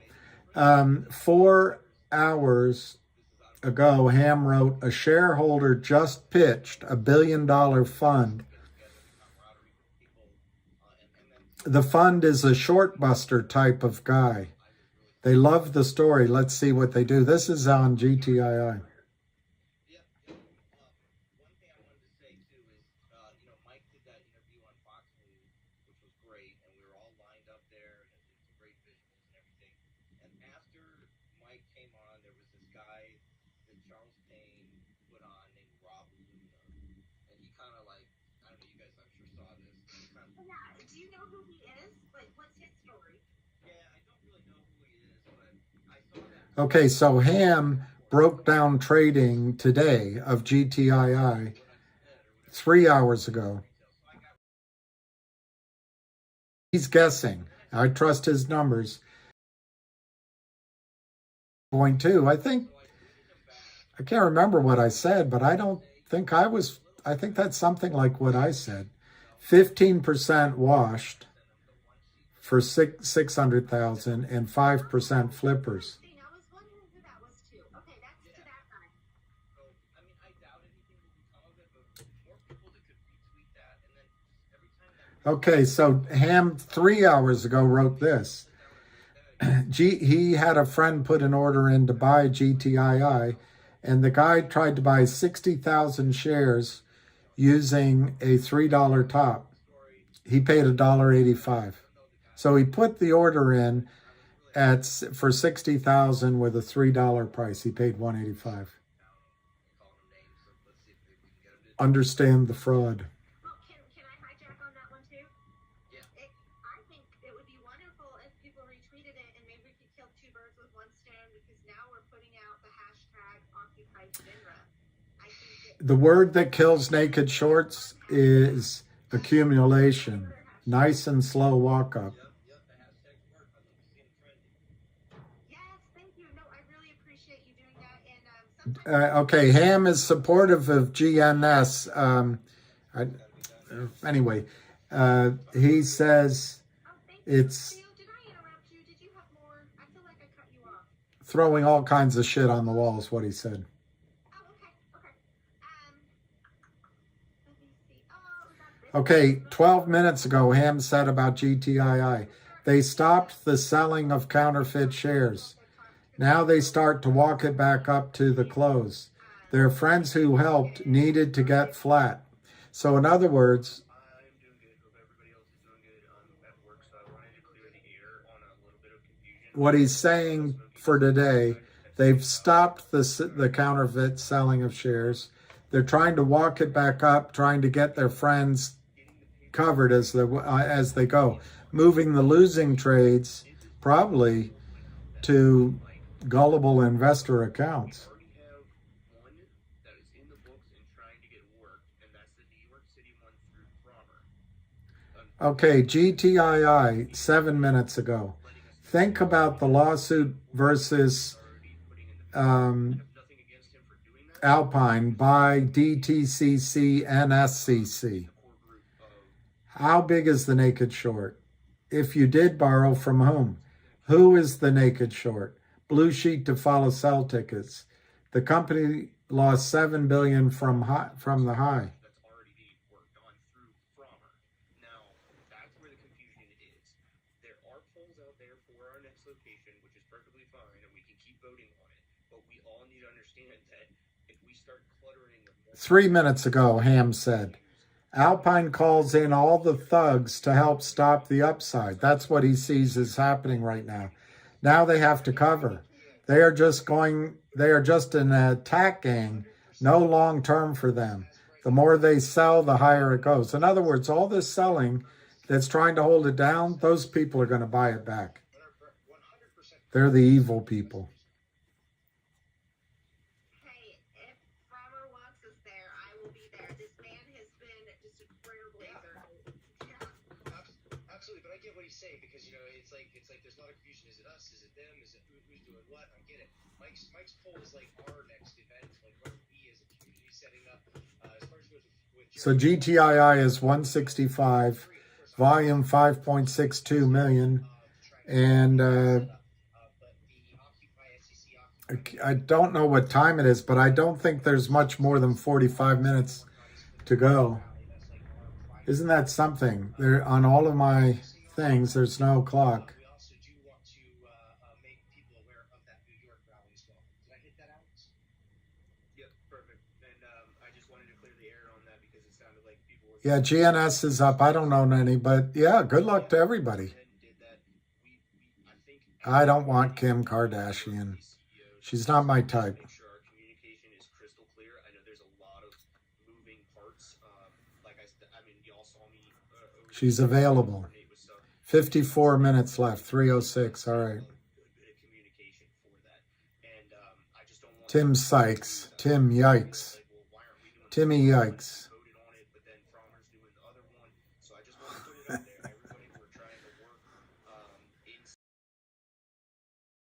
There's one person that likes my comedy jokes. Thank you, Nick. So, Alex, you were just so I wish, helpful and efficient in keeping I know KYP. She seems to be. It's called hypergeny in part from what you brought. or something else. Thank you so much. So yeah, just we'll try and stay more Moon River. This was an amazing event and just a one. That's Jay. I think that's not a bad idea. How about that Asian lady in your pics from yesterday? You guys would make a nice couple. She was very nice. If I were white, yeah. If Dennis O'Leary, not the druggie. I'd love that leadership. Can you DM me? Because I don't know how to find you. I don't know. I barely know how to DM. I'll respond. Well, if you have losses in APE and it's about to go, I don't think it's about to go. But I think there might be some buying coming into this hype. I would take your loss. I think GTII is going to go. I trust him. But if you want, do GTII and CRTD. And I don't know, maybe it's GN. I trust him. I think GTII. And I look at this news on CRTD, 375 million. I would just do those two. If you want to be a little bit conservative, but also a good story, WULF. If you want to do another one, do FNGR. If you want to do another one, do Logic, LGIQ.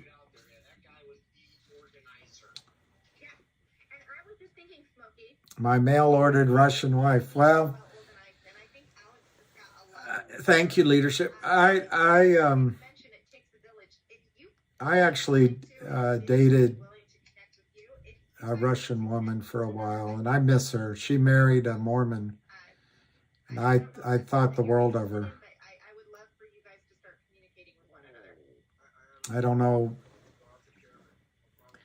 try to figure out what happened, but I hope she's very, very happy. She was wonderful. And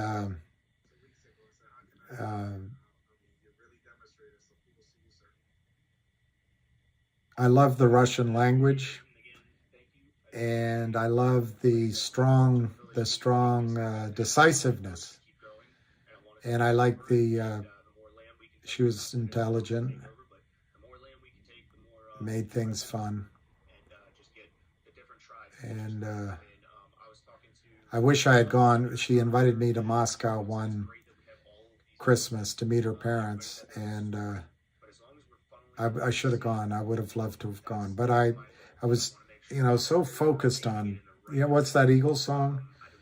You can spend all your time making money, and you spend all your love making time. And it all comes to pieces. Will you still be mine?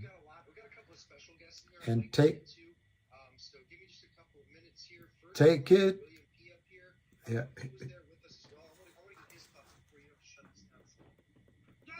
actually TMI, but I need to pee. Can you hold the fort down for a little bit? Absolutely. Quick. Live streaming right now, by the way, guys. Might not be able to hear the space call. Oh, okay. Okay, well, I know he's in here. I think we should pick on people that don't have their hands raised, like avid trader. We're actually going to. That's the one I wanted to call next. Can we, so Howie has had his hand out, or he or she, or they or them. Can we get them and then move on to that? Howie? Howie? Oh, they just dropped off. Okay, they're gone. Okay, add a trader. Do you hear me? We can. All right, here's just about MMTLP, but I wanted to come on and just share a little bit about, what I thought on the retail side and looking at it from a Avid perspective. I basically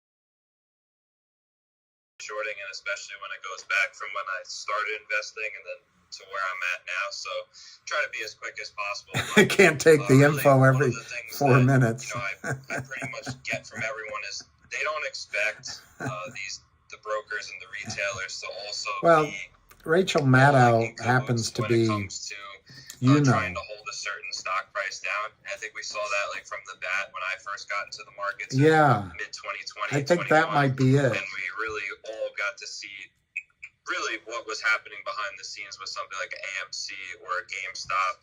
And that really opened everyone's eyes to, what they're capable of, how they work together, how they're able to stop trading or restrict the buying of trading only when it works in their favor. And I thought that was a really interesting point, and how we saw a lot of the issues with an MMTLP or a GTI, finger motion, CRTD. They have a lot of the similar tactics they use in the OTC market. And that was really what I talked about and what I posted today. It was a pretty lengthy video, almost 40 minutes of just going into my journey. What did I ignore, Nick? Let me see. I didn't see it. So let me scroll backwards. Finding out almost right from the bat, really let me scroll backwards, Nick. And to touch on someone else's point, they saw the interview. That gentleman was basically... Susan. There's no issues. Texas wives are great. I've never had one, but for your text, I don't see it. I think we're aware Nick, Mr. Williams, what's going on with people can't buy GTII from Webull and Wells Fargo? Broker-dealers side of the market, or I'll try to find out. Transmission weak, hang on. Like ourselves. Okay, transmission's okay. We've seen it even when it comes to I think, an OTC company like I GTI, think where the that's last right. Take it to the 15 limit. minutes of the bell, the stock I just think gets killed, or Webull especially on Fridays. probably isn't doing it That's because the it's a. similarities that we saw in an AMC with like the 801. It's those I guess end no of the one's days where they listening have to to this. close out as low as possible, and we see these same exact tactics come up today. I think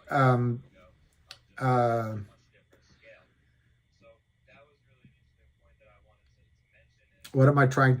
Webull. I think Webull never sells real shares. So they don't, I would guess they don't want to compound the problem. They probably buy real shares somewhere and then split them out. And then they do some sort of fractional reserve thing, but they don't want to take the risk in GTII. I don't know about Wells Fargo. Oh, you were listening. All right. We're not just going to stand by and be complicit. Sorry, so some of the 24. things I talked about was like AMC and GameStop. A lot of people always ask me, what are your opinions on those stocks, and especially why? Because it started from the executive level, where you had those individuals that made a lot of money off of the stock, like a Ryan Cohen, for example, who's a billionaire. He sold Chewy for $3 billion. So really, when you look at that and you look at Adam Aaron, dumped over $30 million worth of stock, got incredible salary, bonuses, probably raked in around $100 million, within that 1 to 2 year period. Also granted his sons about 500,000 shares each.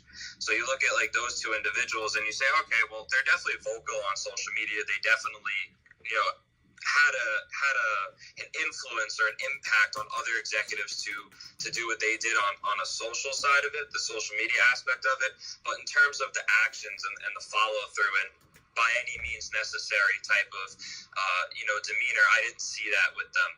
And I wasn't able to feel confident when, it was only words versus actions.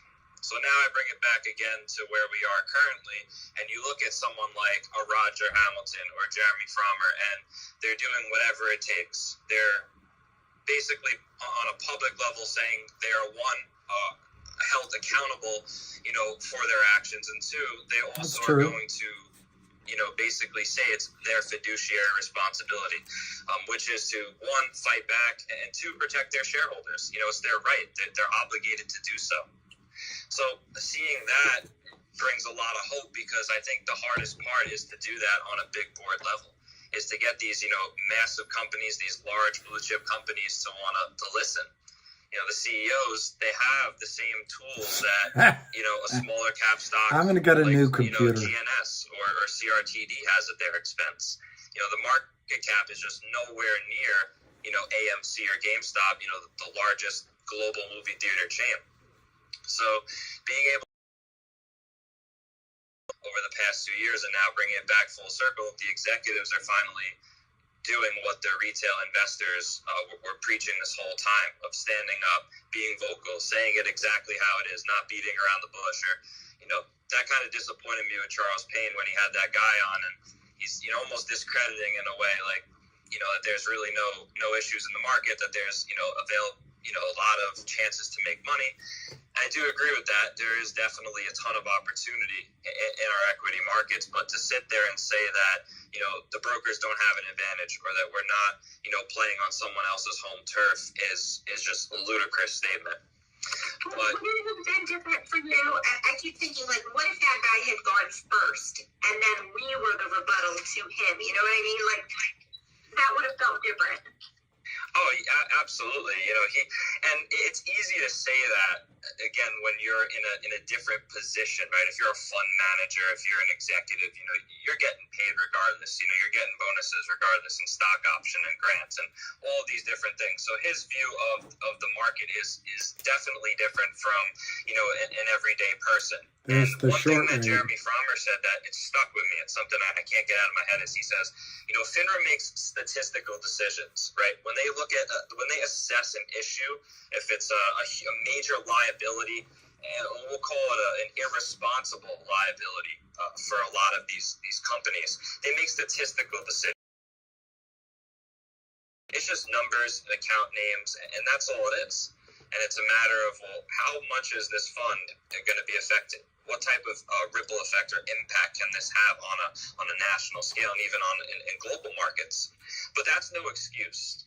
That's not an excuse to sit there and say, well, if you lose, you lost. And that's something, again, that sticks with me. You lose, you lost. In this market, it seems like there's this level of comfort between these firms and these executives where they know they're getting paid, they know they're gonna be okay no matter what happens to the company. And in this case, if it's the fund, they feel like, hey, we're getting our bonuses. We have so big of a liability here, so large of a short position where if a bigger entity, a government entity, doesn't step in and save us, it's going to have a huge effect. So they almost become reckless in their manner and going about shorting a company. And we see that 100% with AMC, and the digitized probably infinite amount of shares or however million loopholes they parked at in other different areas. And same thing I'm sure you see with all these penny stocks, especially in the OTC. It's even more unregulated, than a big board or than a public exchange. So, I just wanted to come on here and share, my opinions and really my views on how everything is changed and also how it's so similar as well. But the main point, what I want to leave everyone off with, is that being vocal is super important. Watch the guys that are doing it right and the companies that are having so much success. Even if it's short term, taking a stock from $1 up 10x, you're helping so many aspects. Your market cap's growing, your credit worthiness goes up. The support in the retail aspect of it is astronomical. People are making money. Executives get to profit. There's a lot of positive things that happen from fighting back, and we've seen so many examples of it in 6 to 8 months. So follow the companies that are doing it right and try to make notes on what they're doing and how they're having that much success. But the last thing I'll leave you off with is just there's no room for the ignorance. There's no room for being blind to what the situation is. We know how broken our markets are. We're just trying to navigate through it. But I think that 2023 is really the year. I think everything is starting to come back full circle from when we had this big movement in January of 21, mid 2021. It's all coming back now, but on a much greater scale. The executives are fighting arm in arm and are there in person with us. That's really the growth that I've seen. So I'm super excited. Appreciate everyone that let me come on here and share my 2 cents with you. Definitely here for the movement and to, spread awareness to all the stocks that are dealing with this, because there's so many tickers out there. There's so many companies that don't have a voice, that don't have, people to fight back for them. And there's still real people involved, real investors, and the average person that, has money tied in here. So appreciate everyone letting me come on. Can you do me a favor before you go? Yep. Can you link your video to the Nest? Oh, sure. One more thing too. Can you reach out to me? I think I may have reached out to you. I'm not sure if you're DMable. But reach out to me. I'd like to hear more of what you have to say. You're very well educated in all of this. I really appreciate that. It's my biggest passion is to uncover securities fraud and to really, give companies a hope and, know that just because the system is slightly favored in one direction doesn't mean you have no chance. And I know sometimes it feels that way. Being a part of, AMC and GameStop, watching that, manipulation, it doesn't get any worse. So, this is my passion, and I'd love to reach out. We all need to stick together. Oh, Mike, there you are. Yeah, sorry. Can I ask you one question before you leave? Yes, if you guys want to ask me stuff, I'll stay for a second. Avid trader. Yep. 5 million questions, like 100, but I think the one is the most relevant for right now. I saw your video about Alpine Securities getting exposed and GTII labeled, and commenting I'm seeing now. I'm very new to the market, unlike many other people. Tremendous panel here. These companies reverse split. They created a new ceiling. The stock goes from cents to like $5.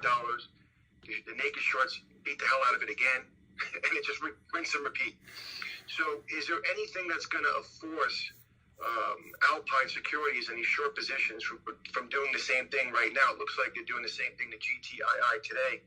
It kind of ripped early, and now it looks like there's a tremendous amount of selling pressure. Is there a timetable on how they have to cover GTII, or it's just that they were labeled and finally exposed? Well, some of the things that I've noticed is when the share price continued to rise and we saw really everything start to explode, I believe that the closeout period for these, I would say, temporary or swing trade short positions were much shorter in time period than what I've ever seen. So when GTI, when I watched it go from 45 cents to $9, really they had a while to sort of deliver those shares. As the price started to climb, you saw end of the day a lot of covering, and you saw very clearly some computer buying that happened all sporadically throughout the day.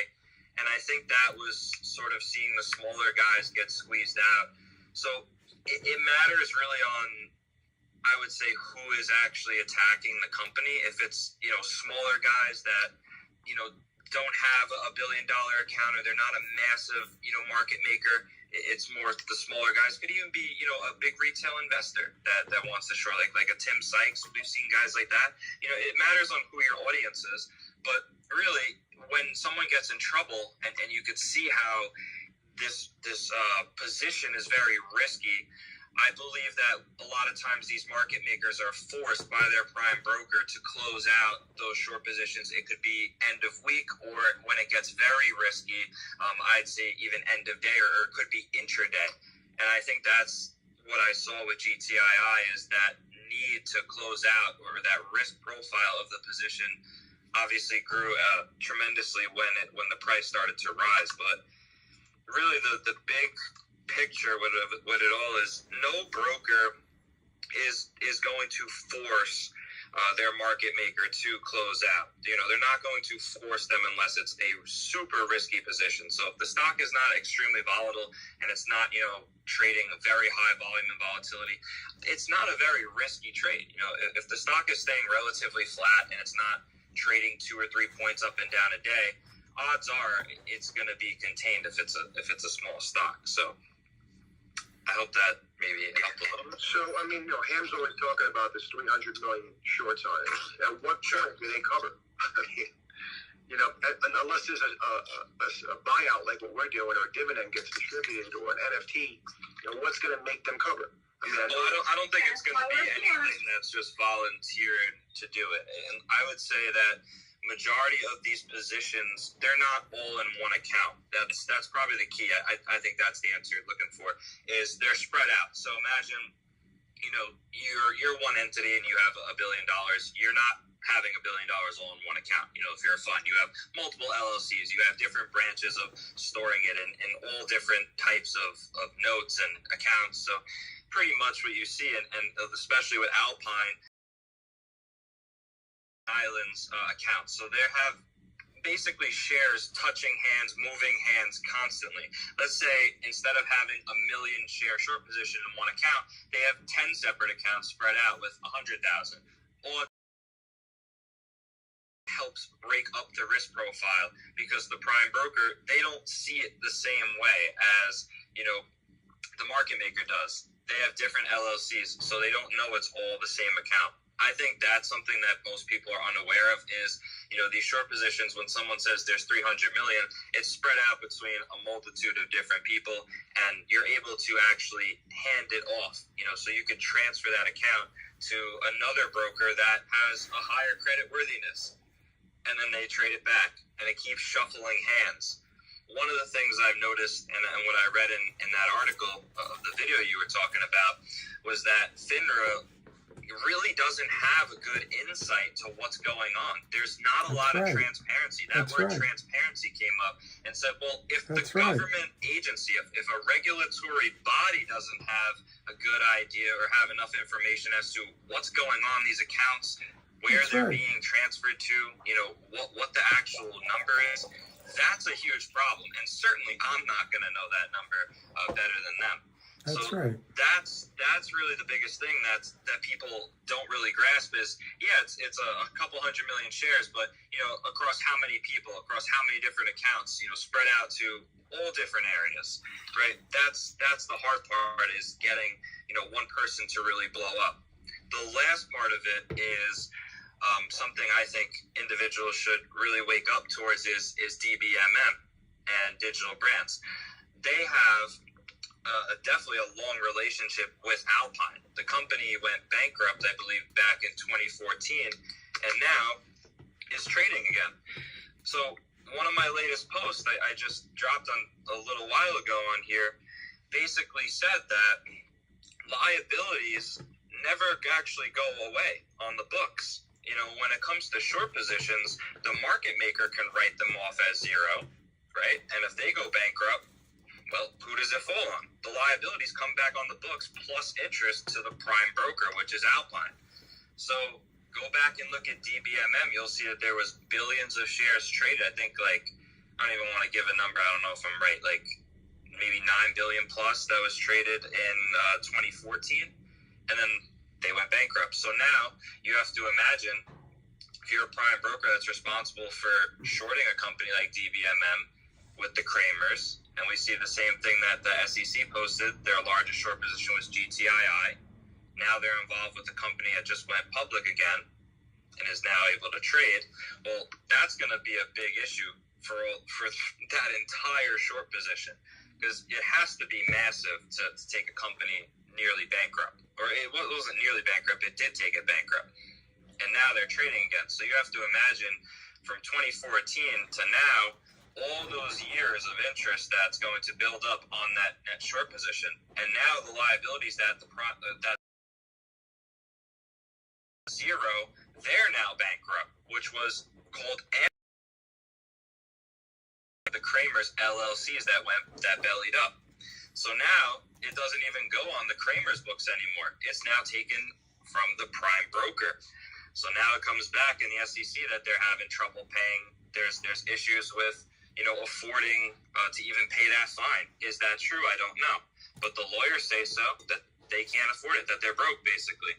So Alpine's in trouble. Massive short position that was put on DBMM. We saw the SEC already said about GTII. So that's sort of where I'm at when it comes to Alpine and this whole entire story of what's been going on, probably for the past 10 to 11 years. And they've been doing this so long, probably way longer than I've even been alive. Yeah, I guess that's my question is who's going to enforce it? You know, and I think that we all thinking the same thing. You know? I don't think anyone's going to enforce it. No one's going to enforce it. That's why I said if you're not fighting back, if you're not, you know, taking a stance and being vocal and trying to put in those methods to trap them, it's just never going to work out. You know, you can't get a regulatory agency to even know what's going on with the paper. They can't even track. Yeah, he's a smart kid, Brian. So doesn't mean he's always right. That's what I always tell my sister. She's really smart. It's not possible. But he's a very smart kid. It's taken up enough time. I grew up in New York City. I remember going to Times Square as a kid, and you always saw the ticker of the national debt. It's just like, it just is exactly, you know, the entire economy has kicked the can down the road. I mean, nobody ever wants to reconcile. And it kind of goes back to what me and 100 were talking about last night. He was saying that, you know, this thing's bigger than MMTLP. It could cause a run on the bank where it's a state of security risk, and they weaponizing the dollar. And basically, you know, he could talk about it way more elaborately than I can. But eventually, the day of reckoning where people have to pay, and they basically margin call to kind of get. I was just thinking that, Robach Kabor. You're. I don't know how those things work, but I'm not 100. I'm going to guess that it closes. I could probably ascertain that would maybe be you. So it's a good conversation. I'm going to guess it closes over too. Thank you so much. That was Edward. I guess I should say Gandalf. I'm here. Oh, yeah, talk to Gandalf, yeah. Yeah. Hey, guys. So I actually kind of also had a question for our dear Ava Trader, if you do have time to answer the question, Ava. Yeah.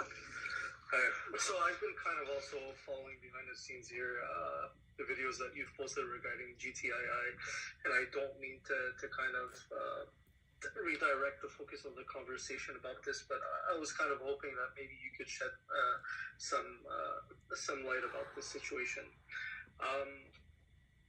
What were to happen if, let's say, one of these institutional have to go bankrupt because they're. And the reason why I'm asking this is, right, the enforcement of the yet.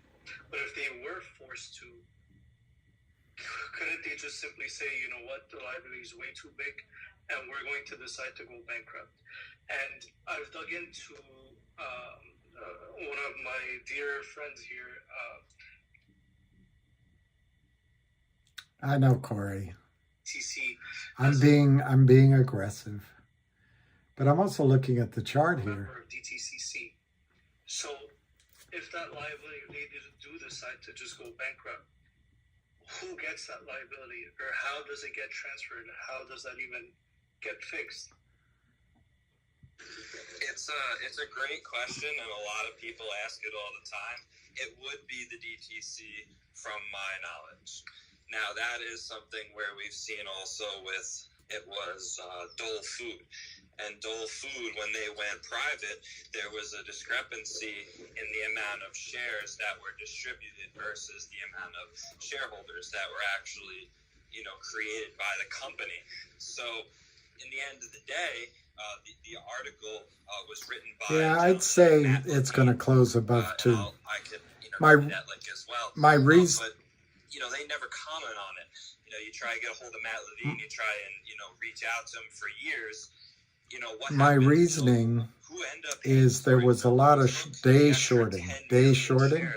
So they got a day cover. Day shorters have to day cover. Let's just call it 50 million, right?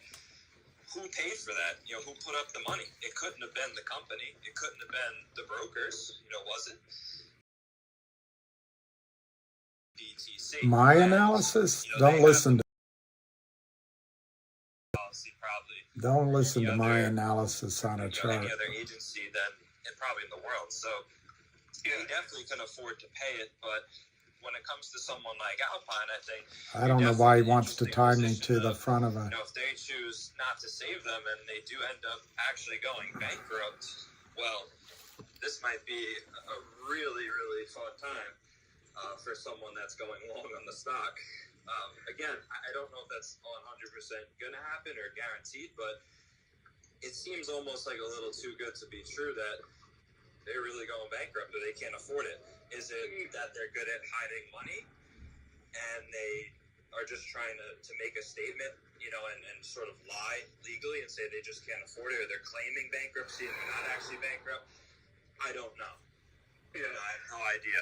But if they are going bankrupt and that is real and they, completely close down shop, there is no one that would take a prime broker's liabilities besides. I'm not. Listen to Avid. Listen to him. The body that's supposed to, be one in line, which would be the DTC. No one else is responsible for their. Here come the bids. 3,527 on the bid. Present themselves as a sponsored member of DTCC. So that's kind of where I was intrigued as to what are the repercussions against this. The fact that they're not a sponsor member under DTCC, does that mean that liability just goes away? Or what are the possible outcomes? 9, Stephen, I'll do it. I'm not really sure about liabilities just going away. Little green candle. That's going to have to. Can you direct message me on Twitter? Will it be the broker side?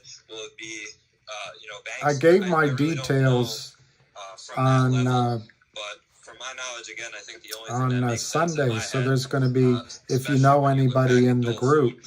Was the DTC.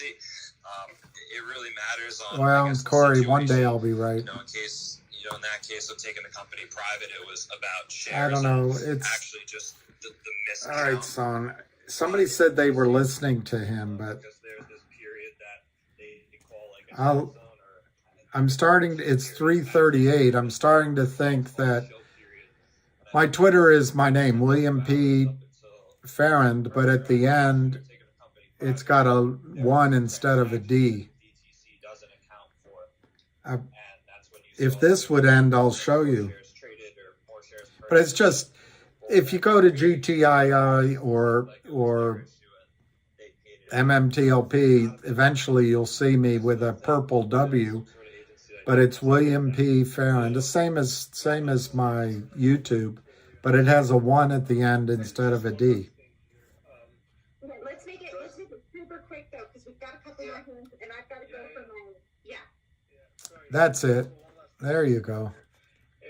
What's Richard K saying? Nope. All right, little green candle. What's that for Avid? PTSD. I don't know. I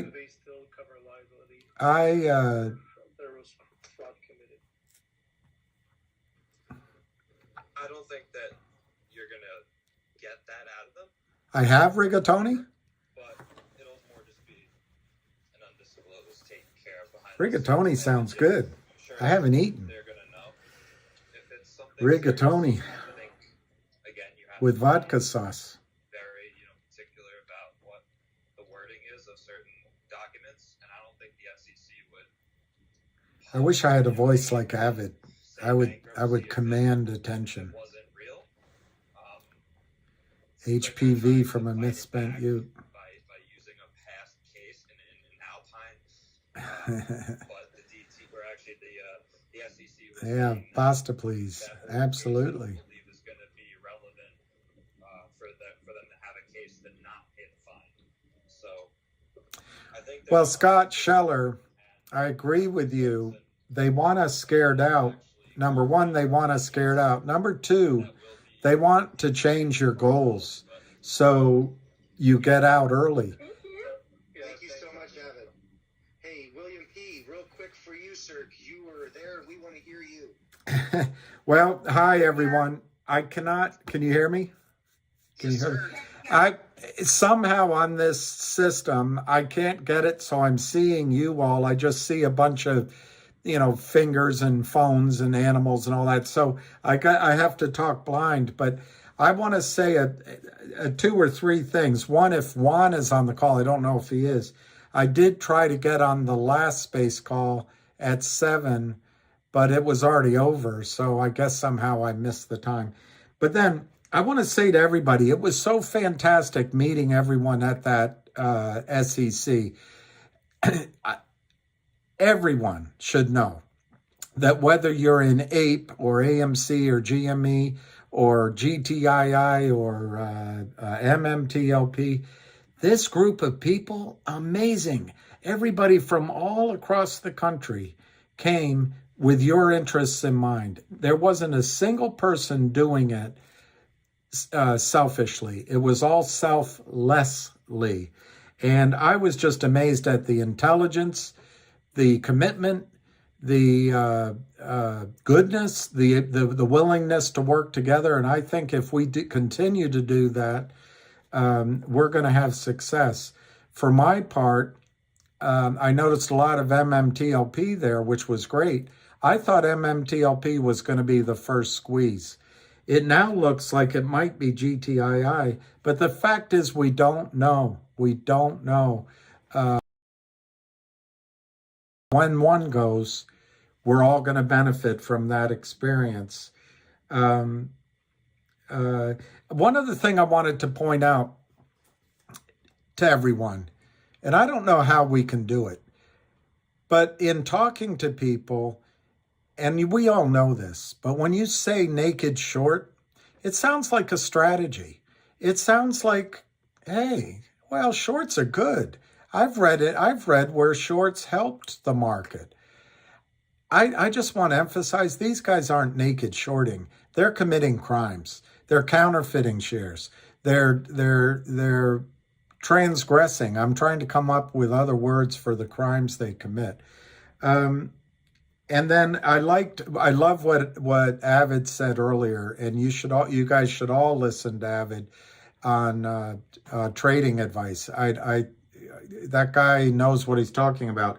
But when he said that Jeremy talked about statistical numbers, that relates to what was trying to say earlier on my live.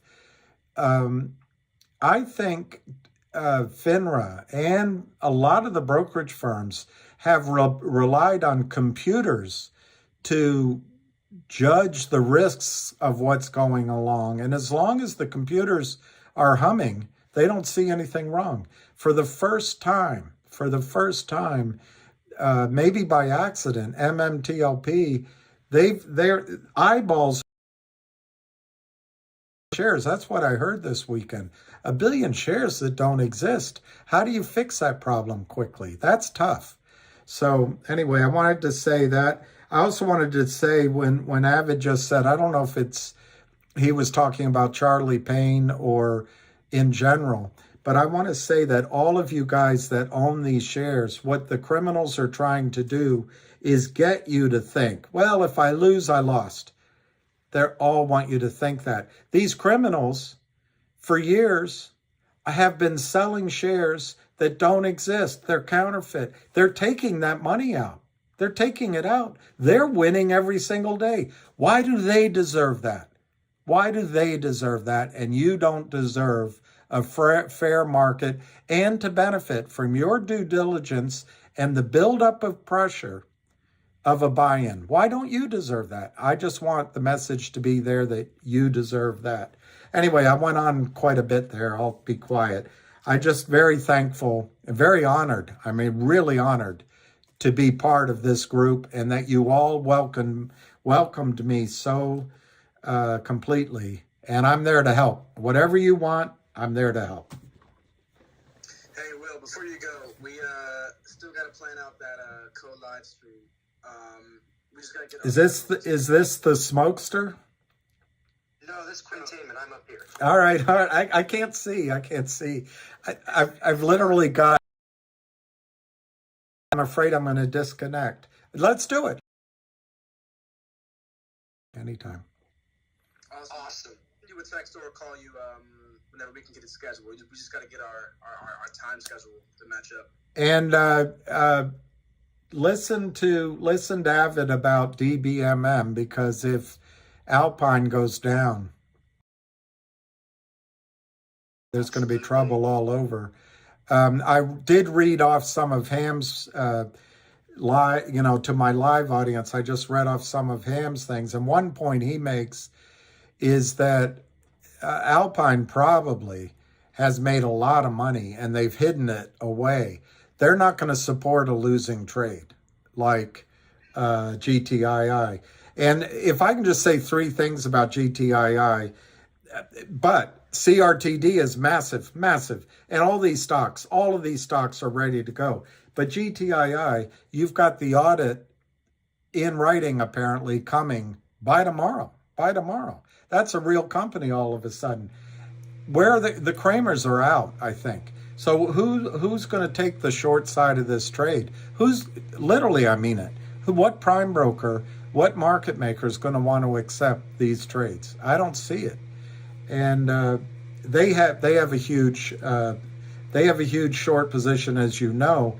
But these aggressive shorts, I don't know what to call them. These day trader shorts, they're going to day trade or cover too. That's what I wanted to say. Thank you, William. You're always welcome here. We always love hearing from you, and I love seeing you. Is that the Statue of Liberty? I loved it. You were the best, and thank you for inviting me. And as Ham says, don't stand there like a statue. And I did it, right? You didn't. You were the best. You guys should have seen her. She was out. There's this little median. You stand out there, and the traffic as it's coming to you looks like it's going to hit you. She's out there with signs. It was incredible. You guys got a good vanguard. It was awesome syntax. We love that. Yes. Thank you. It was great with Katie and Lady Justice too. I'm going to hurry. All right. Okay. I've got a call with Al from Boston in a few minutes, so I got to wrap this. Bye, everyone. Bye. Okay. All right. I'm off of that nightmare. No, just kidding. Let's see. It's 3:48. They don't, Bill Carney. They're gonna walk. Oh, thanks, son. Yeah, and Lady Justice, yeah, and Who else? Anyway, it was so many people, but the overwhelming thing I noticed, it sounds so corny, everyone was good. After the evil of these criminals, to be around so many good people. Trades. Oh, I'm wrong. Stupid West Virginia. I'm never talking to West Virginia again. No, I'm just kidding, West Virginia. All right, so it's 1:55. Let's see how much time we have left. 3:49. I'm trying to see what okay, yeah. It's fake size on the offer. 6 million shares. 157, 155. They're trying to leave us. You know what? I just thought of something, West Virginia. They're probably, everyone trades like Avid knows how to do. Everyone uses those same numbers and Fibonacci this and that. They're trying to get it to a number where the computers don't, the trading computers that on all these people's desks don't suddenly say, hey, here's a good buy. That's what's probably happening here. But we'll see. We still got some time. Yeah, West Virginia. On the 5-day chart that I'm looking at,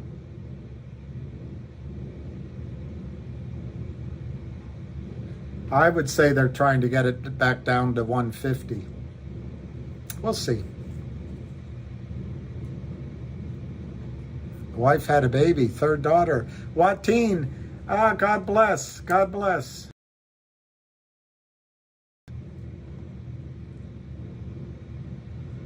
West Vietnam. No, Corey. Well, sorry, Corey. I answered too quickly. If Alpine walks away, look, now there's lawyers involved. It's going to go all different directions. Everybody is going to be, the best answer is, well, sorry, I'm getting it confused with MMTLP. With GTII, there's no lawyers yet. There will be. The first source of capital is Kurt Kramer's LLCs. But even those LLCs have been probably siphoned off. So whatever money's there, they'll go bankrupt. They'll just walk away. Then it's Alpine. Alpine has required collateral against these trades. But believe it or not, there's not enough collateral there probably. So once that collateral's gone, those LLCs, those accounts, which are parallel to Kramer's other accounts, those will go bankrupt. Then it's on the prime broker. But the prime broker clearly is underfunded. They've siphoned their money out of the country, probably, according to him. They'll go bankrupt. But simultaneously, the trades that you have trades in your account that's settled on your side. On the other side is a failed to deliver. Your broker-dealer is going to call the other side of that trade if they can. I'm not clear they always can. They may get the name from Alpine, or they may know. So it then goes to your broker-dealer, and to the extent that your broker-dealer can hang it on the failure to deliver of clients and other broker-dealers, it'll go there. They won't be able to find all those probably, but they'll find some of them. And then now we're 166. We're 166. So who's laughing now? I know it's not $2. I know. But we got 7 minutes to go. It's 165. Then it will go to or simultaneously, it will go to whatever assets Kurt Kramer collateralized. Of course, he's been around a long time. There probably won't be very much. But They'll go after the assets of the criminals. I don't agree with what Avid said slightly. Market makers don't have assets, or the ones down there probably don't have much. But to the extent they do, they'll go after that. They'll go after every criminal. They'll go after every criminal. And then I'm trying to think quickly who I've left out on GTII. Well, Alpine, the principals of Alpine might have put something up, but I doubt it. So then it goes to the DTCC. And just to give you a sense of that, the DTCC, at least last year, I know the market's down, has 80 trillion, that's with a T, 80, the age of Joe Biden, 80 trillion in assets. So if GTI costs 200 billion, they can cover it. It'll get covered. But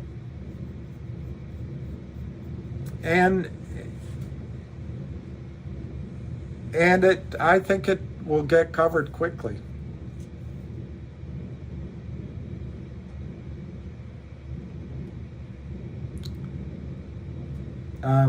All right, now we're 166.5. 166.5. Really, congratulations, Abdul Razik. I'm looking at GTII. They were, if Kramer's LLCs are shell companies, gosh, everything moves. If Kramer's LLCs are shell companies, they've been created to show and write off losses. Alpine already has stated they don't have enough cover. Well, the thing is, Alpine, they've all been making money taking it out. This is the theft. You know who the Kramers probably have been stealing from? Their own prime broker. And they've probably been stealing from their first 6 or 8 investors. And the prime broker, and guys, if you think about it, I wish I could say God bless in Arabic, but I can't think of it. And I wonder what Wateen means. Does it mean something, Wateen?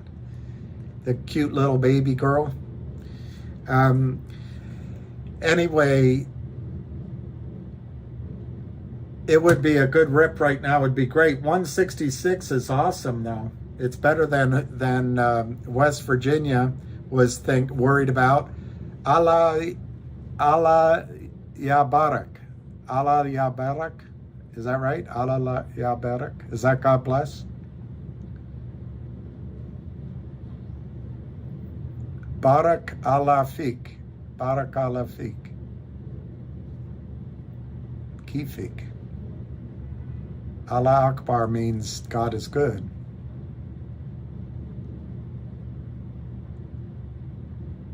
Wateen means dividend. Admiral Akbar. I think everyone's getting punchy here at the end of the day. God is great, yeah. And he is. God is great. Christopher Hitch at 168, as most of you know. Yeah, I'll be there 9 o'clock tonight. I will. I got to walk my dog and eat. But I'll come on to live stream Ham's Call. Christopher Hitchens wrote a book, God is Not Great. And they used to drink together. Christopher Hitchens, the guy whose father was an author, and then he wrote as well. It's escaping my head. Bill Buckley's son, and the guy, he got attacked. It's so terrible. The guy that had a fatwa issued against him, Salman Rushdie. So anyway, when Christopher Hitchens wrote his book, and I admire Christopher Hitchens, really smart. I've met him, really smart. But I say prayers for him. he probably would reject those prayers. But, you know, he didn't believe in God. I don't know. It's funny. You can't ask all the questions he asks, and I don't think God minds questions. But anyway, Solomon Rushdie, texted him or whatever. He said, you could have used one less word on your title. Because Solomon Rushdie also doesn't agree that, they're all, anyway, that debate. But he'd leave one word off, I guess it would be God is not. But what I think they forget, I think Christopher Hitchens is upset at what some people do with religion. Religion, that's what I think. Anyway. Yeah, I know he passed away, young man, 167, and I watched so many people on this track freaking out when they couldn't trade COSM at the reverse split. It spiked to the low 20s.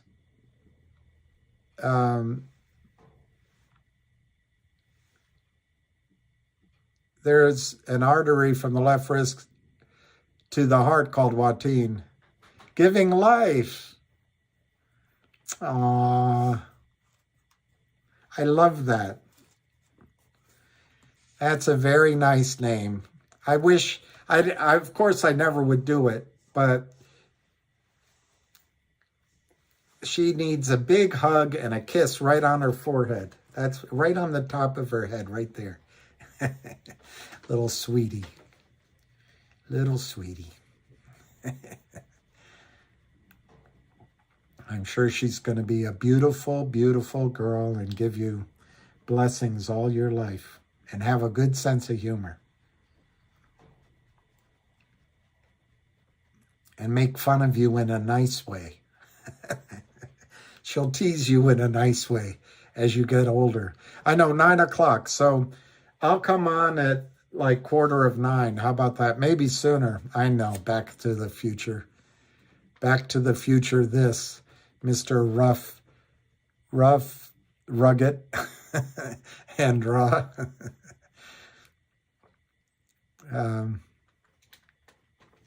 She's going to be a good kid. What's today? So she was born yesterday on the 27th. She was born on the day. So she's, it's not Capricorn. She's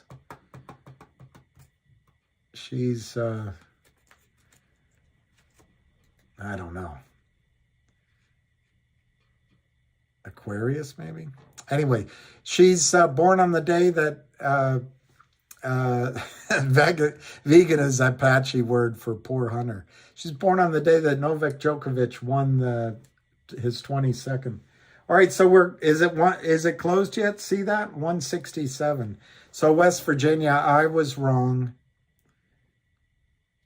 Yes, Corey, but more importantly in that news, yes, and that's great news.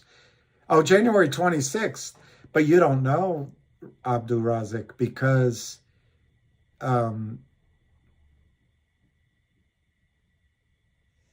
it's confusing. The match was in Australia, but if she were born on the 26th, yeah, I guess you're right. But still, it's great. It's great. No, Scott, I did not send a text.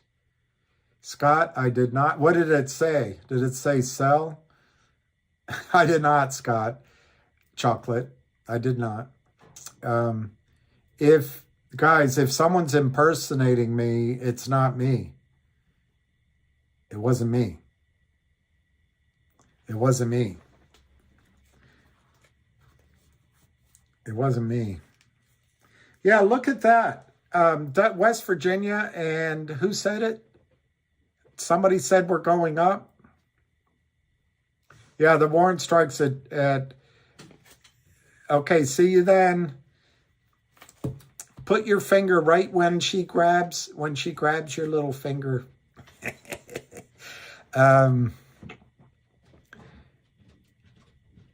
how many days to squeeze. I can't predict. But I would say we're getting close to a squeeze. It's probably now or never.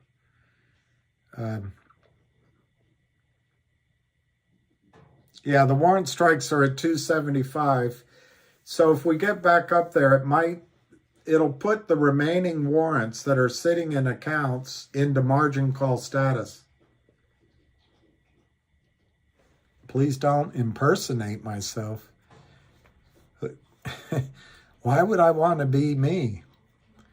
You want to be me? I don't know, D. Croteau. I've been watching DBMM, and I do remember Karnak the Magnificent. We all need to go through life with a sidekick. DBMM, there's just 3 things I like about DBMM. One, I like the CEO. Her name is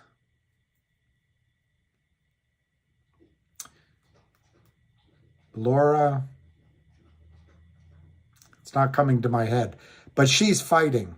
And I think she's fighting as much as any other CEO. Her name, it's a different word. It's like executive partner or something. But anyway, I think she's top notch. 2, I have never met her. 2, I heard there's 8 billion shares short. And 3, it's the Crames. And apparently they bought back their note, and it's Alpine. I don't know what else you need to know.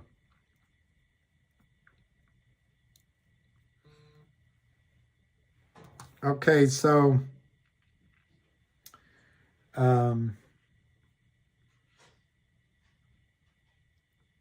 167 West Virginia. I haven't seen Puss in Boots, The Last Wish. I'll see. Apparently, hey, Skinny Whale, I bought it on E-Trade, but apparently you couldn't buy it for a while because it was Canadian. But I bought it on E-Trade. I didn't buy a lot. It's so, you can't buy a lot. Well, it's not true. You guys can all probably buy a heck of a lot.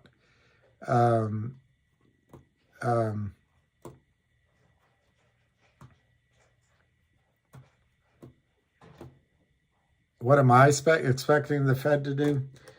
I went from, cockily, confident raising rates as soon as it's the end of the year. They're just doing this to get through the election. And then in the 3rd year of a presidential cycle, they want things to go well. So they're going to reverse or stop raising rates. So if you had asked me that question, even as recently as a month ago, I would have said they're going to stop raising rates. And part of me still feels that way because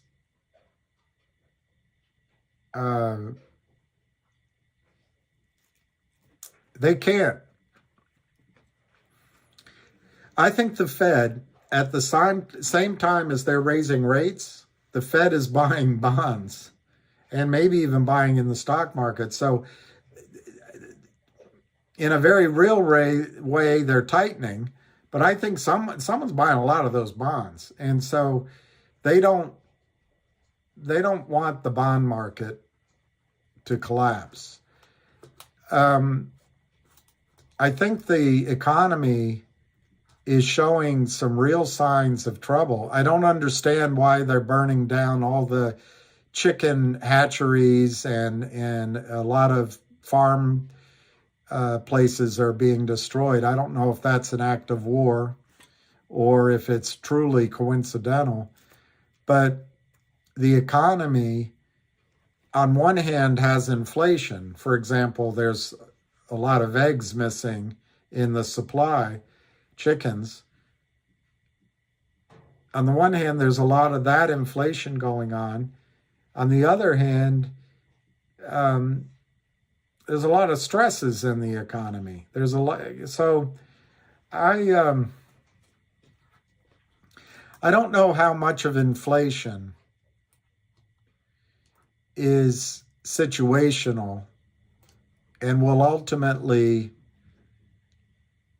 be reversed. But I don't have access to the Federal Reserve information. So it brings it, all I'm saying, it brings into my mind question about inflation. There's no doubt that it's high, but I'm seeing rent is going down. I don't know if home prices have collapsed yet, but they seem to be headed downward. There seems to be a lot of slowing in the economy. So that would give cover for the Fed to stop raising rates. Finally, though, offsetting all of that, when Paul Volcker was appointed by Jimmy Carter. Do you mean Jimmy Carter tightened the monetary policy, not Ronald Reagan? Do you think it was Jimmy Carter that got rid of restrictions on airfares and other industries? You mean Ronald Reagan benefited from policies Jimmy Carter put in place, but they blame Jimmy Carter? Anyway, Paul Volcker came in and he raised interest rates under Jimmy Carter. And Jimmy Carter said, do what's necessary. And of course, it cost Jimmy Carter part of the reason it cost Jimmy Carter the election. Also, the treasonous behavior of some of Ronald Reagan's people to talk to the Ayatollah to say, don't release the prisoners until I get in office. That's really something. But anyway, that got rid of Jimmy Carter. And for the rest of our lives, we can make fun of him and say, oh, he's a good ex-president. I happen to think he was a good president. Anyway, Ronald Reagan apparently, unless my memory's wrong, but as I remember, put pressure on the Fed to stop raising rates. And so Volcker did for a little while, and it kicked them in the butt. I don't remember the exact details as I'm talking to you. I don't know how long he did it.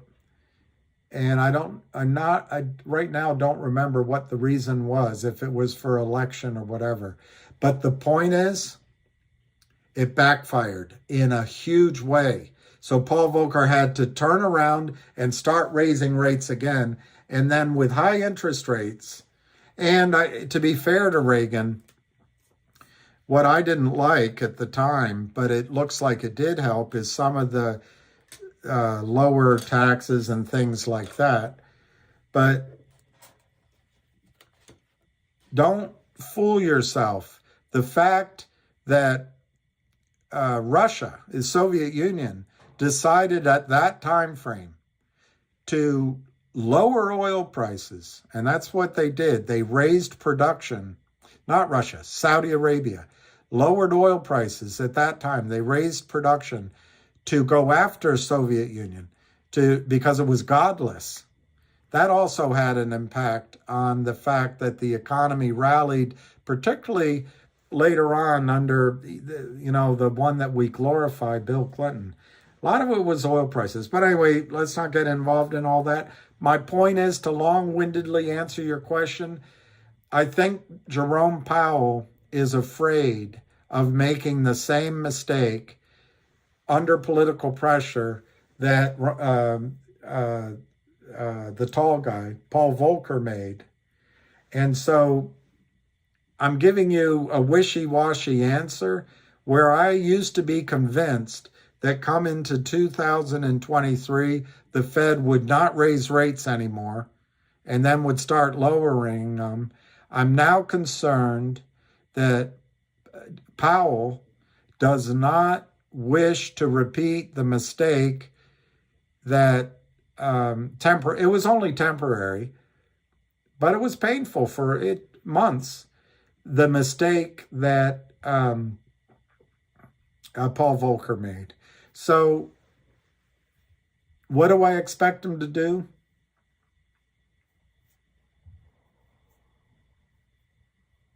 I'm going to maybe if the projection is that he's going to raise rates 50 basis points, maybe he only raises it 25 basis points.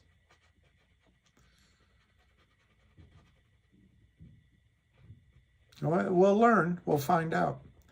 But I'm not because I do not think he wants to make the same mistake Volcker made.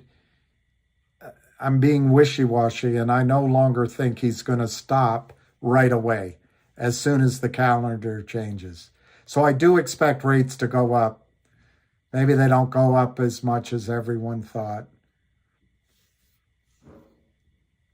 And maybe they go up one or two more times. But this year, I think he reverses and goes back down. Yes. Oh, they're expecting 25 basis points? Well, then that's what